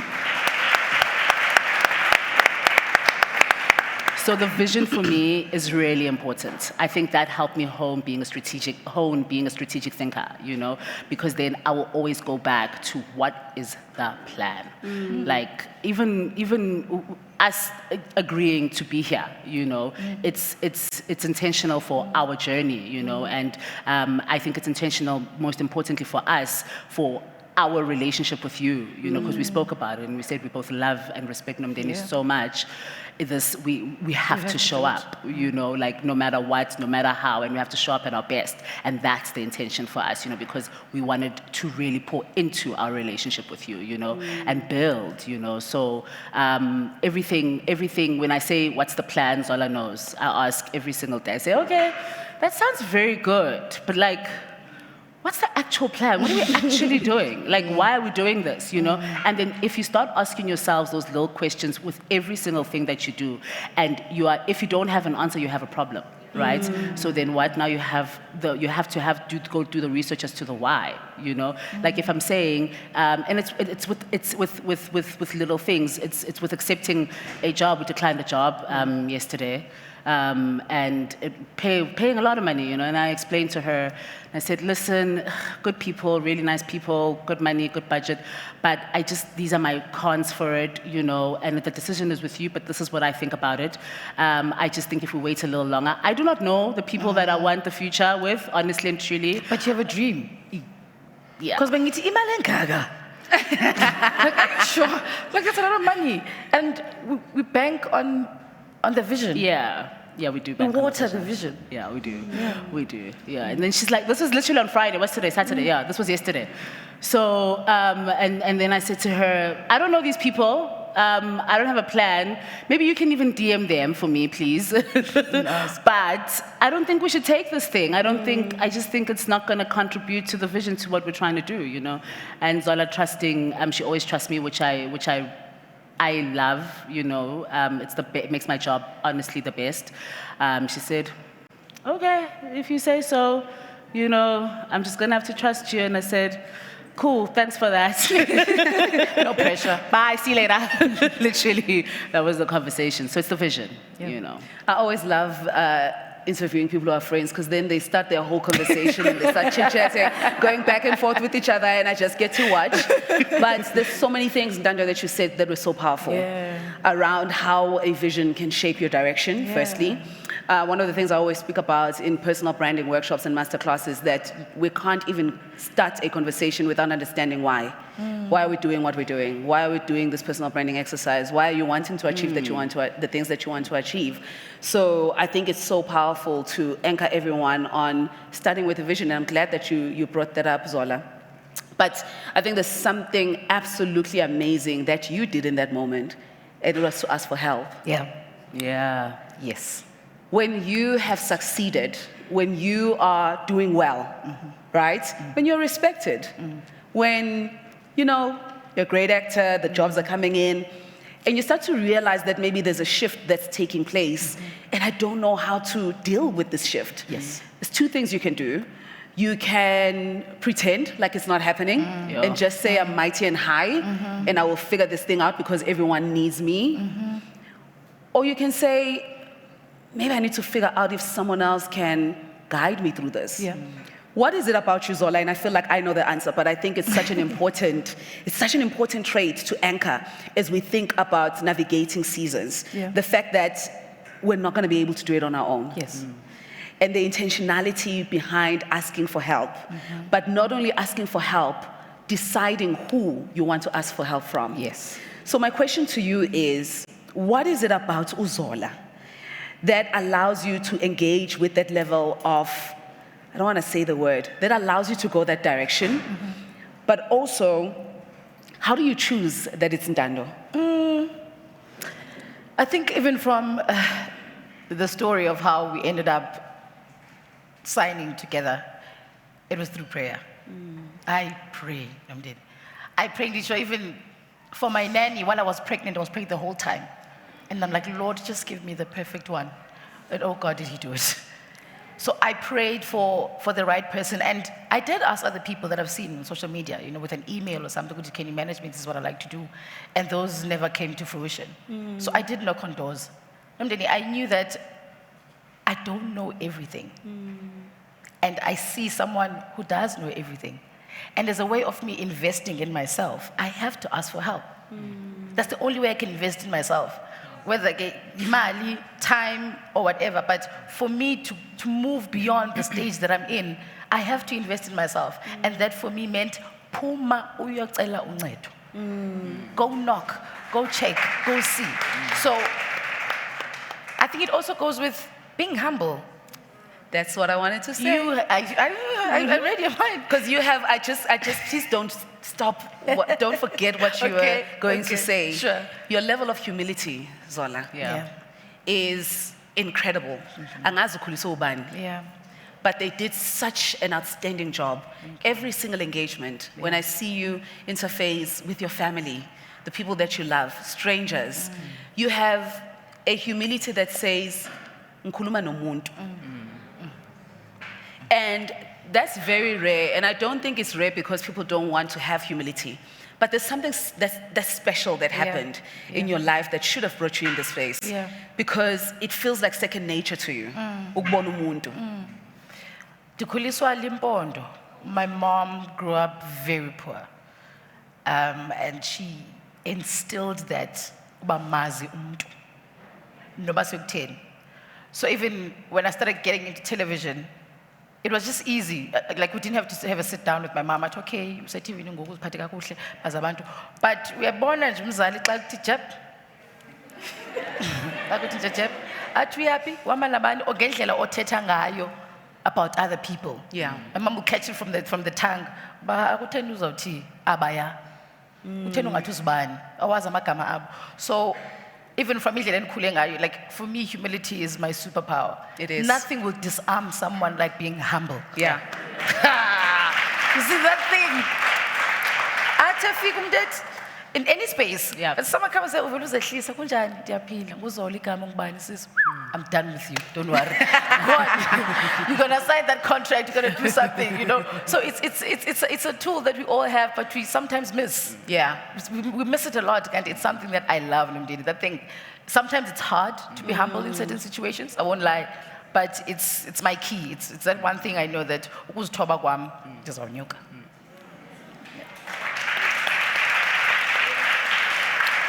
I have my friend visiting for a long time from New York, so I just remembered, please, in the translation of the Xhosa and the Zulu, please remember her. We'll do all of it. I will. But I just realized that, there's people who actually don't speak some of the languages that we're speaking. Ndando, what gives you a conviction to say yes to Uzola? I felt it. So I'm an energies person. Ukuthandazele. Yes, She prayed. She prayed, and She gave when you she up. came in when we met, there was a transfer of energy that was immediate. We met at my mom's house. I was on one holiday with the kids, so at my mom's, and then she came.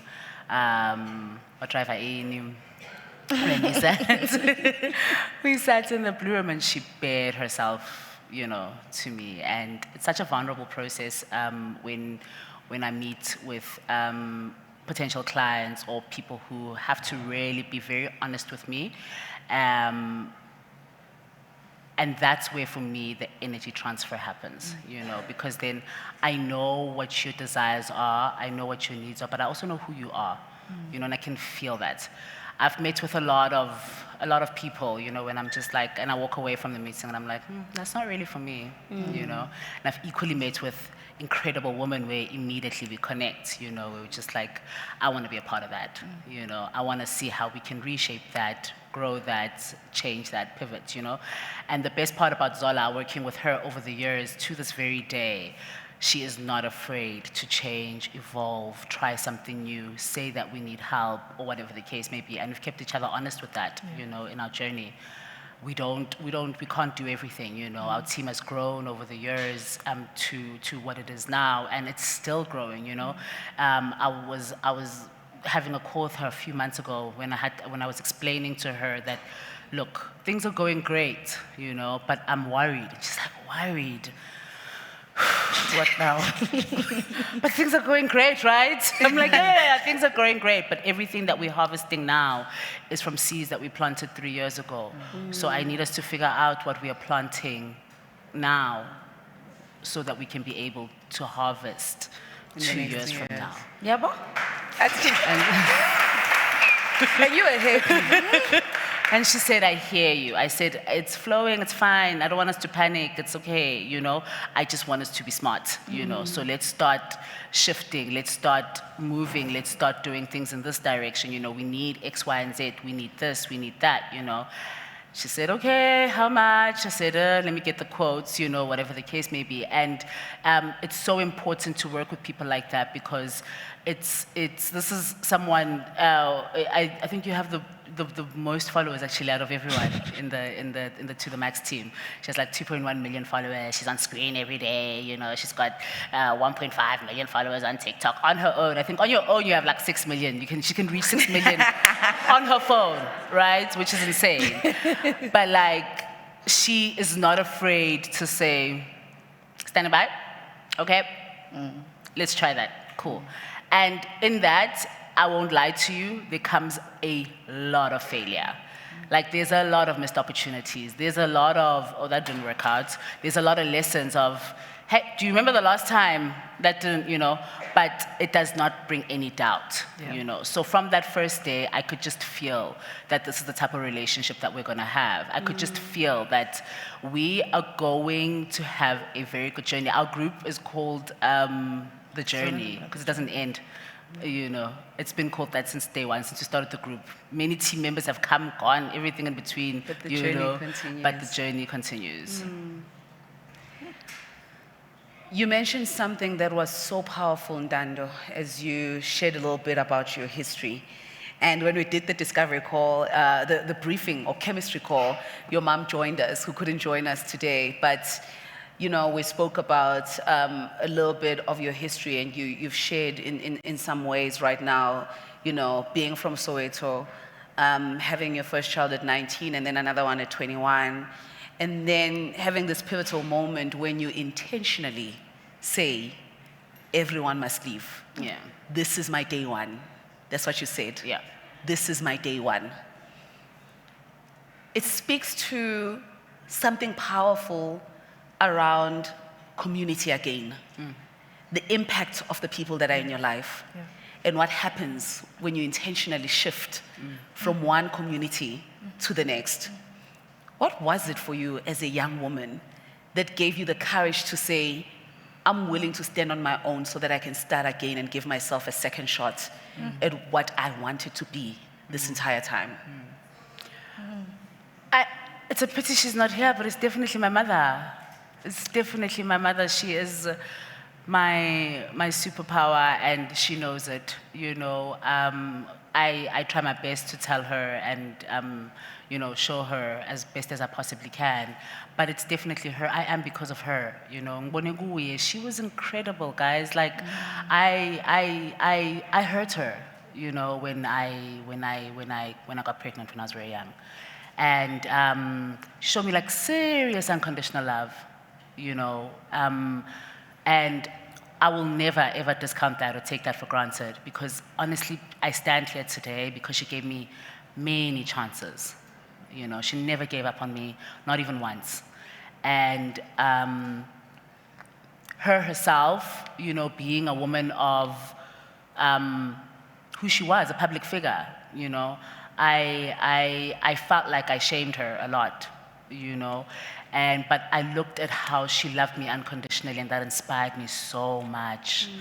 So much. She gave me a lifeline, and the best I could do was respect that and take it, you know. So, but why is this I honestly think it's the stage, it's not me. Can I that don't be proof cry, that it is the Nomndeni. stage, it is not me? I want you to know that I don't actually cry. I know, I'm also shocked. Oh, so I don't know. But yeah, she showed me unconditional love that really I respected that lifeline. I really, really did. And if there was anything, actually, I would say that she was the light at the end of the tunnel.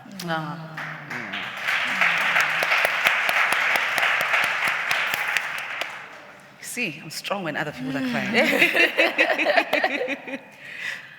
Zola, there's something you mentioned when we were in the chemistry call that speaks to some of the stuff that Ndando is talking about, getting to this point of transition and the difficulty of making the decision that you're going to go into the transition.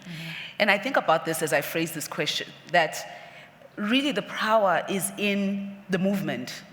It's in you saying, I will disrupt my life for the possibility of this change to take place. As an actor, Zola, there is this thing about purity in the arts, you know? The DJs who have been broke because they just want to play the old records on vinyl.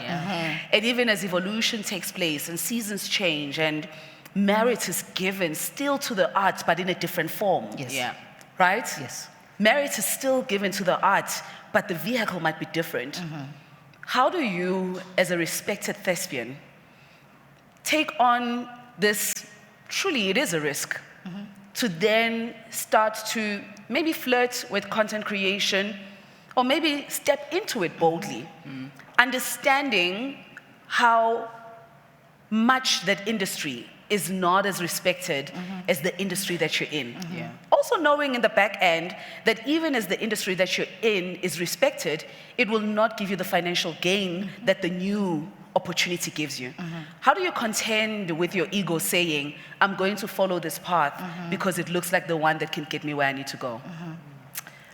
Sure. So that journey of flirting into the different spaces that entertainment gives you is something that I've seen a lot of actors shy away from or fear because of the stigma. So, are you a singer, or are you a choreographer, or are you an actor, or are you a content creator?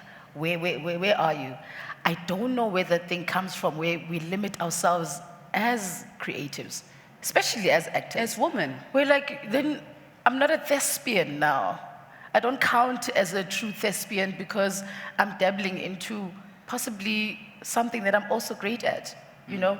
So there was that tug of war that had happened, something that I also experienced with my fellow colleagues as well. You know, with the conversation, influencer, you know, like, you're just only an actor or, you know? And I had to empower myself by understanding that Hlambi, they are the ones who are scared. Yeah. So I can't now also, so I can't fall into that because people are scared that they're gonna trip and fall. Like Tami said, we've had some failures here and there, you know, but I trusted and believed, but I knew I'm not only limited to acting. Growing up in Rangjive, I was that girl, yeah. So what is it called? Graduation ceremonies, I'll be Sarafina there. If there's something, you know, I just loved the stage and I loved entertaining, and I got into a space that would allow me creatively to bounce into all those spaces. So why must I limit myself? It's okay, I'm gonna trip and I'm gonna fall, but I'm gonna get up stronger. It will always start awkward until it's not. Yeah. Uzosala where you're like, oh, it's so awkward. Oh, she does get ready with me is awkward. I'll keep doing it. I get better at it until you sit and you watch the whole thing and you don't even realize about now you're there. So I had to not be afraid of bumping in and falling, and just embracing being an entertainer and knowing that I can be more than one thing. I think that's so powerful, and then I want to go to you around this issue of the things that we fear when it comes to particularly identity shifts. Yeah. I think there's so many women who are held back, who intentionally, or maybe unintentionally, who are participating in their inability to move forward to the dream that they know is in front of them. Who often show up as the most judgmental people of the people that they want to be like. Yes. What do you think we are so afraid of when it comes to becoming the woman that we want to become at all costs? Yeah. Because there's a cost. There's a cost. There's a cost. Failure, you will have to interface with. Losing people, you'll have to interface with. In actual fact, there's an influencer who started selling, I think, these businesses where it's you get people who then will sell for you and all of that. And I remember her coming on and saying, you know, I can't believe how many people will be held back from pursuing who they will ultimately become because they're worried that people will perceive it in one way or the other. When you think about it in your own life, when you think about it in the lives of the women that you work with, why do you think we're so afraid? I think people focus on the negative too much, on everything. I think people always look out for the worst in every scenario. I am a best case scenario person, so I always work on the best case. Imagine if I go to a gender woman and it all really works out, you know? Everything is perfect, we're on time, we get there, we speak perfectly, you know, versus the, imagine if I trip and fall, imagine if I can't do that, you know? So I'm a best case scenario person, you know? So even when I take on a client in any context, brand or whatever, I always ask them for a picture of success, right? Because then I want us to work on the positives, on how to build, you know, versus anything else. So when we started with like social media and we took it seriously and all of that, there's the whole conversation of, yeah, but there's a lot of this, there's a lot of that, and I said, why don't you unfollow them, those people? Like if they're making you feel like that. So then follow people that contribute positively to you. Why don't you follow people that you enjoy their mind? And leave the other ones. awungendawo wena lapho, why is it affecting you so much? You know, why don't you, yeah, but bazothi ngithi, let's focus on the ones that really liked it. What are the comments saying? Yeah. By 10, okay, sharp. Let's focus on that. Because so bayenzani? What are we going to do with all the negative feedback? What are we going to do with all the negative thoughts? What are we going to do with it in reality? You know, and if you can't place it, it doesn't belong here. You know, so let's focus on the positive. And even with my team, like with anyone that's around me and anything that's around me, I focus on the best case scenario and the strengths. That's me. Like, yeah, but Ubanbani can't do this. Okay, let's focus on what they can do. Let's book them for that. Right? Let's rather do the best case scenario. And then, you know what? We'll just have a better life. You know, everything is just going to be so much better. So that's the type of messaging I influence within the ladies. Would see, look, so what must we do? You know, like our industry is terrible. Like, like, what do you think we should do? So they booked us yesterday. What do you want us to do? We mustn't go to the booking. Like, it's where we work. You know what I mean? Okay, it's not regulated. What do you want us to do? Like, create our own thing. You know what I mean? That's how we think. That's the spirit that lingers around me. That's the spirit that's what I pass on to people, you know? And I hope everyone that I ever interact with, be it professional or personal, really, really has or feels that impact from me, of that it is a very positive space, you know, and I pride myself on that. I love that. I mean, I love life. I love my life. It's not working out. It's okay, cool. Life goes on, you know, and yeah. As you're speaking, I'm thinking of how abundance is not a thing that happens to you, it's a way of being. Yeah. Sure. Absolutely. Beautiful. I love that. It feels that there is a way that you engage with life that has a fundamental belief that there is enough. And what is meant for you will find you. Absolutely. Absolutely. Zola, it's the same with you though. When Undando speaks about how you're not afraid of taking risks and making investments and figuring things out, there is a sense even in how you talk about the shifts that you're always open to exploring, that maybe somehow you have resolved for yourself this conflict that exists in so many of us around the fear of things not working out. What has that journey been like for you? And has it always been like that?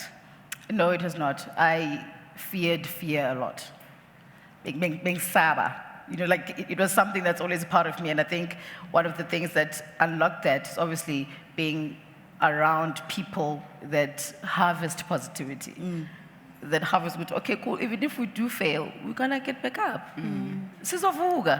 Like, ish, yeah, we lost this gig, ish, sorry, but it's fine. But it's okay, we're gonna try again, we're gonna try harder.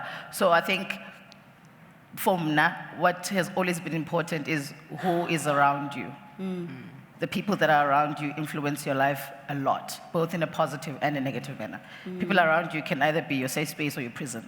So you need to be sure. Please repeat that. I don't want to miss that.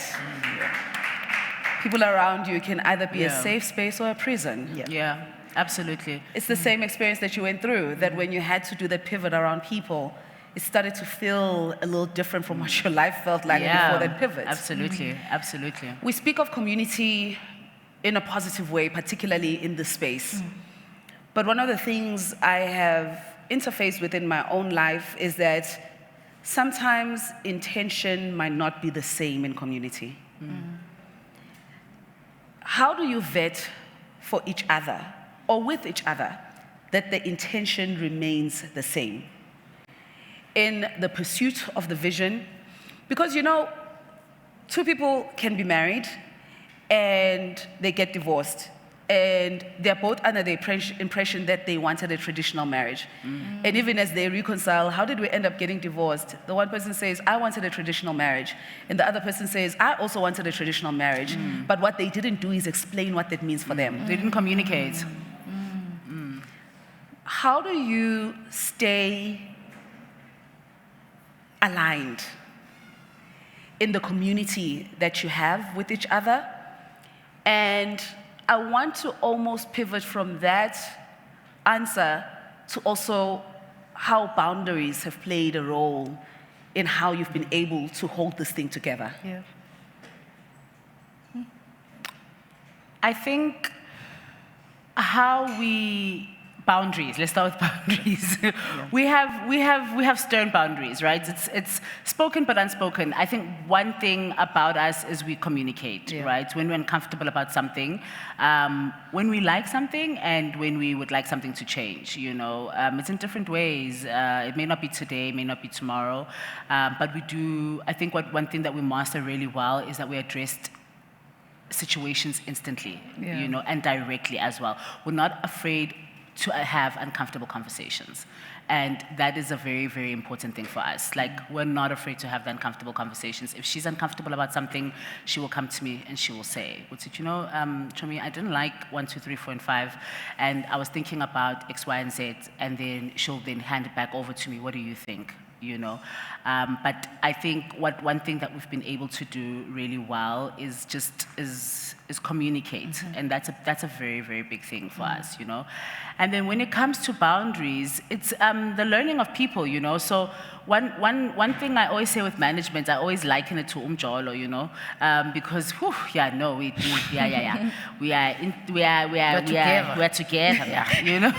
You are literally together. Yeah, we're together the whole way, the whole time, the whole thing, yonke into finances, who intertwined and shit. So, ukuthi akana mali, and I'm like, oh, okay. But I have to respect that, because then it's in the context of what she has budgeted for herself and what her life plans are, or whatever the case may be. So then I have to always reel myself in, and I'm like, okay, we can't do this particular thing because maybe Zola is feeling ukuthi she needs to do X, Y, and Z with whatever she has planned, and I have to respect that, She then comes to me sometimes, or maybe, and she'll be looking for something, and I have to be transparent that I can't be there, or I can't do X, Y, and Z because of this is what I'm doing, So I think for me, it's definitely communication. And I think you already mentioned it, respect. Yeah, respect. Inhlonipho is something that's very important because, yes, we are friends, yes, siyalingana, but aslingani. Yeah,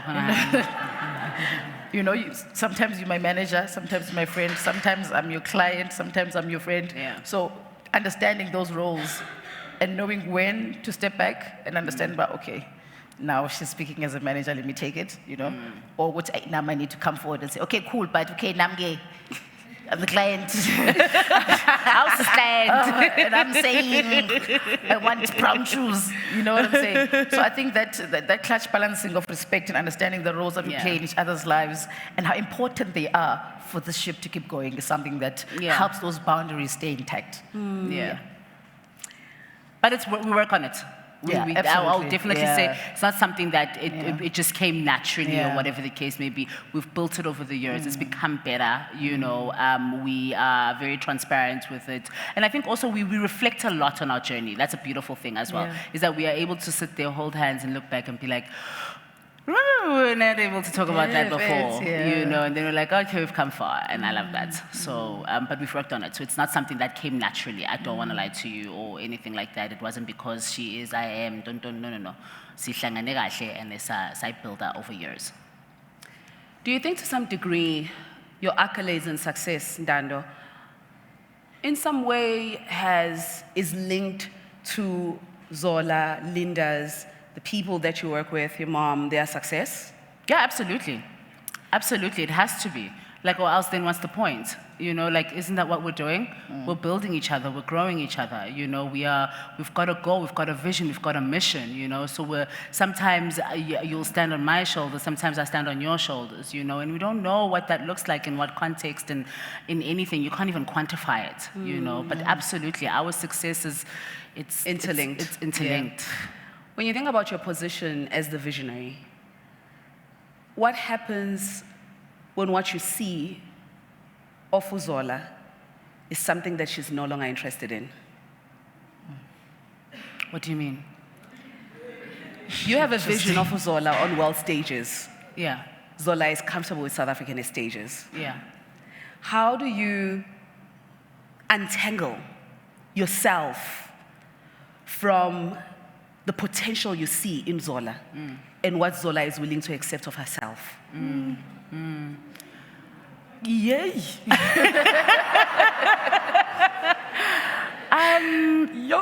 And as you say that,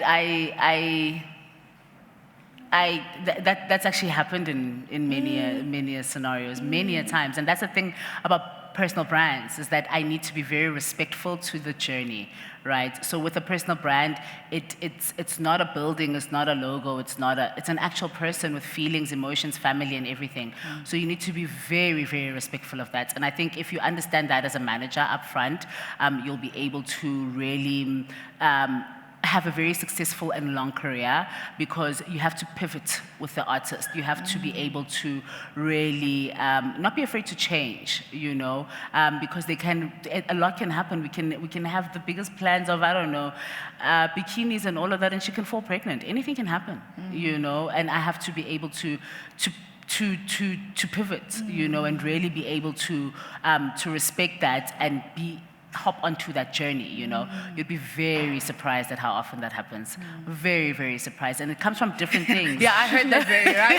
I heard the giggle, like there's something I'm thinking about right now. Right now, you know, where I'm just like, okay, and she says, and she'll come to me and she says, you know, I thought about that thing that you were thinking that we must do it, and I'm not sure if I'm comfortable with it. And then I'll fight for it, and I'll say, no, let's try one more time. How about? And then she'll be like, okay, we can give it one more shot. Then I come back and I saw you uncomfortable after we'd give it one more shot, and she's like, yeah, I really didn't like it. And I'm like, okay, cool. You know, because I think a big thing that I always say is that everything here, between even just the three of us, is our real lives. As much as it would be for an accountant, a lawyer, or whatever the case may be, this is not like, it's not something we can switch off or switch on, or like it's gonna end at some point, the contract or whatever, there's a lifespan to it. So we have to live it every single day, you know what I mean? And that comes with understanding that things change, you know what I mean? People change, situations evolve, the weather's not the same, you know, like we can't be steadfast in that. And we've experienced that. We experience it quite often. Honestly, we have to change the plan. And I respect that highly, and I trust her. You know, I trust her feelings. She's a gut person, so if her gut is telling her she won't be able to do it, I respect that. Sometimes. How? After such a beautiful... And I want to say sometimes, because it's also important to have a certain level of stubbornness with that vision. And not be too controlled by an emotional being like me, who today feels great, tomorrow doesn't feel so great. You know what I'm saying? And you do have that stubbornness somehow. And you always manage to reel me back in. And more often than not, it turns out being beautiful. For example, I hosted a red carpet recently. I was scared. I said no. Dando called me. She's like, okay, cool. So the Nakas, you hosting the red carpet. And I wait. Who? You, babe? You're hosting it. No, Dando, come on. No way. What is it? Is it live? Is it pre-recorded? You'll be fine. Babe, come on. You're great at this. You're amazing. I believe in you. I was on stage. I loved it. There's beautiful pictures. The whole time she's like, I'm having so much fun. I'm like, you know what I'm saying? So that stubbornness sometimes, yes, there's an intuition that you have to balance with someone's life, but you need to be stubborn with that vision somehow. Yeah. And I'm glad you said that now, because that just reminded me. I have like a lot of I've got a lot of new journeys currently, you know. I've signed new people, and I'm not steadfast in that vision, you know. I'm very, because with the strategy of how we've rolled out currently, I had to approach a lot of the time in terms of making them believe the vision, right?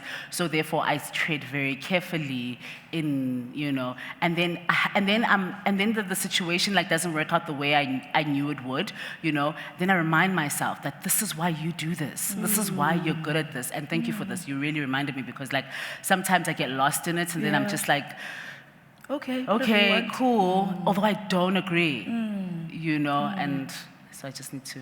Thank you. It seems to me as I listen to both of you speak about your community that there has to be a rhythm. Yeah. There has to be a rhythm of allowing the other person to discover where they are in that season and creating space for them to have a conversation around their needs, but also understanding when you have to push hard. It's a rhythm. There's no one way of doing it. My last conversation is going to be to Zola, anchoring back on this idea of rhythm and communication and everything that we've spoken about. And it's the same question I just posed to Undando. How do you untangle yourself from potentially disappointing Undando in a position when you can see that she truly believes more than you believe? How do I untangle that? Angas. Like I'm saying, as artists, we are the most intricately colorful, crazy people. And I've learned to be kind to myself and to my mistakes as well, and not crucify myself too much on my mistakes and understanding that I'm human. There have been moments where I have disappointed and done, you know, and I learned from them. It's the important thing. I made sure that I learn from my mistakes to make sure that it never happens again. You know? So, and also just believing and trusting in myself. It's hard. And it's sometimes so much easier when you find it that you believe in yourself when someone else says it. And it goes back to the type of language that you speak with yourself. I found that I was speaking very negatively towards myself for like a long period of time. Why I can't do this or whatever, or I'm not sure, or maybe I'm not good enough for all those things, but also just changing the conversations that I have with myself and the way I speak about myself. To be careful after I say I am, be careful of what comes after that. It's not easy, of course. I'm like, oh, I'm so tired. Oh, wait, no, I'm not. I'm so blessed to be here. I'm blessed to be here. But you're crying and you're tired. So also just watching that language, because it wires something in your head, in Lela, that you speak to yourself now. So I'm still untangling it. I'm not completely out of it. Sometimes I can still see the things, but like I say, I'm kind and I understand. I'm like, okay, cool. Let's untangle that and let's go. I don't think there's any question I can ask of you that will anchor anyone on these three things. The first one, you have to be intentional about your community. Yes. Dando, I can't tell you enough how powerful just that part of your story where you make a decision. You don't hope to come across the right people. You make the decision to leave people behind for the possibility of the life that you can create. The intention behind who you keep around you. And it's the same with you, Zola. Reaching out to Ndando. But not only reaching out, going to God and saying, I'm about to reach out. Help me out. Help me out. The second thing being the respect as the primary guide for the possibilities for the relationship. And the mutual respect, primarily. I'm always in awe of how there'll be Zola and Linda and Dande's on stage talking about personal branding, and they're championing, they're posting, they're sharing everything, because at the core of the relationship is that everyone should grow together. And then the third thing is just the power of aligned values. That the ease at which you're able to navigate the building of this community and being able to express it as a journey is that the foundation is that we want the same thing. We don't only want the same thing, we have a social agreement that this is how we go for the things that we want. The humility, the respect, seeing abantu, which is the same with you, Ndando. You're always, and I can understand now when you say you always see the positive, and I think it starts there with you, that you already move with the knowledge that there's something good that's going to come from this conversation. So you come into it with the positive energy. And if it should not go that way, it still doesn't change the fact that, oh, the next conversation will be positive. Thank you for sharing of yourselves today, especially as women who are navigating this relationship in such a public platform. We pray for you, that God covers you, that He carries you through this relationship Angengikhali, nithathe zonke inyembezi. Stop. Oh. I pray for you because every time I see these kind of relationships, I understand what they can birth in other people's lives. Ulinda wanted to be here. Yeah. She was devastated that she couldn't be here. And her devastation was not that she was going to be on stage as Ulinda, but that she was going to be on stage as part of the sisterhood. Yeah. So thank you for demonstrating this to all of us and for all the sacrifices that come with building this. I'm gonna let you go.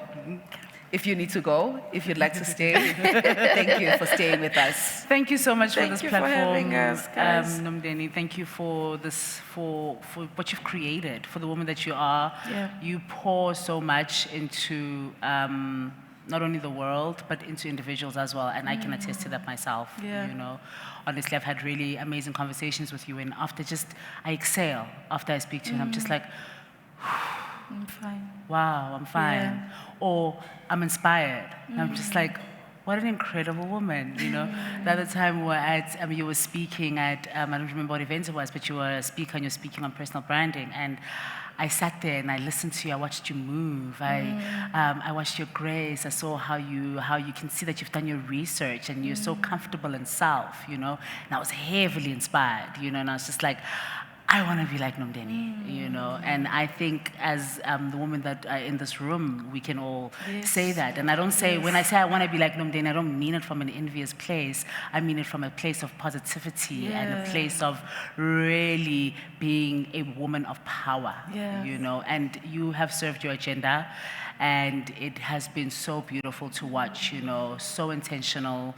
And I think just to be here today is such an honor and a blessing. And I'm so in awe of who you are, you know. I'm so happy to even have you in my space. The fact that I have your number is insane.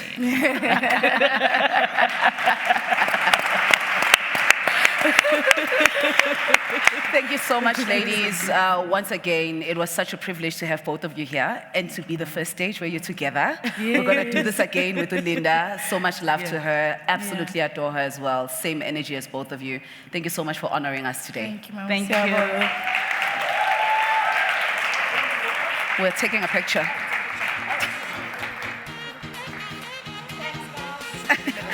Thanks, guys. We'll come here. You guys are so pretty. There you go. Please tag us, guys.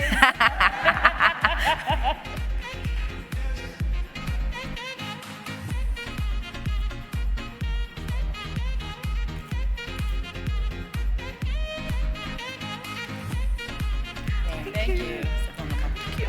Thank you so much. Thank you.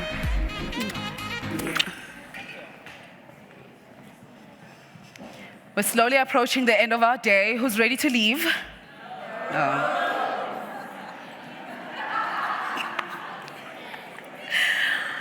The next conversation is my favorite because I do less work than I normally have to. Because I know nothing about career building.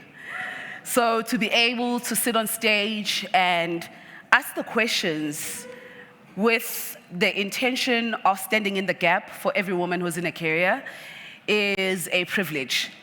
But what's an even bigger privilege is to be able to pose those questions to a woman, like I said earlier, who is not in an affair with her career, who is anchored, who is clear, who is... Also just come on stage. I'm not going to stop. Welcome on stage, Khumutso Manya. Friend, this is the walk that you had in 2022. This is the same walk. Can you hear me? Can you hear me? There we go.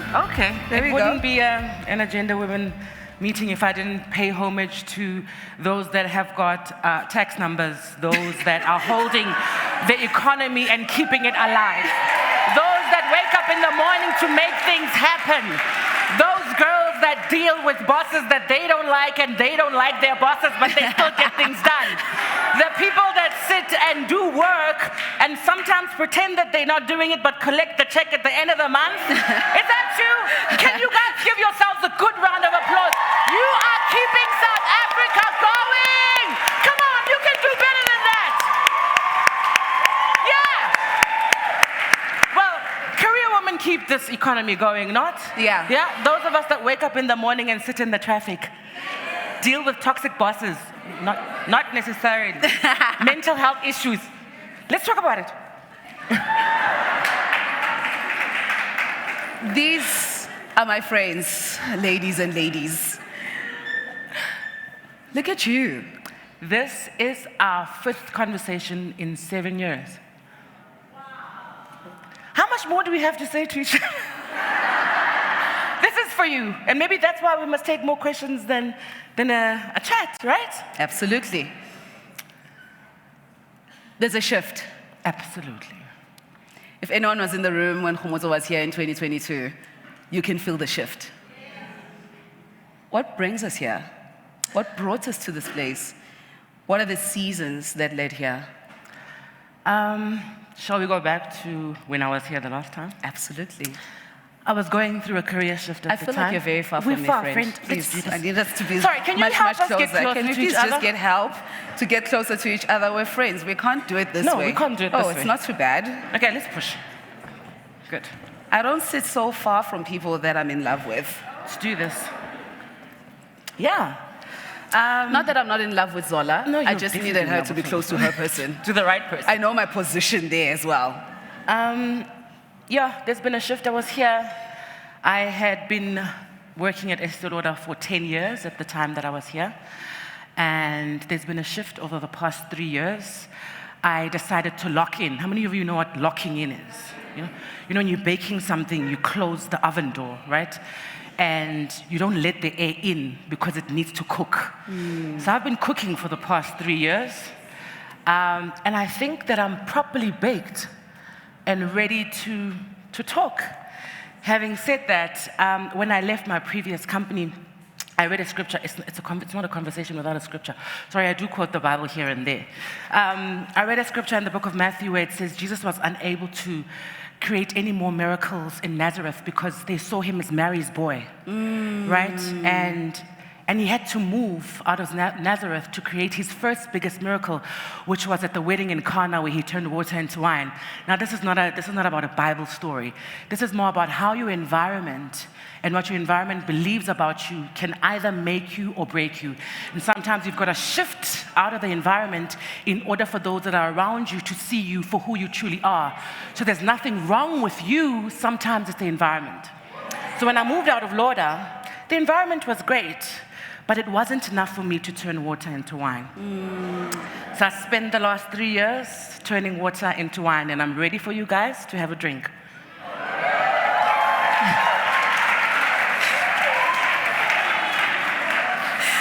Let me tell you, I saw her walking up the stage, and I knew I would just have to sit here and listen.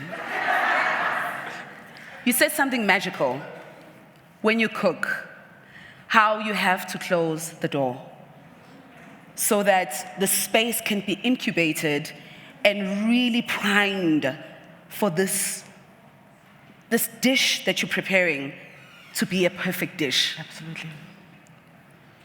That's working in the background. Absolutely. Without the noise. Yes. And you do that so well. You're able to really focus on the main thing and not get distracted by everything else that's happening around you. Yeah. I saw, as a friend, the shift that happened when you went to Samsung. The number of people that started to call. The number of people that wanted to take pictures now. Everything that came with that. But what was magical is how I saw you close the lid and continue to cook. Yeah. Because your intention was never to take photos with those people. It was always to get to where you want to get to. Absolutely. What is it that has happened over the years that has affirmed even more the importance of closing the door and making the main thing the main thing? Because life is not in the spotlight. And I think the era of social media wants us to constantly be in the spotlight. And somehow we feel this pressure. And the more you feel the pressure, you're opening the lid. It's not going to cook. And you have to appreciate that the closure in and of itself brings a newness. And if you don't close it, the newness is not going to come. We are taught so many times to just constantly come out, right? You live in the spotlight. If it's not, create a content plan, do this, see your boss, go this, do the project. And sometimes you've got to literally, and those of you that are in the corporate space, put your head down, do the work, show the value, and then get the reward. Some of us sit, especially those that and I'm speaking to the corporate girlies because I know that there's a lot of you here. I know, and I know that a lot of you are struggling with when do I close and when do I open? When do I close? When do I open, right? There are times, and you know it, there are times and seasons, even in your career, when you work on a project, you don't need eyes, you just need to lock in. Do it, finish it, then step back and open the pot and go, look what I've made. And this is the one thing that I don't know where we get this thing of constantly wanting to be checked or to check. And unfortunately, that's just not how life works. You can't bake a cake and open it every 5 minutes. It's going to flop. I've learned that over the years. I've learned that with the rank and the file comes extra eyes on the oven. Still doesn't mean you must open it. When I started at Samsung, and I heard you guys talking about me earlier when I was listening online, when you said, no, you were, when you said, without the title, you are nothing. You have to remember that without the title, who you are. Well, it's the other way for me. With the title, I became something, right? But I had to remember my why. I didn't go into this to get a title.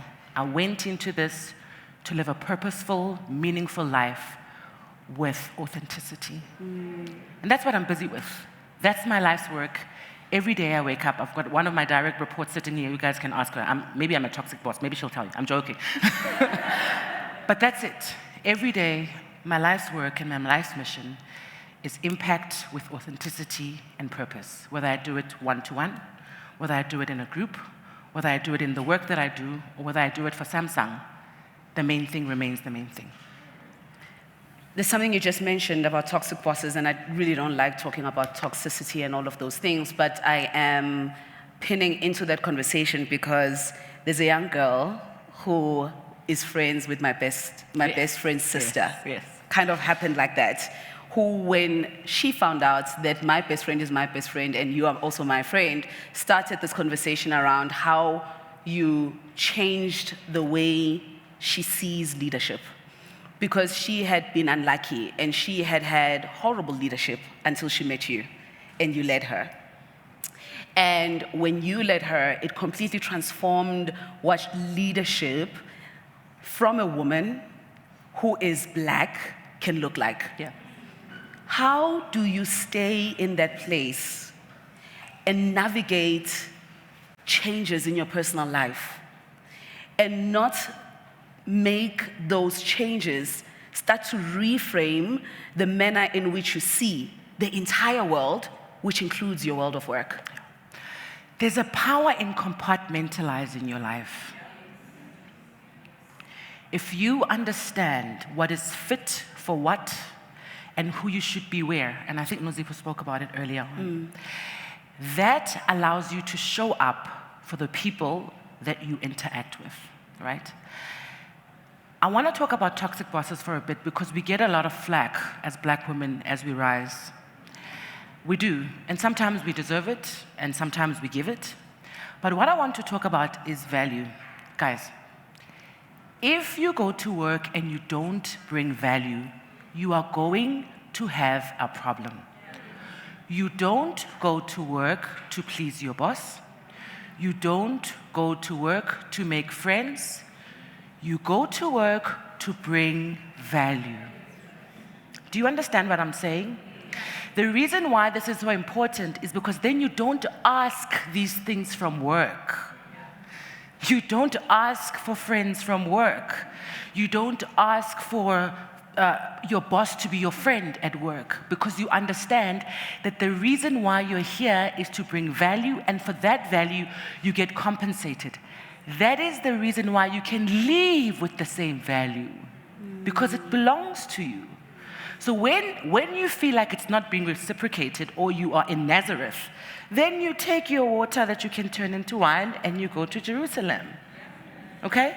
And that's where we usually get a problem with and I'm saying people are bad. They're bad people. There are bad people out there. People are good, people are bad.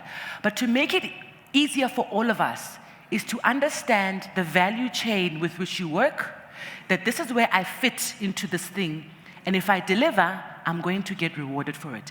If I'm not rewarded for it here, because of A, B, C, this person, this politic, that politic, I take it and I plug it somewhere else. And that's what it is. To answer your question, I compartmentalize. I know what I am, where I am, and at work, I am bringing value, and my value is to bring out the best in other people's values, right?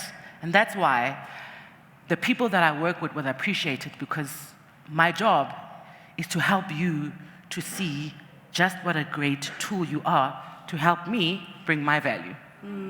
Because if I shut you down, then that means I'm not going to get the value that I need from you in order to show the organization that I can also bring value.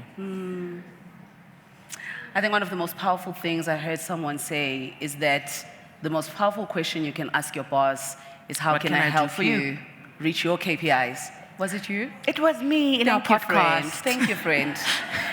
It was such a powerful narrative, this understanding of positioning in the workplace. Yeah. To recognize that you bring value by making sure that, firstly, in your position, there is success that is delivered. But then beyond that, it can also be reflected in then going and saying, how do I help you navigate your own success? Absolutely. And if you can get that right, if you can understand that you're a cog in a wheel, right? You're a puzzle piece in a bigger puzzle. If you bring your piece of the puzzle and your boss brings the bigger piece of the puzzle, this thing just becomes a little bit better. The friction starts when you want to create your own puzzle in the puzzle, right? And then your boss also has got their own puzzle. Now there's too many puzzles. And because rank and file will always win in the corporate space, this is when that starts. Because you're not understanding what I'm trying to get out of you, and as a result, I'm frustrated because you're not giving me what I'm supposed to be getting. And I'm not saying that bosses are the end-all and be-all. I've got a boss too. But what I'm trying to give you guys is tips on how to work this thing. Because not only do we get, and I've said it before, right? We spend so much time at work, guys. And we derive a lot of who we are from what we do. We have to make it meaningful and make it make sense for ourselves. So yes, asking your boss what do they need in order to succeed does make the load a little bit lighter for you, if that makes sense. Absolutely. I had a conversation with Chipo in the podcast, and one of the things that she mentioned, speaking to what you are talking about, is also this idea that often when people find themselves lost in the workplace, they then start to fundamentally believe that their way out is for their boss to mentor them. Where does mentorship sit for you when your focus is delivering value for the organization and they are young people who kind of don't understand what is happening in the organization? And I'll tell you where I want this to go. Because in that conversation with Chipo, what she brought forward was so powerful that in order for me to give you what you want, you have to give me what I want. Absolutely. Before we get into the secondary question of how we can all help each other. Yeah. We are in this space because there is a bigger vision that we're called to be part of. Absolutely. Where do you rank personal vision for career growth versus the corporation's vision for their own growth? I think that a good place to start, especially on mentorship, you know, mentorship and coaching is such a personal thing that it would be difficult, especially for me, and I don't know for other people, it would be very difficult for me to mentor you into the person that I want you to be because I need you to deliver. So I need you to deliver. So I'm not going to help you to do it, I expect you to do it. And this is where, again, we find friction, especially with black black leaders, where we are expected to be your aunt, your sister, your mother, and your boss. And very controversial. I'll tell you why. Because there's a sisterliness that you expect, but there's a value that I'm expecting. These things are not meeting, right? The same way that I said it in the previous podcast is, you need to know where to go for certain places, right? You go to church for a sermon. You don't come to work for a sermon. Amen? Amen. The same way you go to a mentor for mentorship and you go to your boss to deliver. These are the things that cause friction and cause us to be upset unnecessarily because we are knocking on the wrong doors for the right stuff. Do you need mentorship? Absolutely. Must it be the person who's now going to sit and give you an evaluation 3 months later? Possibly not. So it's that. It's your understanding of what the relationships are at a mentorship level, at a management level, at an executive level. It does sound a little bit harsh, but I said to Nomndeni, and I've said it many times, if we don't show you guys these truths, then it becomes very difficult for you to find a way to meander them in the corporate space. So to answer your question, don't ask your boss to be your mentor. Get a mentor.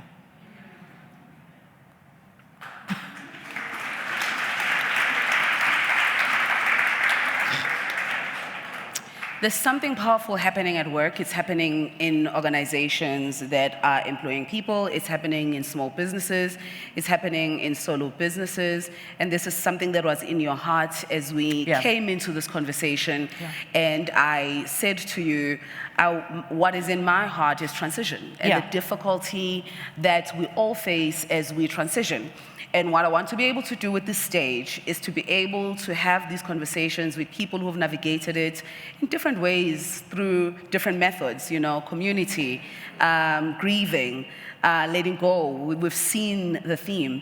And it was so beautiful that as we navigated a conversation around work, you brought forward this transition that we're all going through and that is going to absolutely affect women at work, and that is artificial intelligence. Yeah. And I'm not going to get a lot of nods now. I'll probably get them 6 years from now. So when we spoke at the podcast, you asked me about what are the 3 anchoring things in the corporate space post-COVID, right? And we spoke about people, we spoke about processes, and we spoke about profit. Those of you that have watched the podcast, if you haven't, please go. It's a really powerful piece of work by Nomndeni. Having said that, now there's systems in place, right?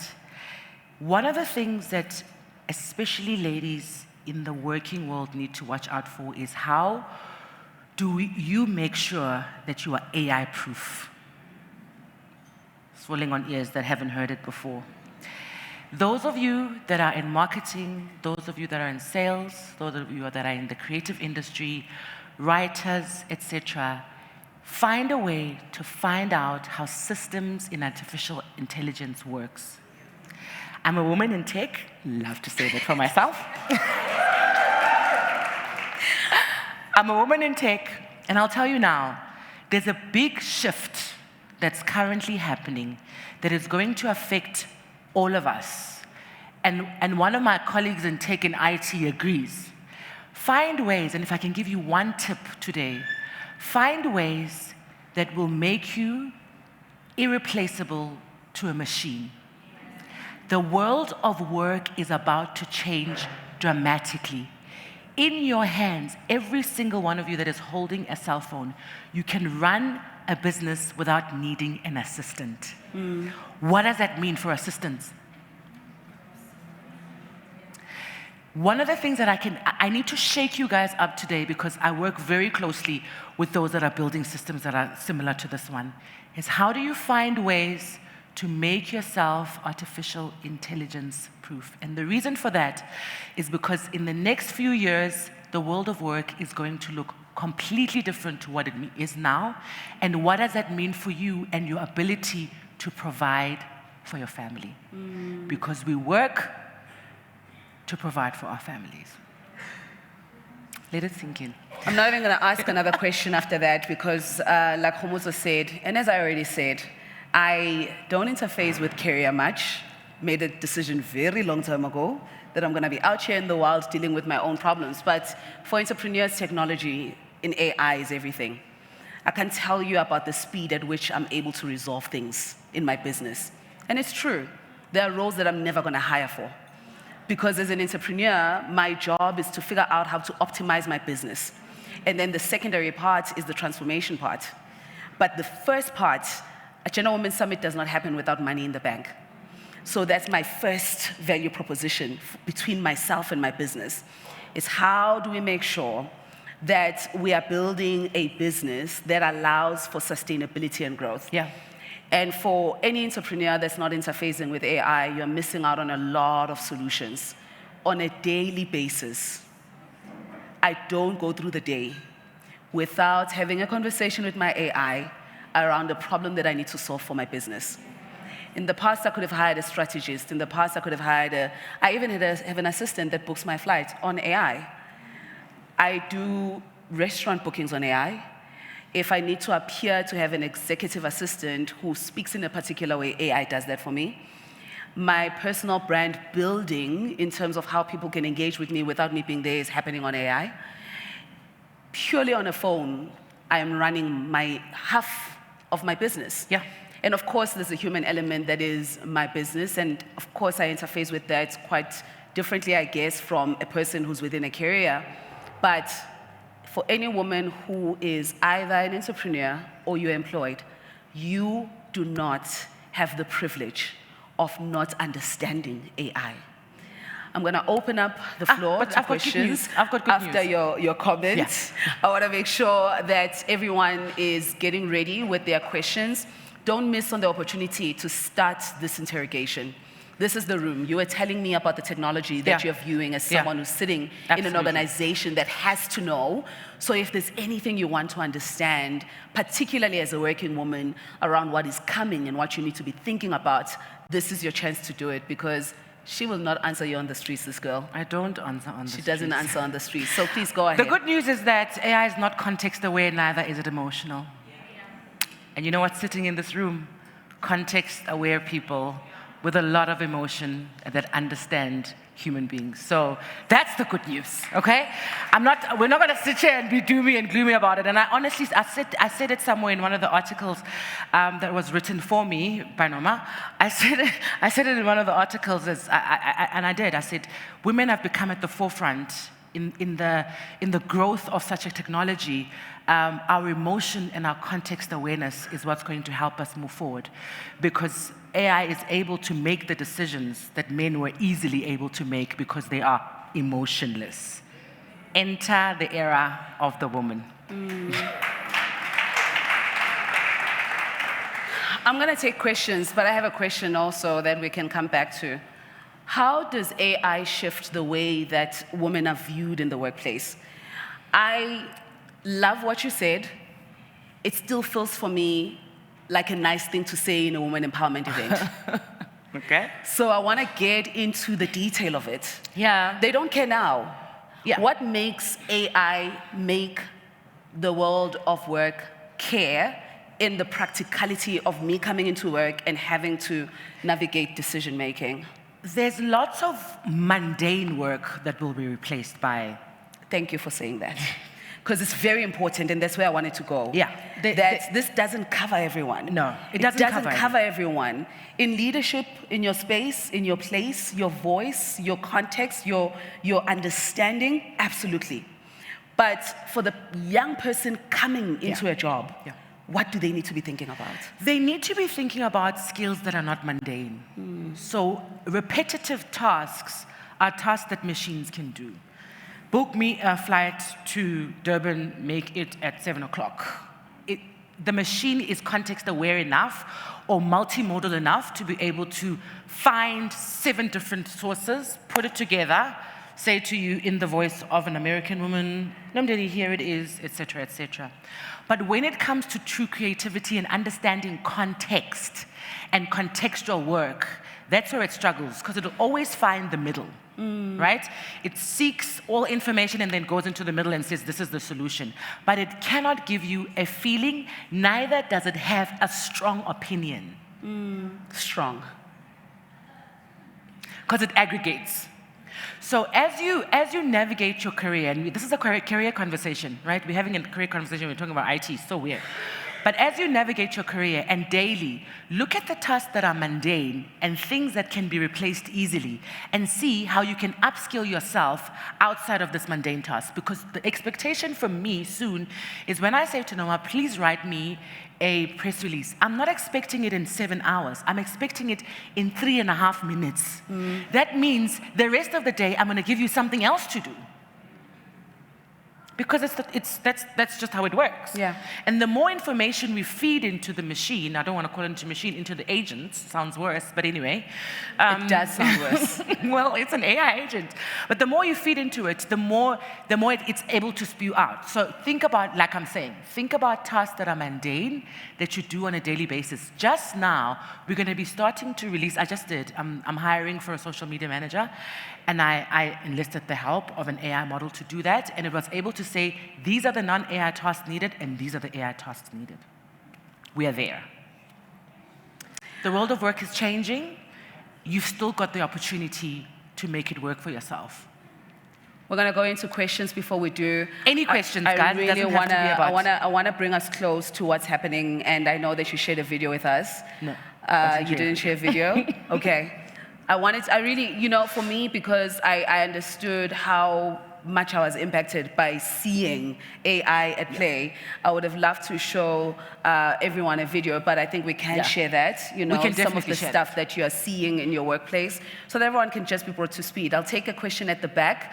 There is a lady standing right next to you. You'll move to the front after that, please. I'll take the 3 questions, then we'll answer them so that we kind of are able to manage it better. Okay. Yes? Good afternoon. Hello. I'm so happy to see you. I'm sorry. Thank you. I've been going through it. Okay, so I'm going to be as quick as I can. I work in retail. Okay, so I recently got a promotion 2 weeks ago. Congratulations. Thank you.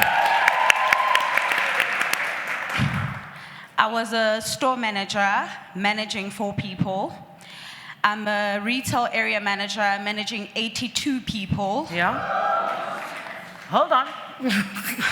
I'm going through it. Yeah. I got trained for like a week. Yeah. I've been alone this past week. It's hectic. Yeah. I'm suffering. Okay. So I'm very lucky. I've got a very supportive partner, very supportive friend. I mean, when I knock off, she has to listen to me for like 3 hours, and I'm venting about, I just fired someone. It's my first time. 3 days into it, I had to dismiss somebody.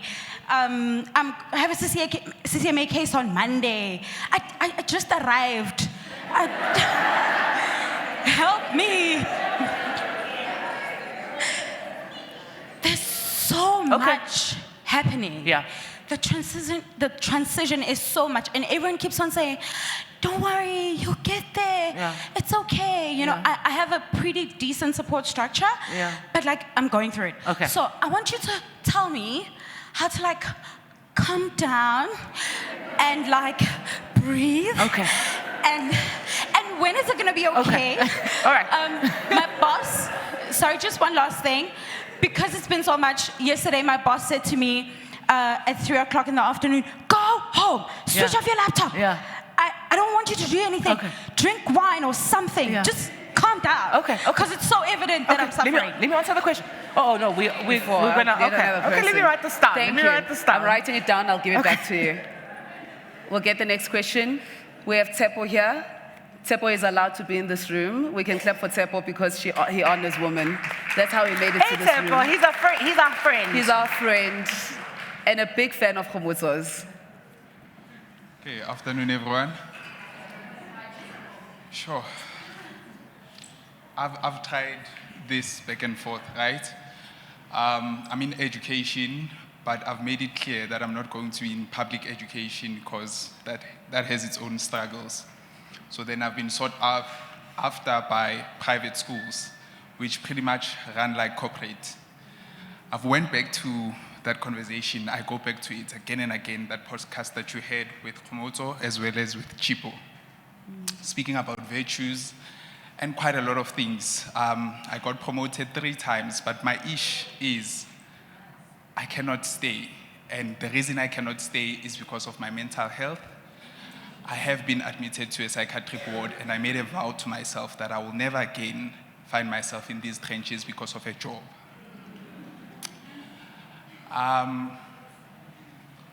In what you are saying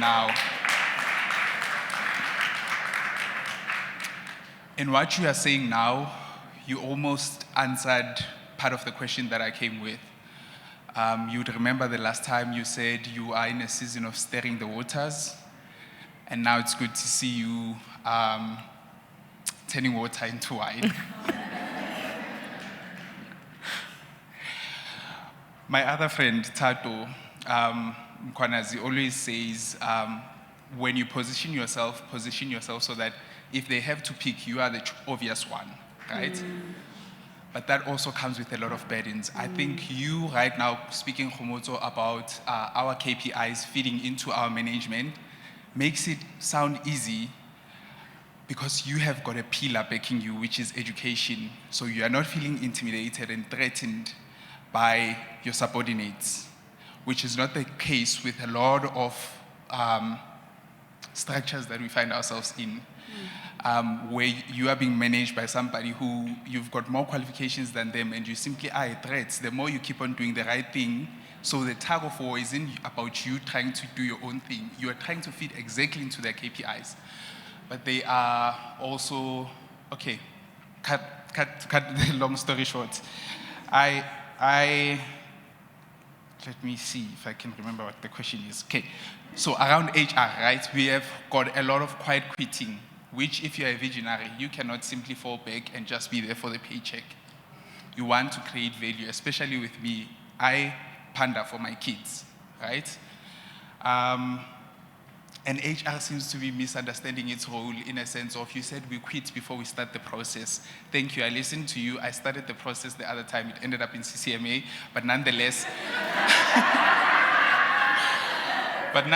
the company was able to call me back in a different division, and I was able to now go under still the same company, but different school.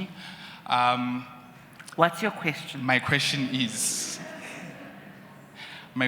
is, how do we work around when we are expected to deliver, especially post-COVID, when there's a lot of budget cuts and that compromises quality, and you still are expected to deliver? How do you make that work? Okay. I'll take one last question. There's nothing happening that side. Oh, thank you. I'll go to Nomndeni, that side, please.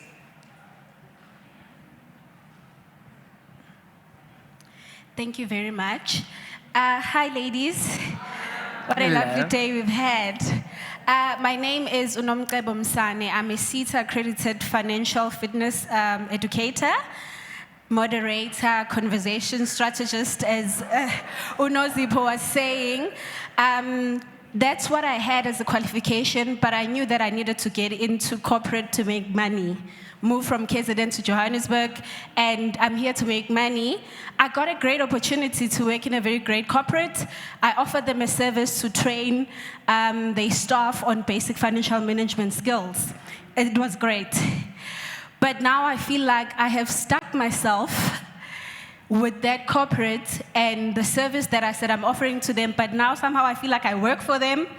They've just like employed me, but then at the same time, my idea was not to be trapped in corporate. It was to be Nomndeni, be my own brand, be my own self.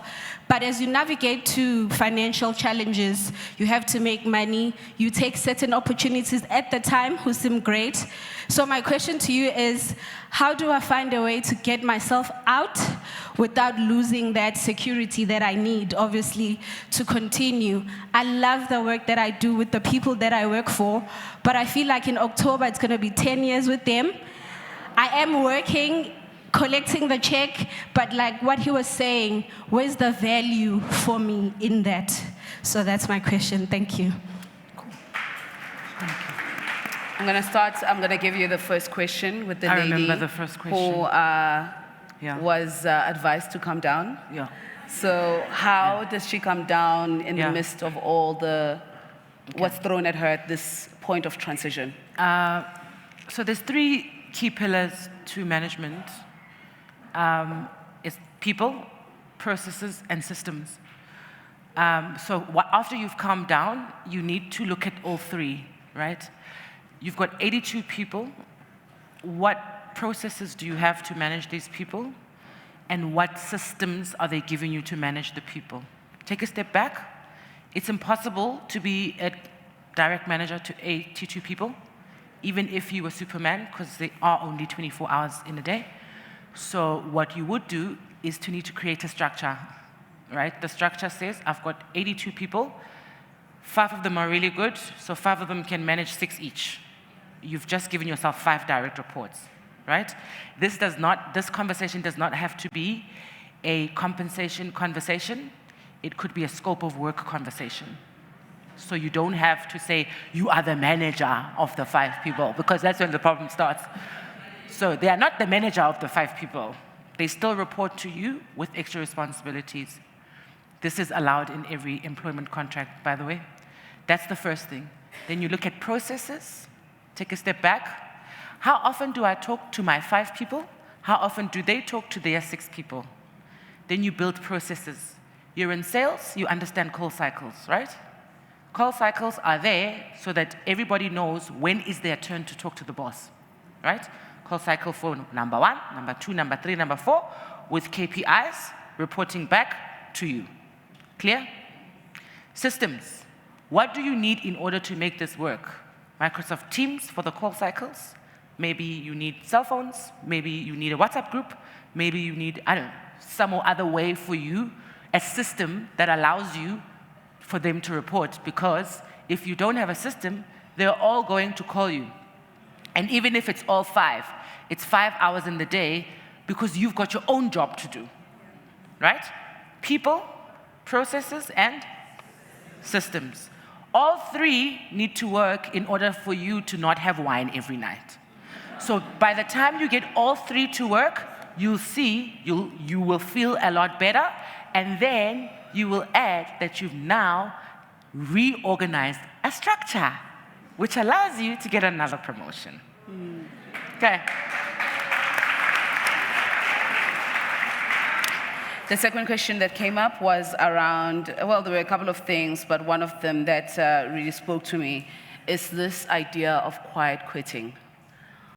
Why do you believe, as we get into that conversation, a lot of people feel disempowered in the corporate structure? We had this conversation slightly the other day. And I've said it, and I'm going to say it again, possibly in the more gentler way, right? Unfortunately, it still isn't your mother's house, right? And having said that, the only relationship that you have with your colleagues and with your boss is commercial. It's a commercial relationship, right?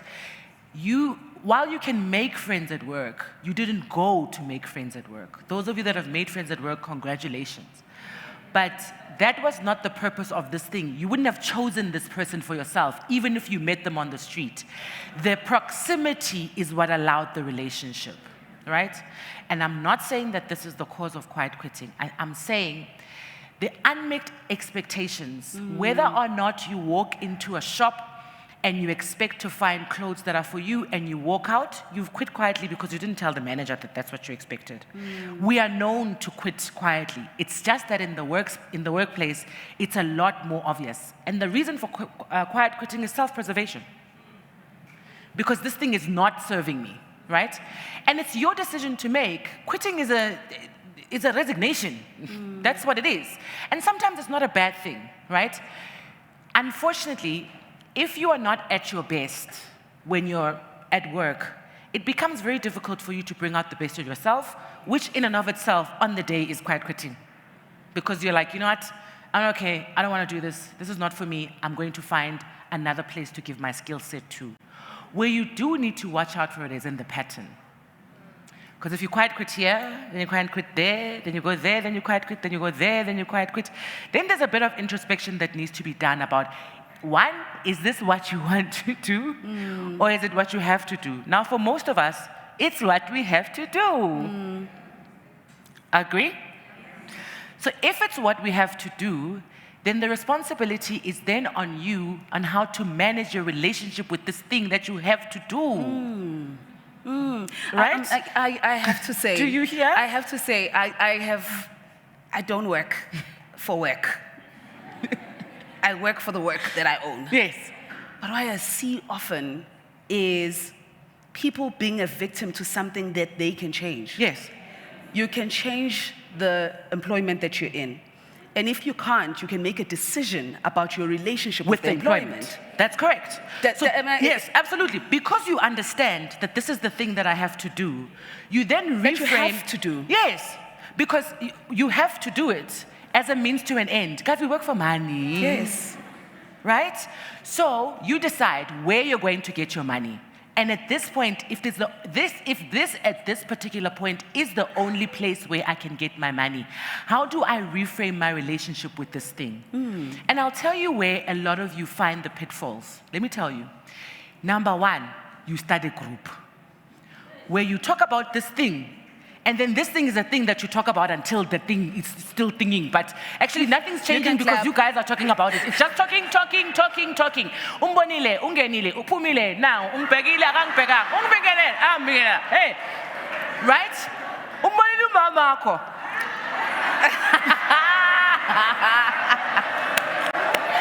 We know that's what you guys call us. By the way, we know. Umama wakho.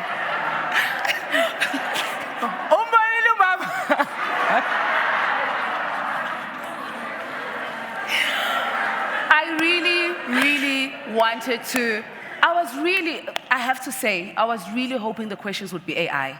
No, they're fine. And the reason I want to anchor this, Khomotso, is the responsibility piece. It's the ownership of your life piece. The misery comes from giving that away to someone else, to a corporation, to money. I'm sorry. Can we talk about how much you give ownership of your life to money? To money, yeah. Now, Khomotso is the issue. But the actual issue is that you want Khomotso's money without honoring Khomotso. Here's the thing. Wherever you find yourself today, you're not a tree. You can move. You can move. You can certainly move. And it does not mean that the moving will be like a leaf falling off the branch. The uprooting will be tough. But you can move. Guys, every single time you have an issue, you have to be able to have an internal conversation around what truly is the issue. You have to be able to interrogate in a deeper way what you're asking. Sometimes the question is about Khomotso, but in actual fact, the question you're avoiding is the fact that you don't have the courage to change your life. Change your life. Absolutely. So you've made it about Mama Ako. Yes. And then join and 7. How? Because now there's 7 of you talking about the same issue. So you start to believe it. You do. And then it stops you from actually uprooting because you've got friends to not uproot with. Then, we are here. Guys, we have to, especially we have on to this talk one. about this. So then you've got 7 friends that you've started a group with, and now all of you are not moving, and you are sitting in the same place, and then the next thing you know, we are 7 years down the line. Absolutely. And there's a 7th Umamako because the other one moved and the other one moved and the other one moved. The other one became a CMO. Yes. So guys, you are not married to your job. No. Right? You are there and that's why I need you to see it as you offering a service of value to a particular organization. And if it is not appreciated, you are more than welcome to take your services elsewhere. That's it. here's the thing I want to anchor also, and I'm okay with the conversation taking this route because it's causing us to pause and reflect on where we are. If I'm given the opportunity to ask about the next wave of business, I can tell you for sure I'm not talking about the problems I'm having in business because I'm postured for the next wave. So I am thinking about this thing that is coming because I'm not in my feelings in my business. So if I have 5 minutes with Bill Gates, I'm not asking him about how I feel about my business. I'm asking him, how do I scale from where I am? What are the things and strategies I need to be thinking about in order to get to where I want to go to? And maybe the question is, do you know where you want to go to? If I had 5 minutes with the product manager of Gemini AI, or if I had 5 minutes with the head of Google, I would ask them, what does the future of marketing look like in the AI of things outside of the Internet of Things? I would ask them, what is the role of a marketeer in a world where machines will start to do campaigns end to end?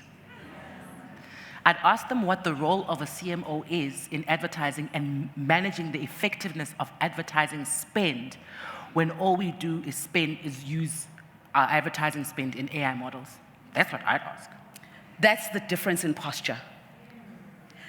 When you're not postured with intentionality, amazwi wakho azositshela. The questions you ask, the problems you're having, the people you hate, all it reveals is that there's no clarity when it comes to where you say you want to go. Absolutely.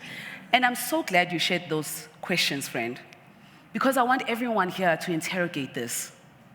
If I'm in a room with a person who's going to get me to where I say I want to go, do I know enough about where I want to go in order to ask the question that gets me there? Or am I stuck where I am, so much so that it clouds my vision about what my future could be? I'm not going to repeat the last question because I think we know the answer. It's not the question. If you're in a job that you don't love, you can leave. And if you can't leave, the question is, why can't I leave? Not why can't Khomotso change so that I can stay? I'm going to open up again.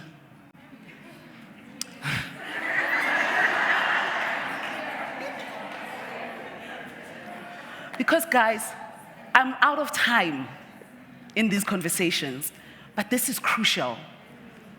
I had a conversation with a friend who said to me, you know, the issue with seeing yourself as a victim is that you can't point yourself to the direction where you want to go. Because you're in this place where someone is doing something to you, and you're not actually postured to inquire about what you can do for yourself. We'll do 2 questions. I won't keep it long. I don't have a lot of time. I have to start my conversation with Michelle, but I don't want you to miss this chance. Ask the question that moves you forward.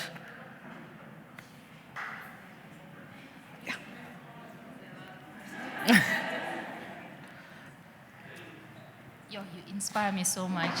I'm looking at you, I'm like, yo, what a powerhouse. And I had to, I'm one to be scared and be shy and not, come forward and stuff, but I thought this might be my chance. Go. Yeah, I'm in systems integration. That's my specialty. I'm in IT, women in tech. Women. So I've told myself for the longest time that I'm a specialist. I just want to sit in my corner, solve problems, and, add value to the company. But listening to you, I'm realizing there's so many ways to add value.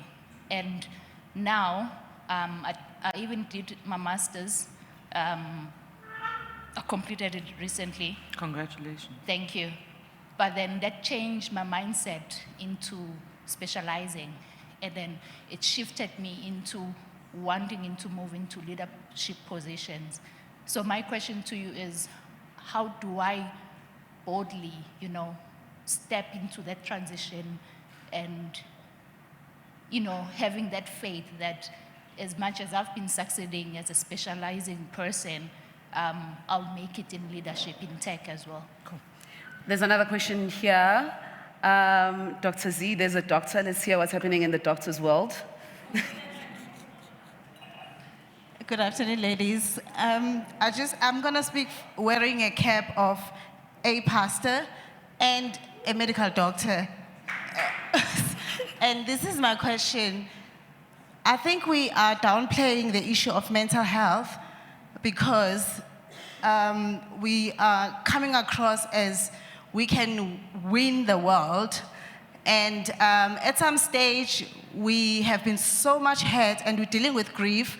We've just survived COVID, and some of us haven't fully recovered from that. So we're dealing with a remnant of people that have faced so much. And now we're finding ourselves in these organizations, but we haven't dealt or grieved completely with what we went through, whether it's a previous employee or the current one or whatever the story is, but there's some baggage. I know it's my responsibility to see a psychologist and stuff like that, but how are we helping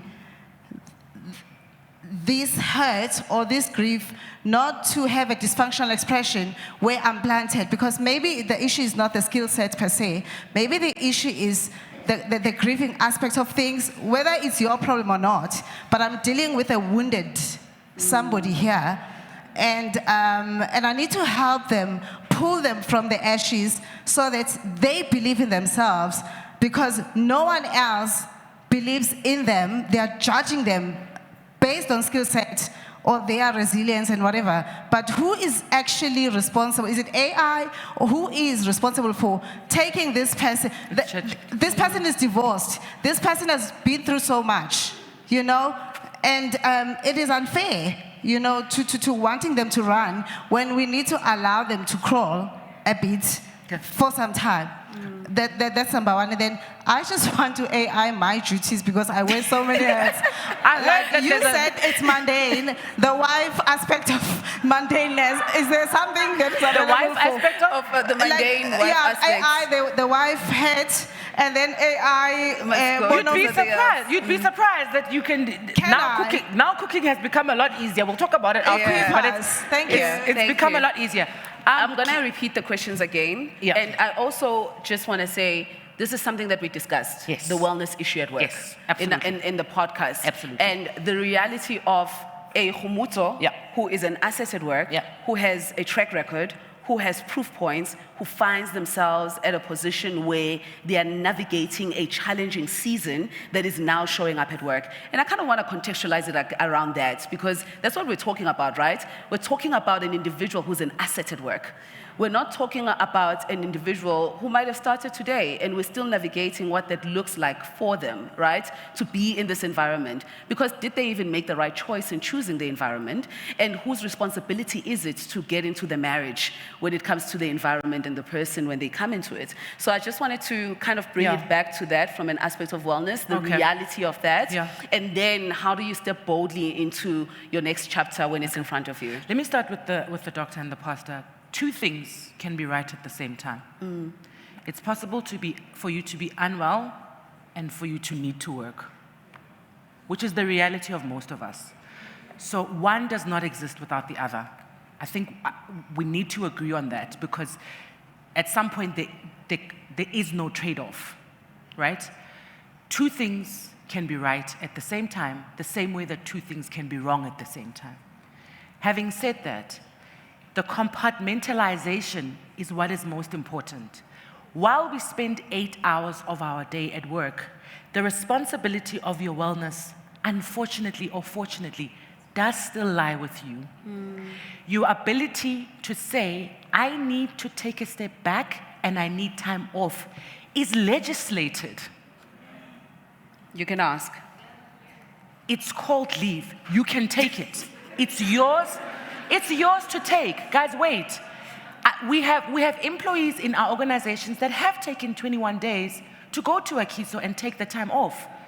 You have to be allowed, if you're not well, to not be at work. We are not running slave trades here where you're expected to, and if that's the case, then it's not legal.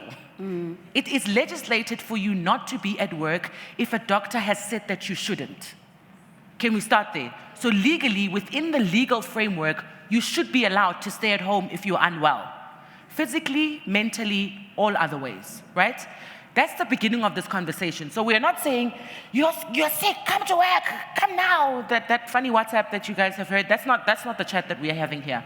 The chat that we are having here is how do you then compartmentalize your life that it doesn't bleed into the other one?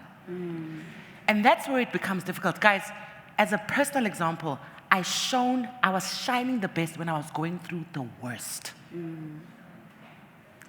It's not a lie. The past 3 years, personally, have been hard. But the past 3 years, professionally, have been amazing. Right? The power of compartmentalization. I understand what I bring here, and I understand what I bring there. I would go to work wounded to the core. Me.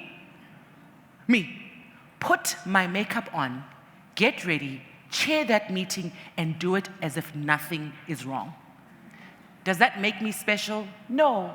It just means that I've managed to compartmentalize my life. Somebody said on TikTok that the greatest power that you can have is self-regulation. Absolutely. If you can learn how to self-regulate, because emotions are real, but so is everything else that you have to do. So we're not going to sit here and say to you guys, when you're going through the battle, get under your bed. It's that bad. You'll come back after 3 months. Ayikho.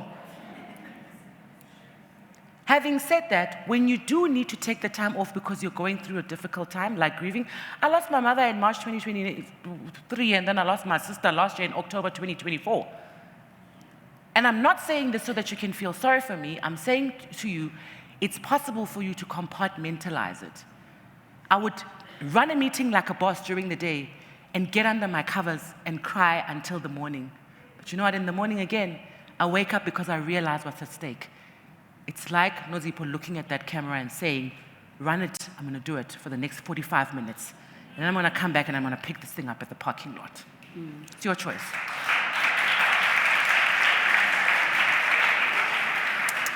Ladies, I've run out of time. I'm just gonna answer this one.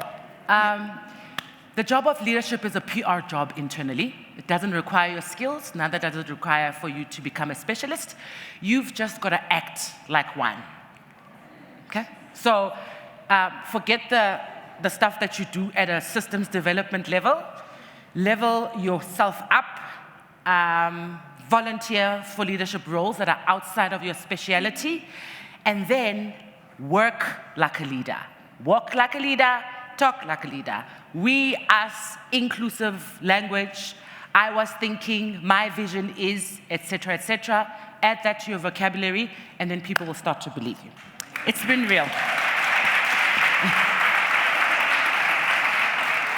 I probably get the most engagement from the career conversations, and I understand, we're in homes that don't belong to us. These workplaces are homes that don't belong to us, and we have to spend a lot of time there.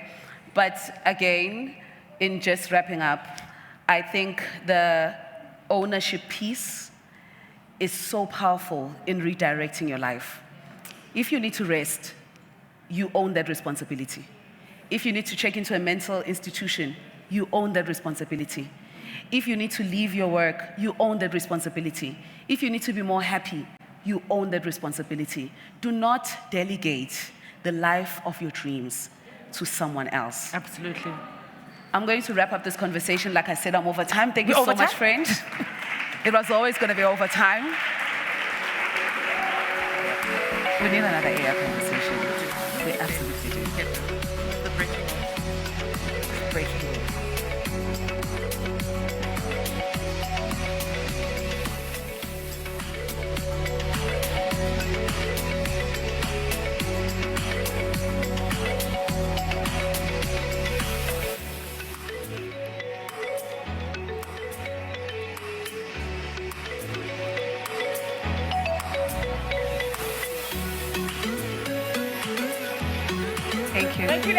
Oh, a hug. God bless.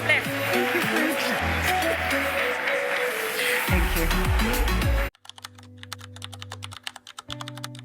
you. You think about the first summit that you attended, the first Agenda Women experience that you attended, what specific memory comes up for you? How I came to learn about Agenda Women, it was literally 2 days before the summit, right? I get the call that phoned me. Then I realized it was you. Yeah. I literally blew up your phone until you answered. I remember it vividly because in that moment, there's a part of me that says, you're not going to make the cut. I had never told my story before then. There's nothing about it that stands out. Yeah. I was like, since it's an ordinary story, in any case, I might as well tell it authentically. When you got on stage and that moment happened, yeah, it was just like, this is why. Yeah.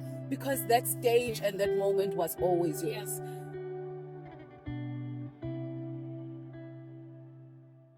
I'm going to invite Michelle on stage. She's looking amazing.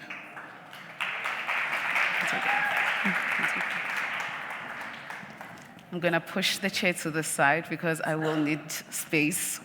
I'm not going to cry. And I think we can play the video before we start the conversation.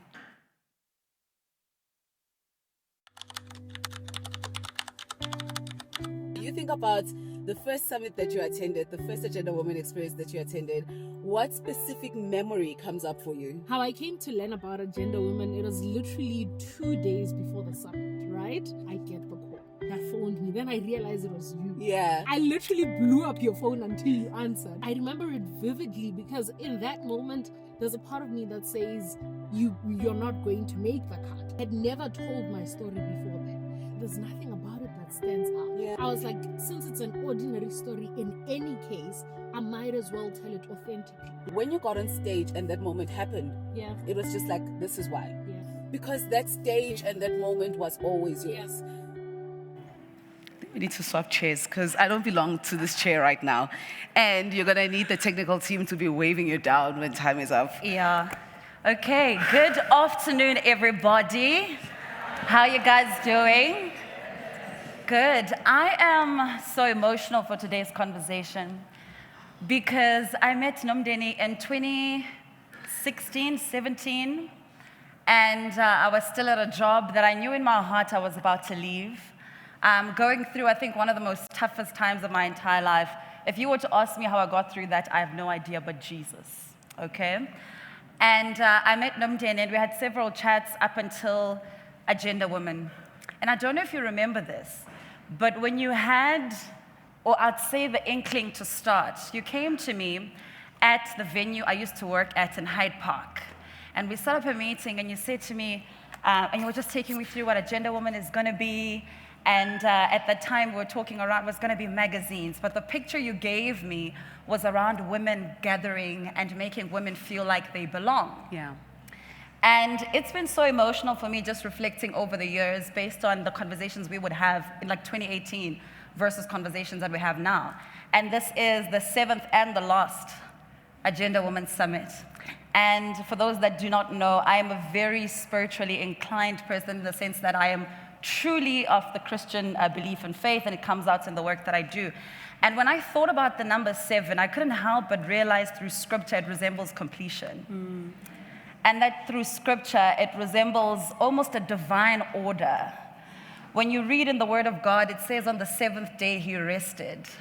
It's not rest that the work was finished, it was rest that the work that was being done in that season was done.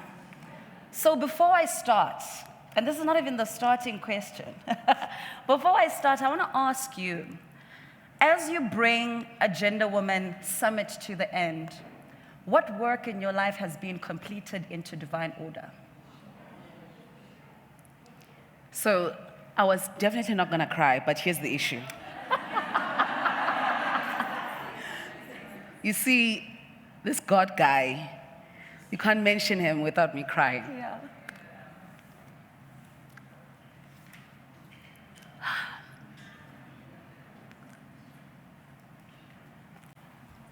I don't know why you even took it. You have so much faith in me. And this is the pre-question, by the way. We haven't started. God. This is it's like the the trailer. answer. It's the answer that gets me. It's the recognition of how faithful God has been to me. Yeah.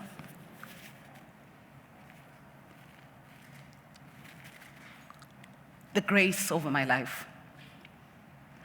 That's what brings me to tears, often when I speak about God. Yeah. It's that I can't speak about God without having to collide with His grace over my life. Yeah. When I started Agenda Woman, I had no idea it would become this. Yeah. I wanted it to become this, but I had no idea that it would actually become this. What has been brought to divine completion through this platform is the healing I thought other women needed being completed in me.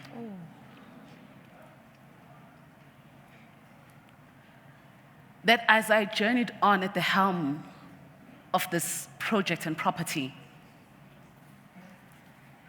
and as it started inquiries in women's lives, there was deep healing work that was happening in mine. It's the women that I've met, the conversations I've had, the prayers I've said for women. Even this morning, coming into this event, I was scared. It felt like, oh my gosh, are people expecting something beyond anything I've ever done? And that God grounded me on, this has absolutely nothing to do with you. It has everything to do with the work that God has begun in all of us. Yeah. And the work He's completed in me. Because I speak about this idea of getting to the thing that we're all pursuing so fervently. Because you cannot get caught up in the pursuit and not get to the destination. And you cannot get to the destination if you're so closely tied and married to the thing that you're becoming as the journey unfolds. Yesterday at the brunch, I said to someone, you know, I'm completely surrendered to God in a manner that I know that the lives that are getting transformed by this platform would mean that the dark kingdom is going to be active as well. So in understanding that, you can't know that and then be delusional about the fact that you will face tough situations. Yeah. If I have to get you on stage and speak about God and what He's done in my life and the transformation I've seen in women, that is not the plan of the dark kingdom that you should be empowered. So I'm interrupting the dark kingdom plan, and they will come for me. But here's the promise that God gives us. I don't know how many times the Bible says, do not be afraid, and I am not afraid. Yeah. I'm not afraid of the work that is in front of me. I'm not afraid of the sacrifices I have to make for the work to continue. I'm not afraid because the divine completion that I see with the closing of the Agenda Women Summit is the meeting that God is calling with me to make me understand that He has done what He needed to do for the season that I was in. Sure. I've got the scripture in my heart, and I'm curious to hear what you think about it. It is Psalms 91, verse 1. And it says, "He who dwells in the secret place of the Most High shall abide under the shadow of the Almighty." Every time I've spoken to you and every time I've seen your journey, I've noticed a lot of dwelling, and a lot of dwelling in the secret place. And secret place can look so different for a lot of people. It could be prayer, it could be a meditation, it could be whatever works for you. What has the secret place in this season been like for you? I don't think I would have come to completion without that place. When I started Agenda Woman, I was nowhere close to where I am in my faith today. And I think anyone who has journeyed with me can hear the change in my language.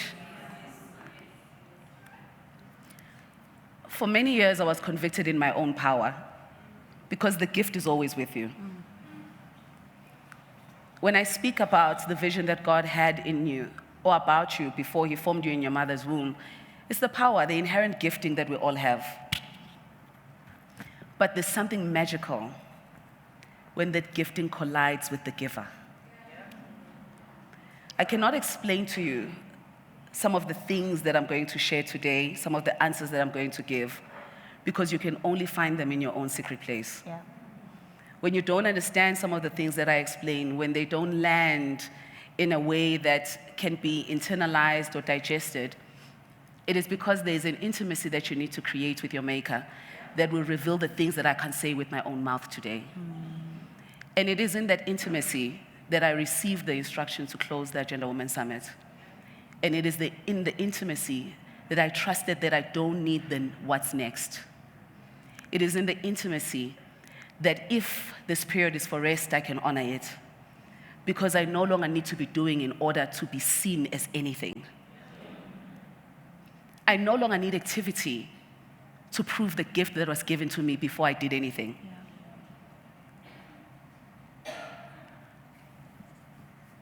I no longer need activity to prove that I'm gifted in the manner that I'm gifted.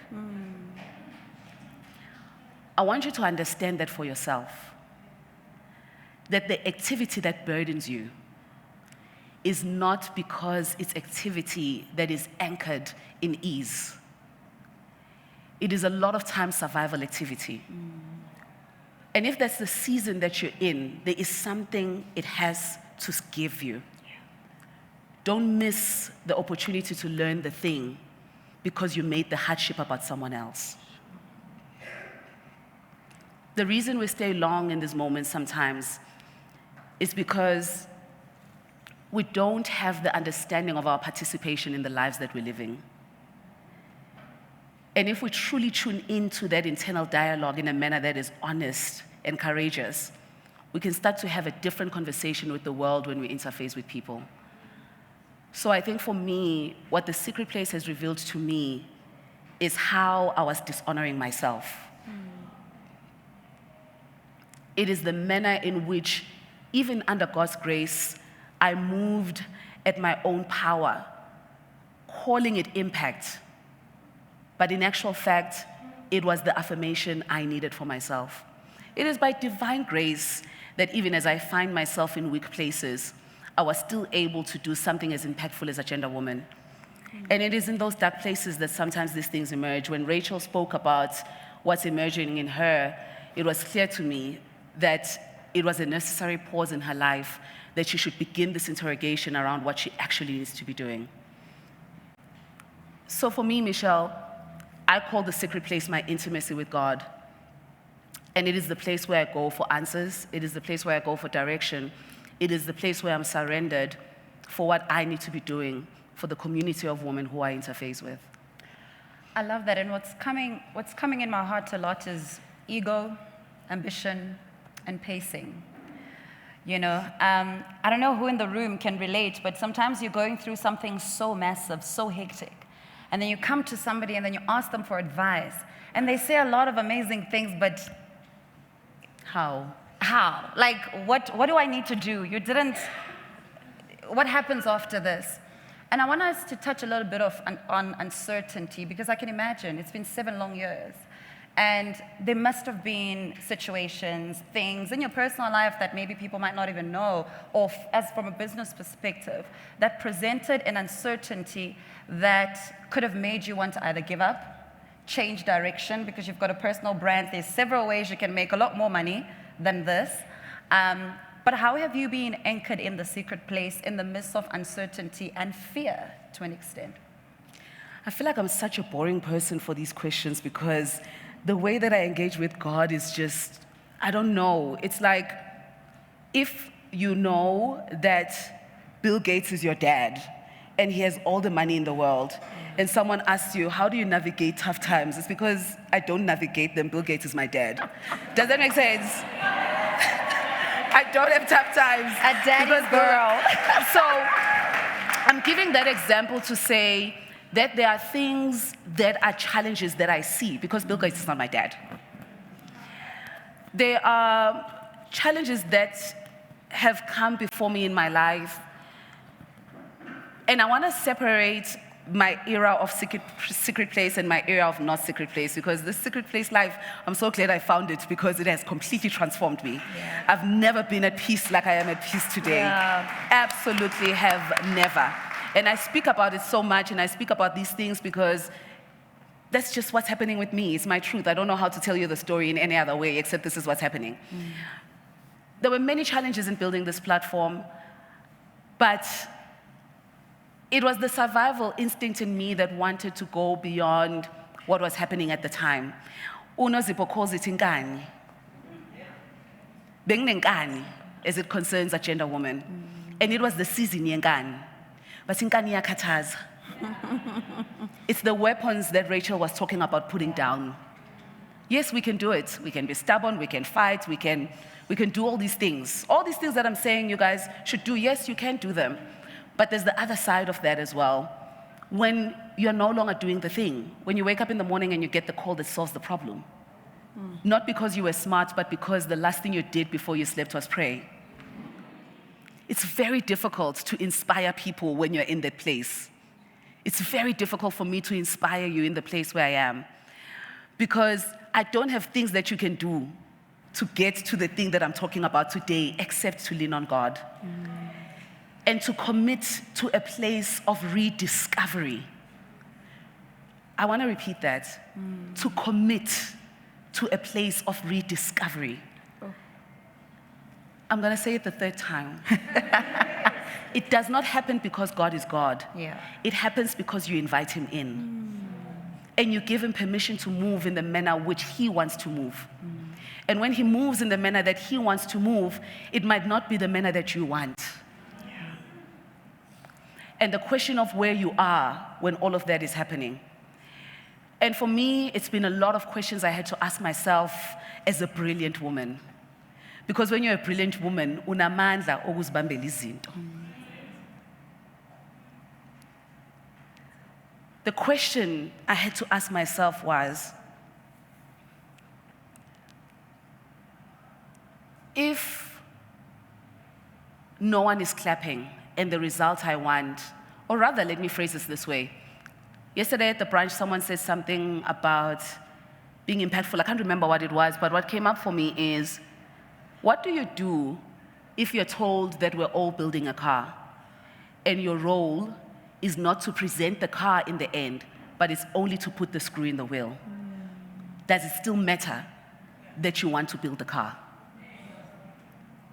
So are you building the car so that it exists, or are you building the car for your glory?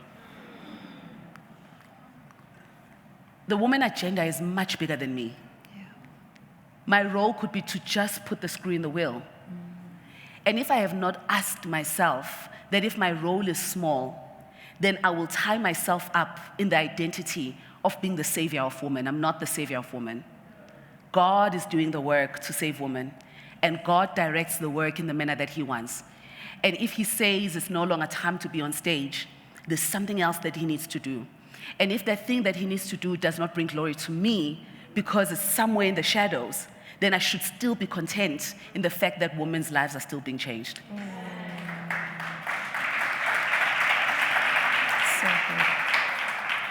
So the inquiry that's upon all of us when we have the opportunity to shine, which I've had for the last 7 years, is that when the spotlight goes off, does it kill the vision? And I can tell you today that for me it doesn't. Because my vision is beyond the stage. My vision is with the interaction I have with you when I bump into you at Woolies. It's with the picture that I get to take with you today. It's in the words that I get to tell you about who you can become.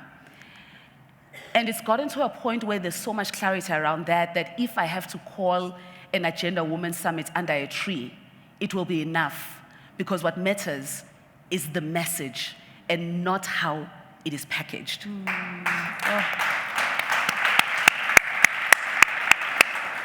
You and I had a conversation at my event in March this year, and we shared a little clip and it went viral. It had millions of views.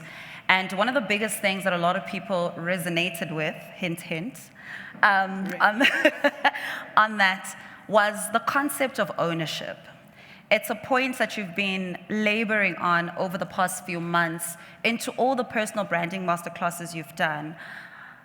Was there ever, when did it actually click for you? When did that word or that the concept become a way of living as you have introduced it to all of us? I think in some way it has been that way, but in the past it was from a place of ego. So, you know, when I say you need to know where you're going, you need to understand where you're going and all of that, it can come from a place of ego sometimes, that I'm in control of my life, so you should be in control of yours, right? And sometimes for people who are going through a tough season, it's like, but I don't feel like that. I don't feel like I can do it. It can feel overpowering. But the place where it comes from now is in Jeremiah 1, verse 5. That you are powerful as you sit here, lacking, having needs, having figured out life having passed you by, things having happened, having had the parents that you have. It was a call to go back to the possibilities before the things happened. That's the ownership call that's in my heart. It's a restoration call. For where should you go to really be anchored in who you truly are? I no longer move in my own power, and I want to tell everyone here that I will continue to be successful and I will continue to rise. Because it is the promise over my own life. It's not because of my capability.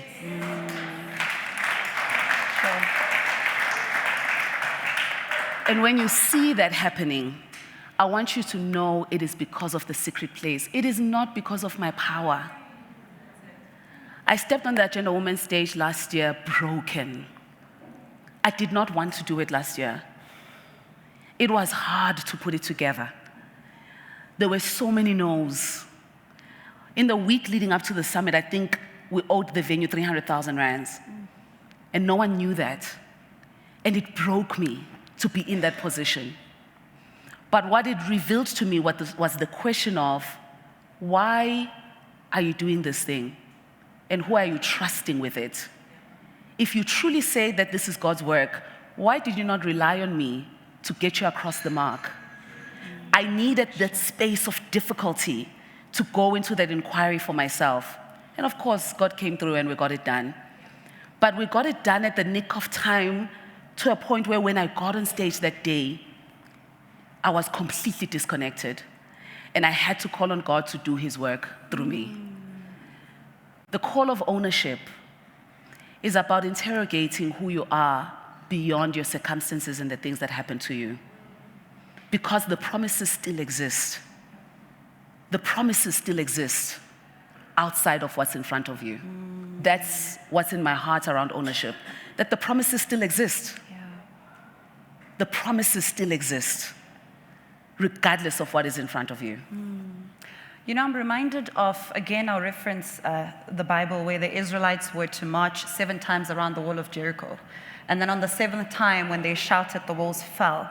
And as you're speaking, what's coming in my heart a lot is around, I think ego is coming out a lot, which is how you mentioned you used to function a lot. And I'm imagining it as one of the walls that had to fall down for you to step into this ownership and for you to step into the version of yourself that you are now. What other walls had to fall?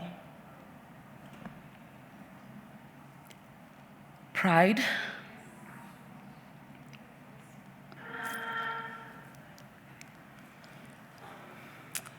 When you design a life that is output-driven, you do things for acknowledgement. And then when you're smart, you wrap those things around impact.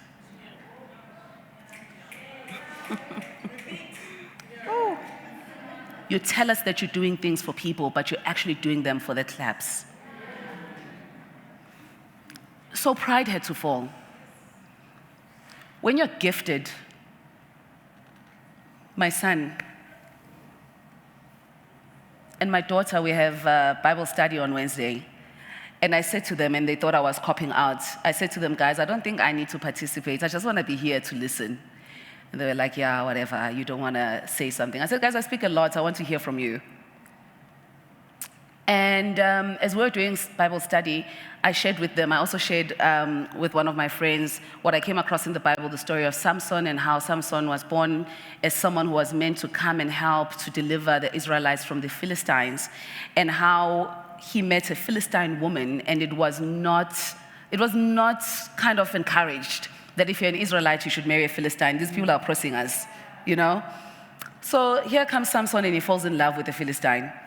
And he goes back to his father and he says, I've fallen in love with this woman. And his father's like, you can't marry a Philistine. And that God appears and says to his parents, I designed it that way because of the mission I have on his life. So I looked at that scripture and I said, there must have been something about Samson that allowed him to fall in love with women. It was designed for him to fall in love with a Philistine so that he can save Israel. But how do our giftings live in the shadow and the light? We see the Philistine getting married to Samson, and Samson gives a riddle to the Philistines and says, what happens when this and that happened? Read the story. I'm encouraging you. Open your Bible, find it wherever it is in your house. Magical story. And because he had killed a lion when he was young, and when he walked back, there was honey in the lion, he had a riddle that he would give to people that he was convicted that they would never have an answer to, because this is something that happened with him, and he does that with the Philistines. And then the Philistines asked the wife, ask Samson what the answer to the riddle is, because there was no answer that anyone knew except Samson. The Philistine wife asked him, so what happened? Tell me, tell me. He keeps telling the Philistine wife the wrong answer. The wife pesters him so much that he then tells the wife the answer. The wife tells the Philistines. And of course they win. He gets upset because it's betrayal. He leaves the Philistine wife in Philistine and goes back home because he's upset. He comes back, and the wife has been sold off to his friends. He's upset, and he gets on with his life. He's angry, you know, he has power, and there's so many ways in which Samson and all of his gifting became a shadow in his life. He goes to a town and he sleeps with a prostitute. And for me, when I looked at that, I was like, this is evidence of the thing he was given so that he could fall in love with the Philistine. Yeah. It's showing up now when he meets any woman.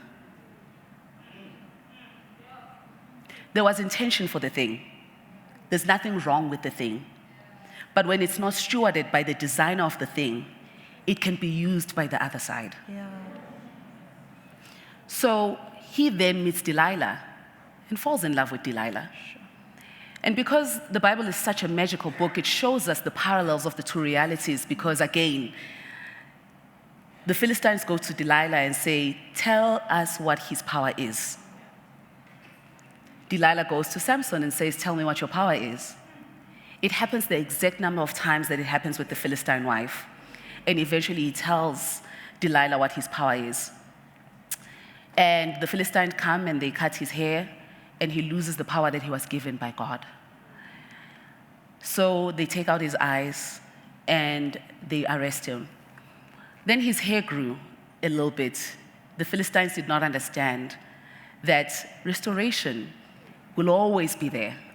No matter the situation and circumstance, restoration always appears. And there's so many Bible verses that show us restoration. His hair grew, but he no longer had eyes. Did he complete his mission? Yes. He was able to do what he was meant to do. But because he was not obedient, he did it with his eyes gouged out.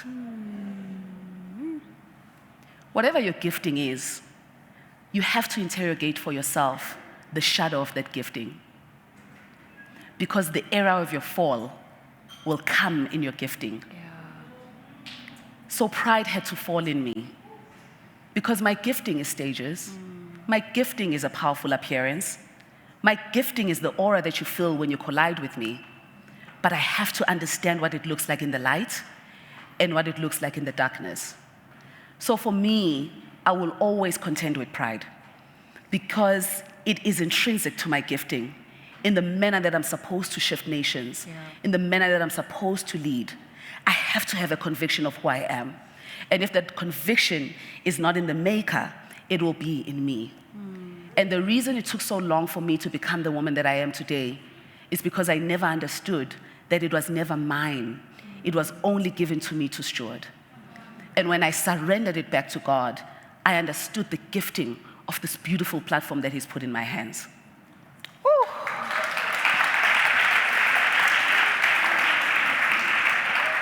You know, every time I talk to you, I feel like I'm painting this big canvas that never ends. Because so many pictures are popping up in my head. And you say something around obedience and illustrate the cost of disobedience. You know, that the restoration will happen and what you want will get done, but you will pay a price. Whether it's your eyes being out, your ears being this way, whatever it might be for you, there will be a price to pay. And I think that's such a powerful revelation. And I'm going to get a little bit personal. during certain seasons of your life, and even if you don't have to mention it specifically, but what price did you have to pay in your moments of disobedience?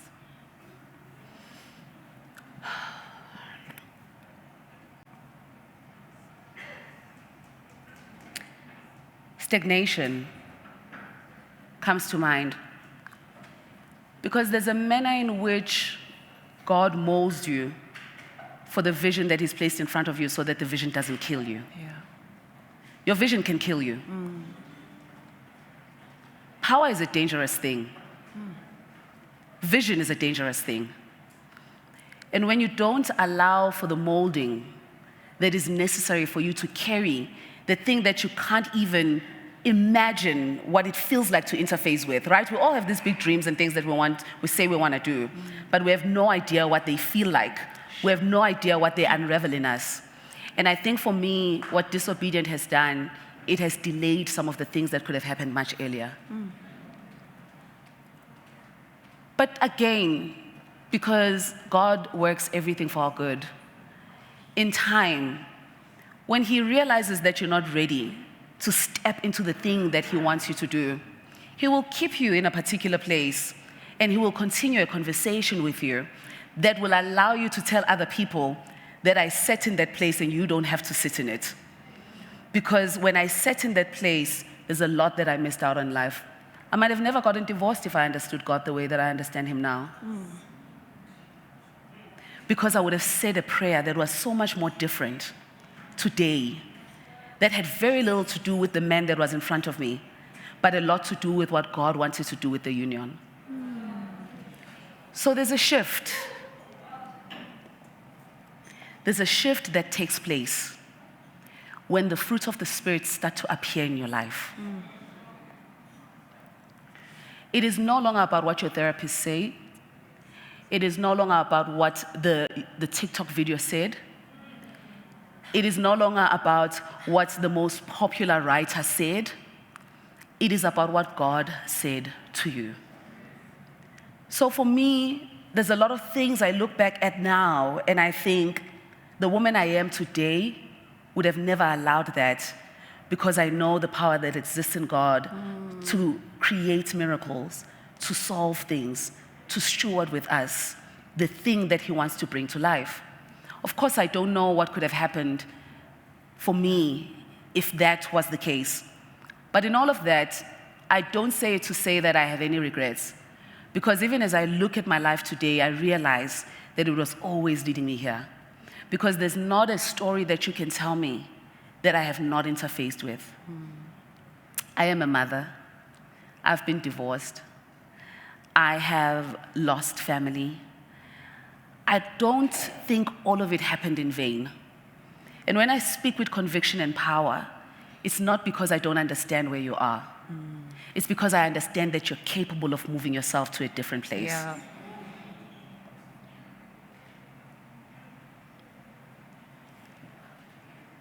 I have lost people. I have lost friends. I have lost a business. I have lost a marriage. I have had my car repossessed. I have lost a home. I have stayed in an empty house in a foreign country not knowing what my next meal was going to be. I have went to a restaurant and ate half a meal so that I can have another meal tomorrow. I have had no money in the bank and hidden it from my children because I couldn't tell them that I can't figure out what we're going to eat next. But you can't see all of it in me because the title deed for who I am stays with me. I get to define what those moments mean to me. They don't get to define who I am. So when I speak with so much conviction and clarity, it is because I've been in all these places and all these seasons. I also speak about joy because despite all of that, here I am, the most joyful, the most convicted, the most clear. I don't think I engage with anyone and not find love in them because it exists in all of us. And if you find the people that are willing to show you that it's in you, that's when the discovery and transformation can start to happen as well. You can clap. What's also coming out a lot for me is the posture of the secret place. Because I think we've also interfaced with people that we know, you like, this person does yoga, they meditate, they go to church, they serve at church, but they need a lot of work. And if we were to bring a conversation like this, they would say, they have got a secret place. They wake up at 5 every morning and they do this. And what I'm hearing a lot from you is around, you can have a secret place, but you need the right posture for the secret place. Absolutely. You can have a secret place and believe in God, but if the ego and all of those things are still in your heart, you're going in your secret place to tell God what you want and how you're going to do it, and then you walk out. You're manifesting. Yes. I have nothing against it, by the way, but I'll explain. And I want to get some secrets from you around the posture of the secret place, because I'm well aware that the secret place was not a new concept to you. It's just the posture of it now has changed, or has evolved, rather, better word, has evolved to produce this Nomndeni that we now see. But what was the evolution to that posture of that secret place? I think it speaks a lot to my conversation with Unozipo around control. Yeah.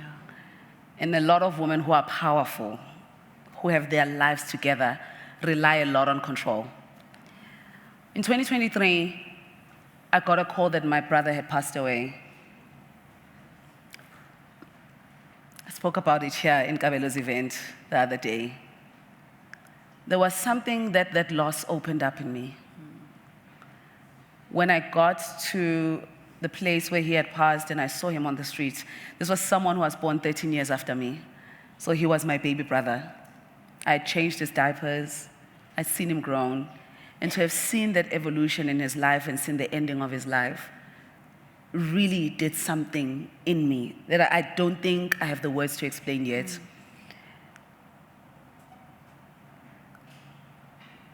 Seeing him lying on the street, getting picked up, having to identify him,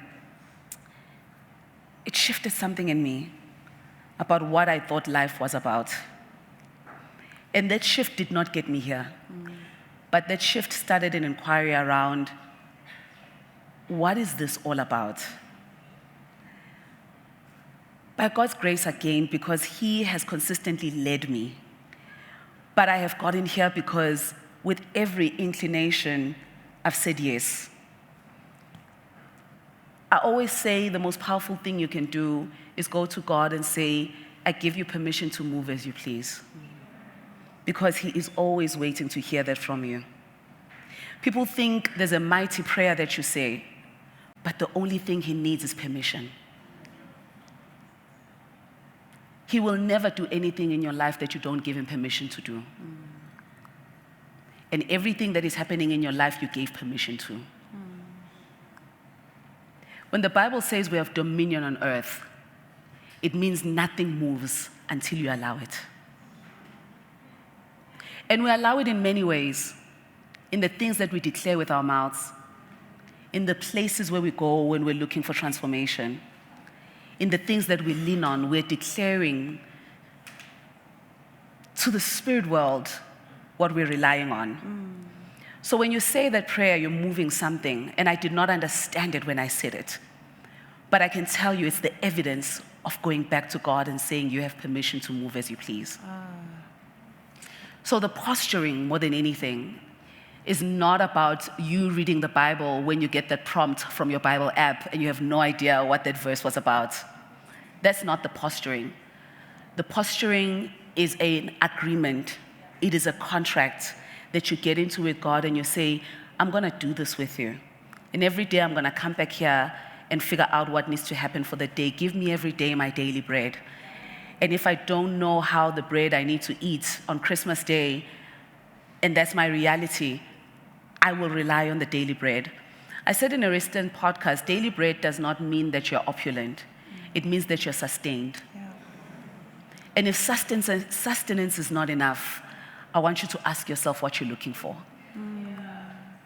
If sustenance is not enough, I want you to ask yourself what you're pursuing.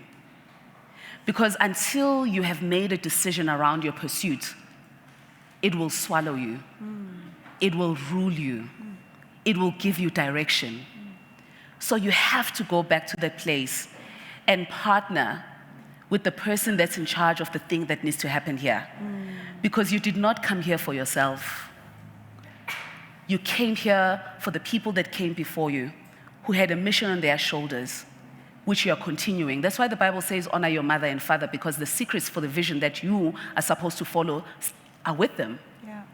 Whether they're drunk, whether they're drug addicts, whatever it is that they're doing, you can't move in your life until you've found the secret that they know about why you're here. And unfortunately, that's how God designed it, that the secrets lie with them. Because the job that is on your hands is not the job for you to be a CMO. It is the job for you to show other people how it can happen through the values that we can all connect with in order to live the privileged life that I get to live today. So for me, the posturing of the secret place has a lot to do with giving God permission to do what he needs to do. And then not dictating to him what that looks like, because you don't know what he needs to do. Yeah. But when you know who he is, then you trust that whatever he wants to do is the best thing for you. Sure. When you opened, two last things. First one, when you opened, there's something that you said that really just stuck out to me. And you said that today is going to be the day where we make a covenant with ourselves. And if you may allow me,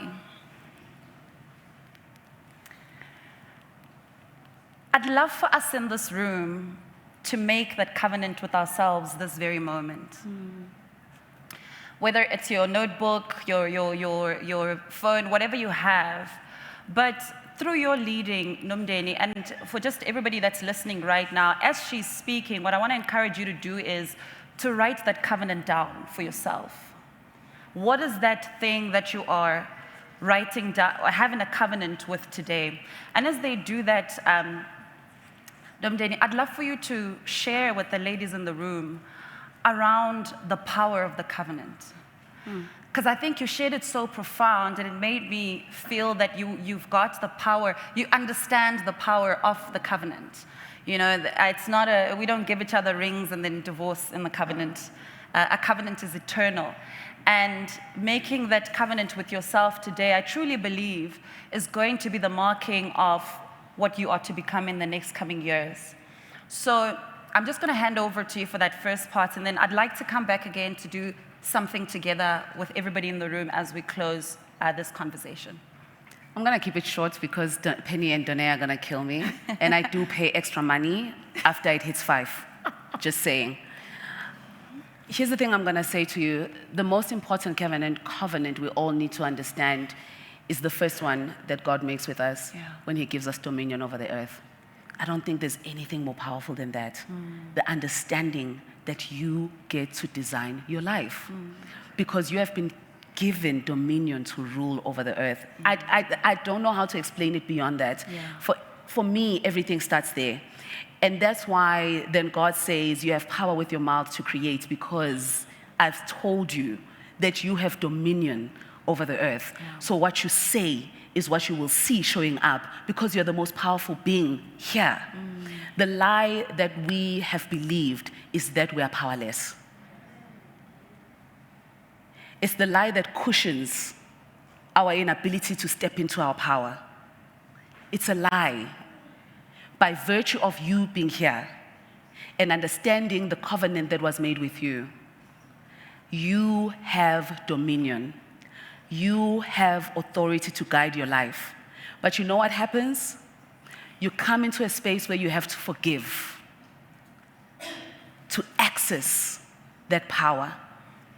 And you allow your inability to put down something that was never even more powerful than you to keep you in a place of self-oppression. There are many ways that we move away from this covenant, and I think that is the beginning of our inability to proclaim power over our own lives. I am powerful because God said, "Mangikshiyala, you can do the things that you say you can do. Yeah. And if you tell a different story, you also have the power to cast a magic spell over your life. You are the person that casts the spell because you have been given dominion over the area where you're casting spells. So watch the spell. Yeah. Have you guys written down your covenant with yourself? So as we close off this conversation, I just want to start off by saying thank you. You have impacted my life in so many ways than you even know.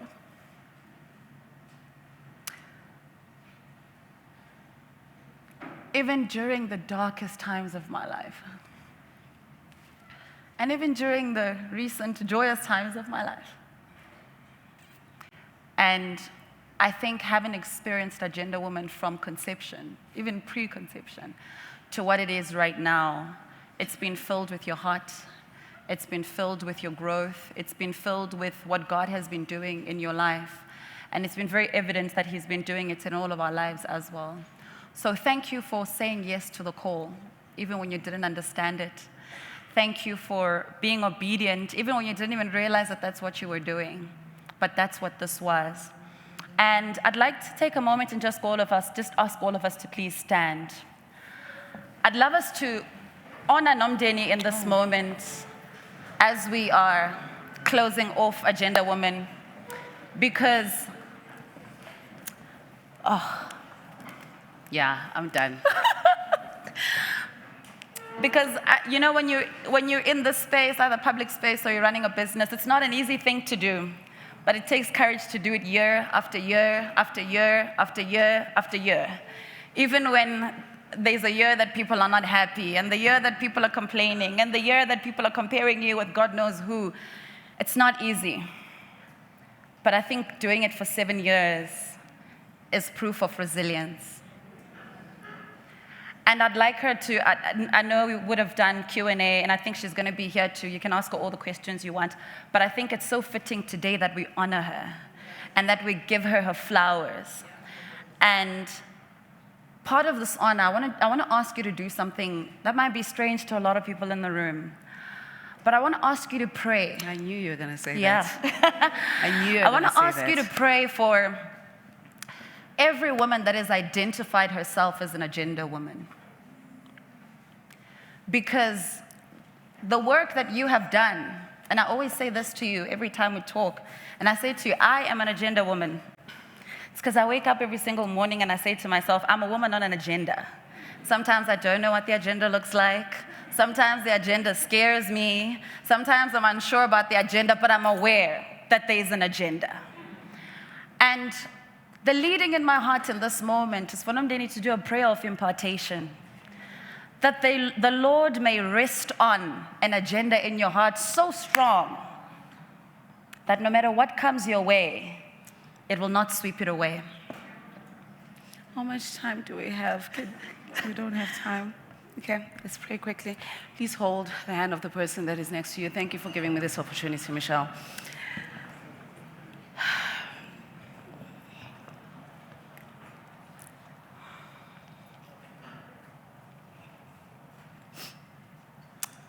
Holy Father, you are a good and mighty God.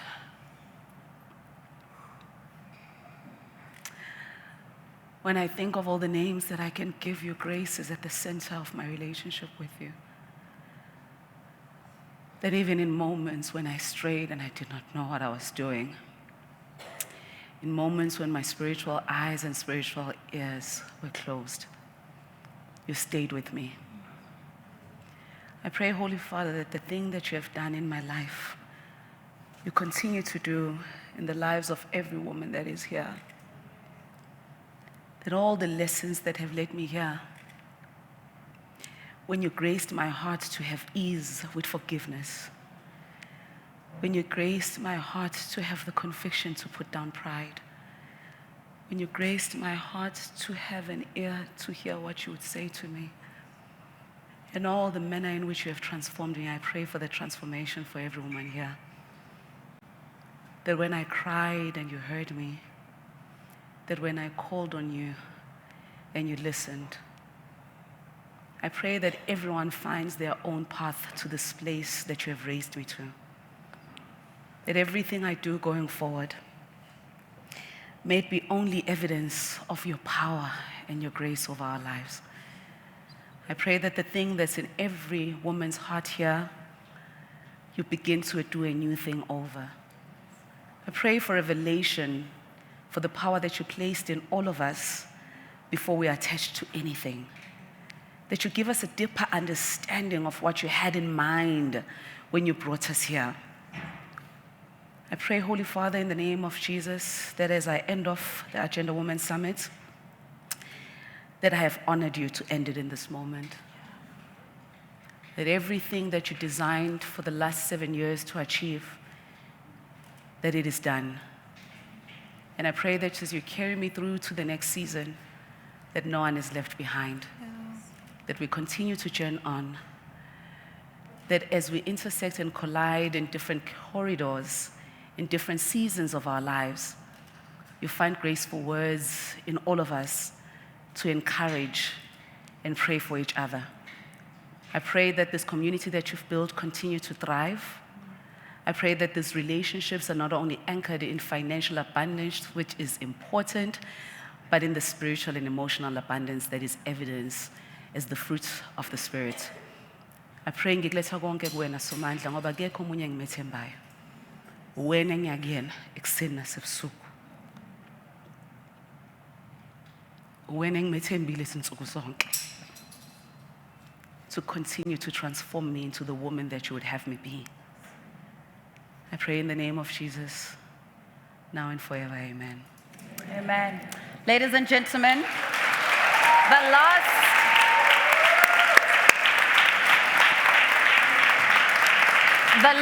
conversation of the Agenda Women's Summit. Please let's give it up for Nomndeni one last time. Yeah!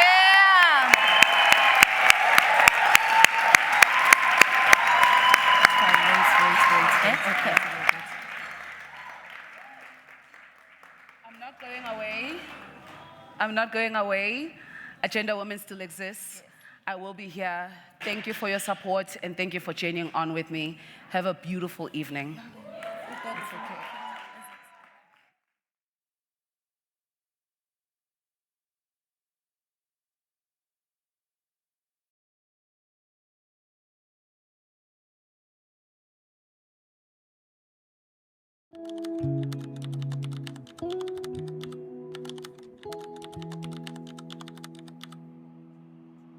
What has the ripple effect been of having attended all these events, an audience to all these conversations? Girl networking. Oh, okay. We have built so much friendship, so much sisterhood. We have an older sister, Kabelo Mohale, you know. Yes. We've built such a great, genuine relationship with. Yes. So yeah, it's just that network that you've built within the community, and the mere fact that we're able to call each other, have a couple of drinks. Sorry, without you. Clearly, because of your summit, that I was able to reflect and build myself and not be comfortable with where I was at the time. Your summit allowed us to dream because of the people you brought in. Women who had 9-to-5s, but they was running businesses on the sidelines. It's the intention of making sure that you always improve yourself. Investing in that self-development, self-improvement, regardless. I think for me in that moment, it gave me something to say, if God can do it for another woman, surely he can do it for me. Yeah. And conversations like that became so huge in my story. Like, you don't know what part of yourself is identifying with the season that somebody's currently in. Yeah. And it gave me something to hold in my hand. Yeah. It's like I had something I can officially say, this is what I'm waiting on. Yeah. The one that I can think about that continues to change my life until this very day, having met my first mentor. In my head, I did not imagine mentorship. My mind still didn't imagine I am someone deserving of that. Months later, I was formally taken into her mentorship program. From that mentorship cascaded a whole lot of other opportunities. I am a woman deserving of everything. Yeah. It's been so many. It has been so many. We come as girls and we leave as women. Yeah.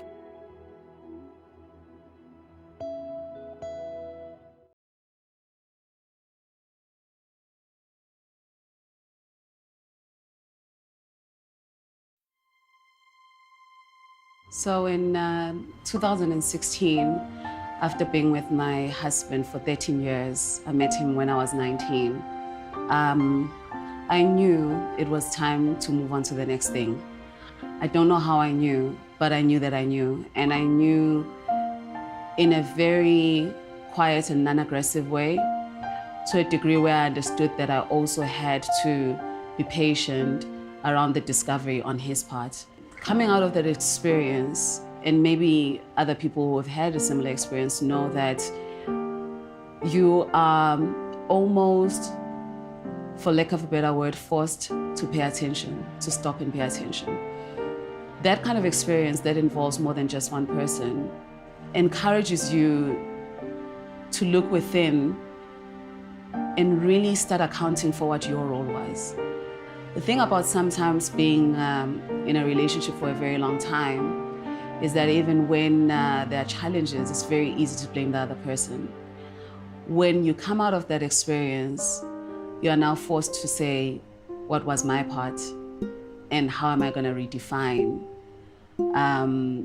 myself going into this new experience? Coming out of that relationship, I remember in January, a lot of people obviously will start connecting it, but I started a hashtag 30 Days of Awakening. I sent out a message maybe to the universe, some people call it prayer, and I just said, show me what I need to learn today. I'll give myself 30 days. I went into the day really looking for what would be the lesson today. And I remember at the time, my engagement on social went up. That experience came with this lesson. People want to connect. People want authentic conversation, and people want to be better. It was very encouraging for me, and I remember at the end I said to the team, I want to chat to young girls. It was the 1st of March when I posted the first call to action, and I said, if you want to hang out with me, send me an email. What people don't know is I was expecting 10 emails. At the end of the day, we had 100 emails. And that was the beginning of Edit's Talks in 2016. Brand Woman is evolving and evolving quickly. We long to understand how other women are dealing with their separations, how they're dealing with divorce, how they're dealing with entrepreneurship, how they're dealing with being a mom, being a wife. I get those questions all the time. Being a boss, being a leader, being a founder, just being a badass woman. But a lot of the time we don't have platforms where we can connect authentically. A lot of feedback that I get from people is that my voice sounds authentic. I don't know how that happens, except that I know that I'm very comfortable with my truth and telling my story and expressing it as honestly as I possibly can. In building this platform, I hope I can do that for other women. I hope they can come into an environment where they can feel free to share who they are and walk away being better. And not only walk away from that experience being better, but longing to make other women better.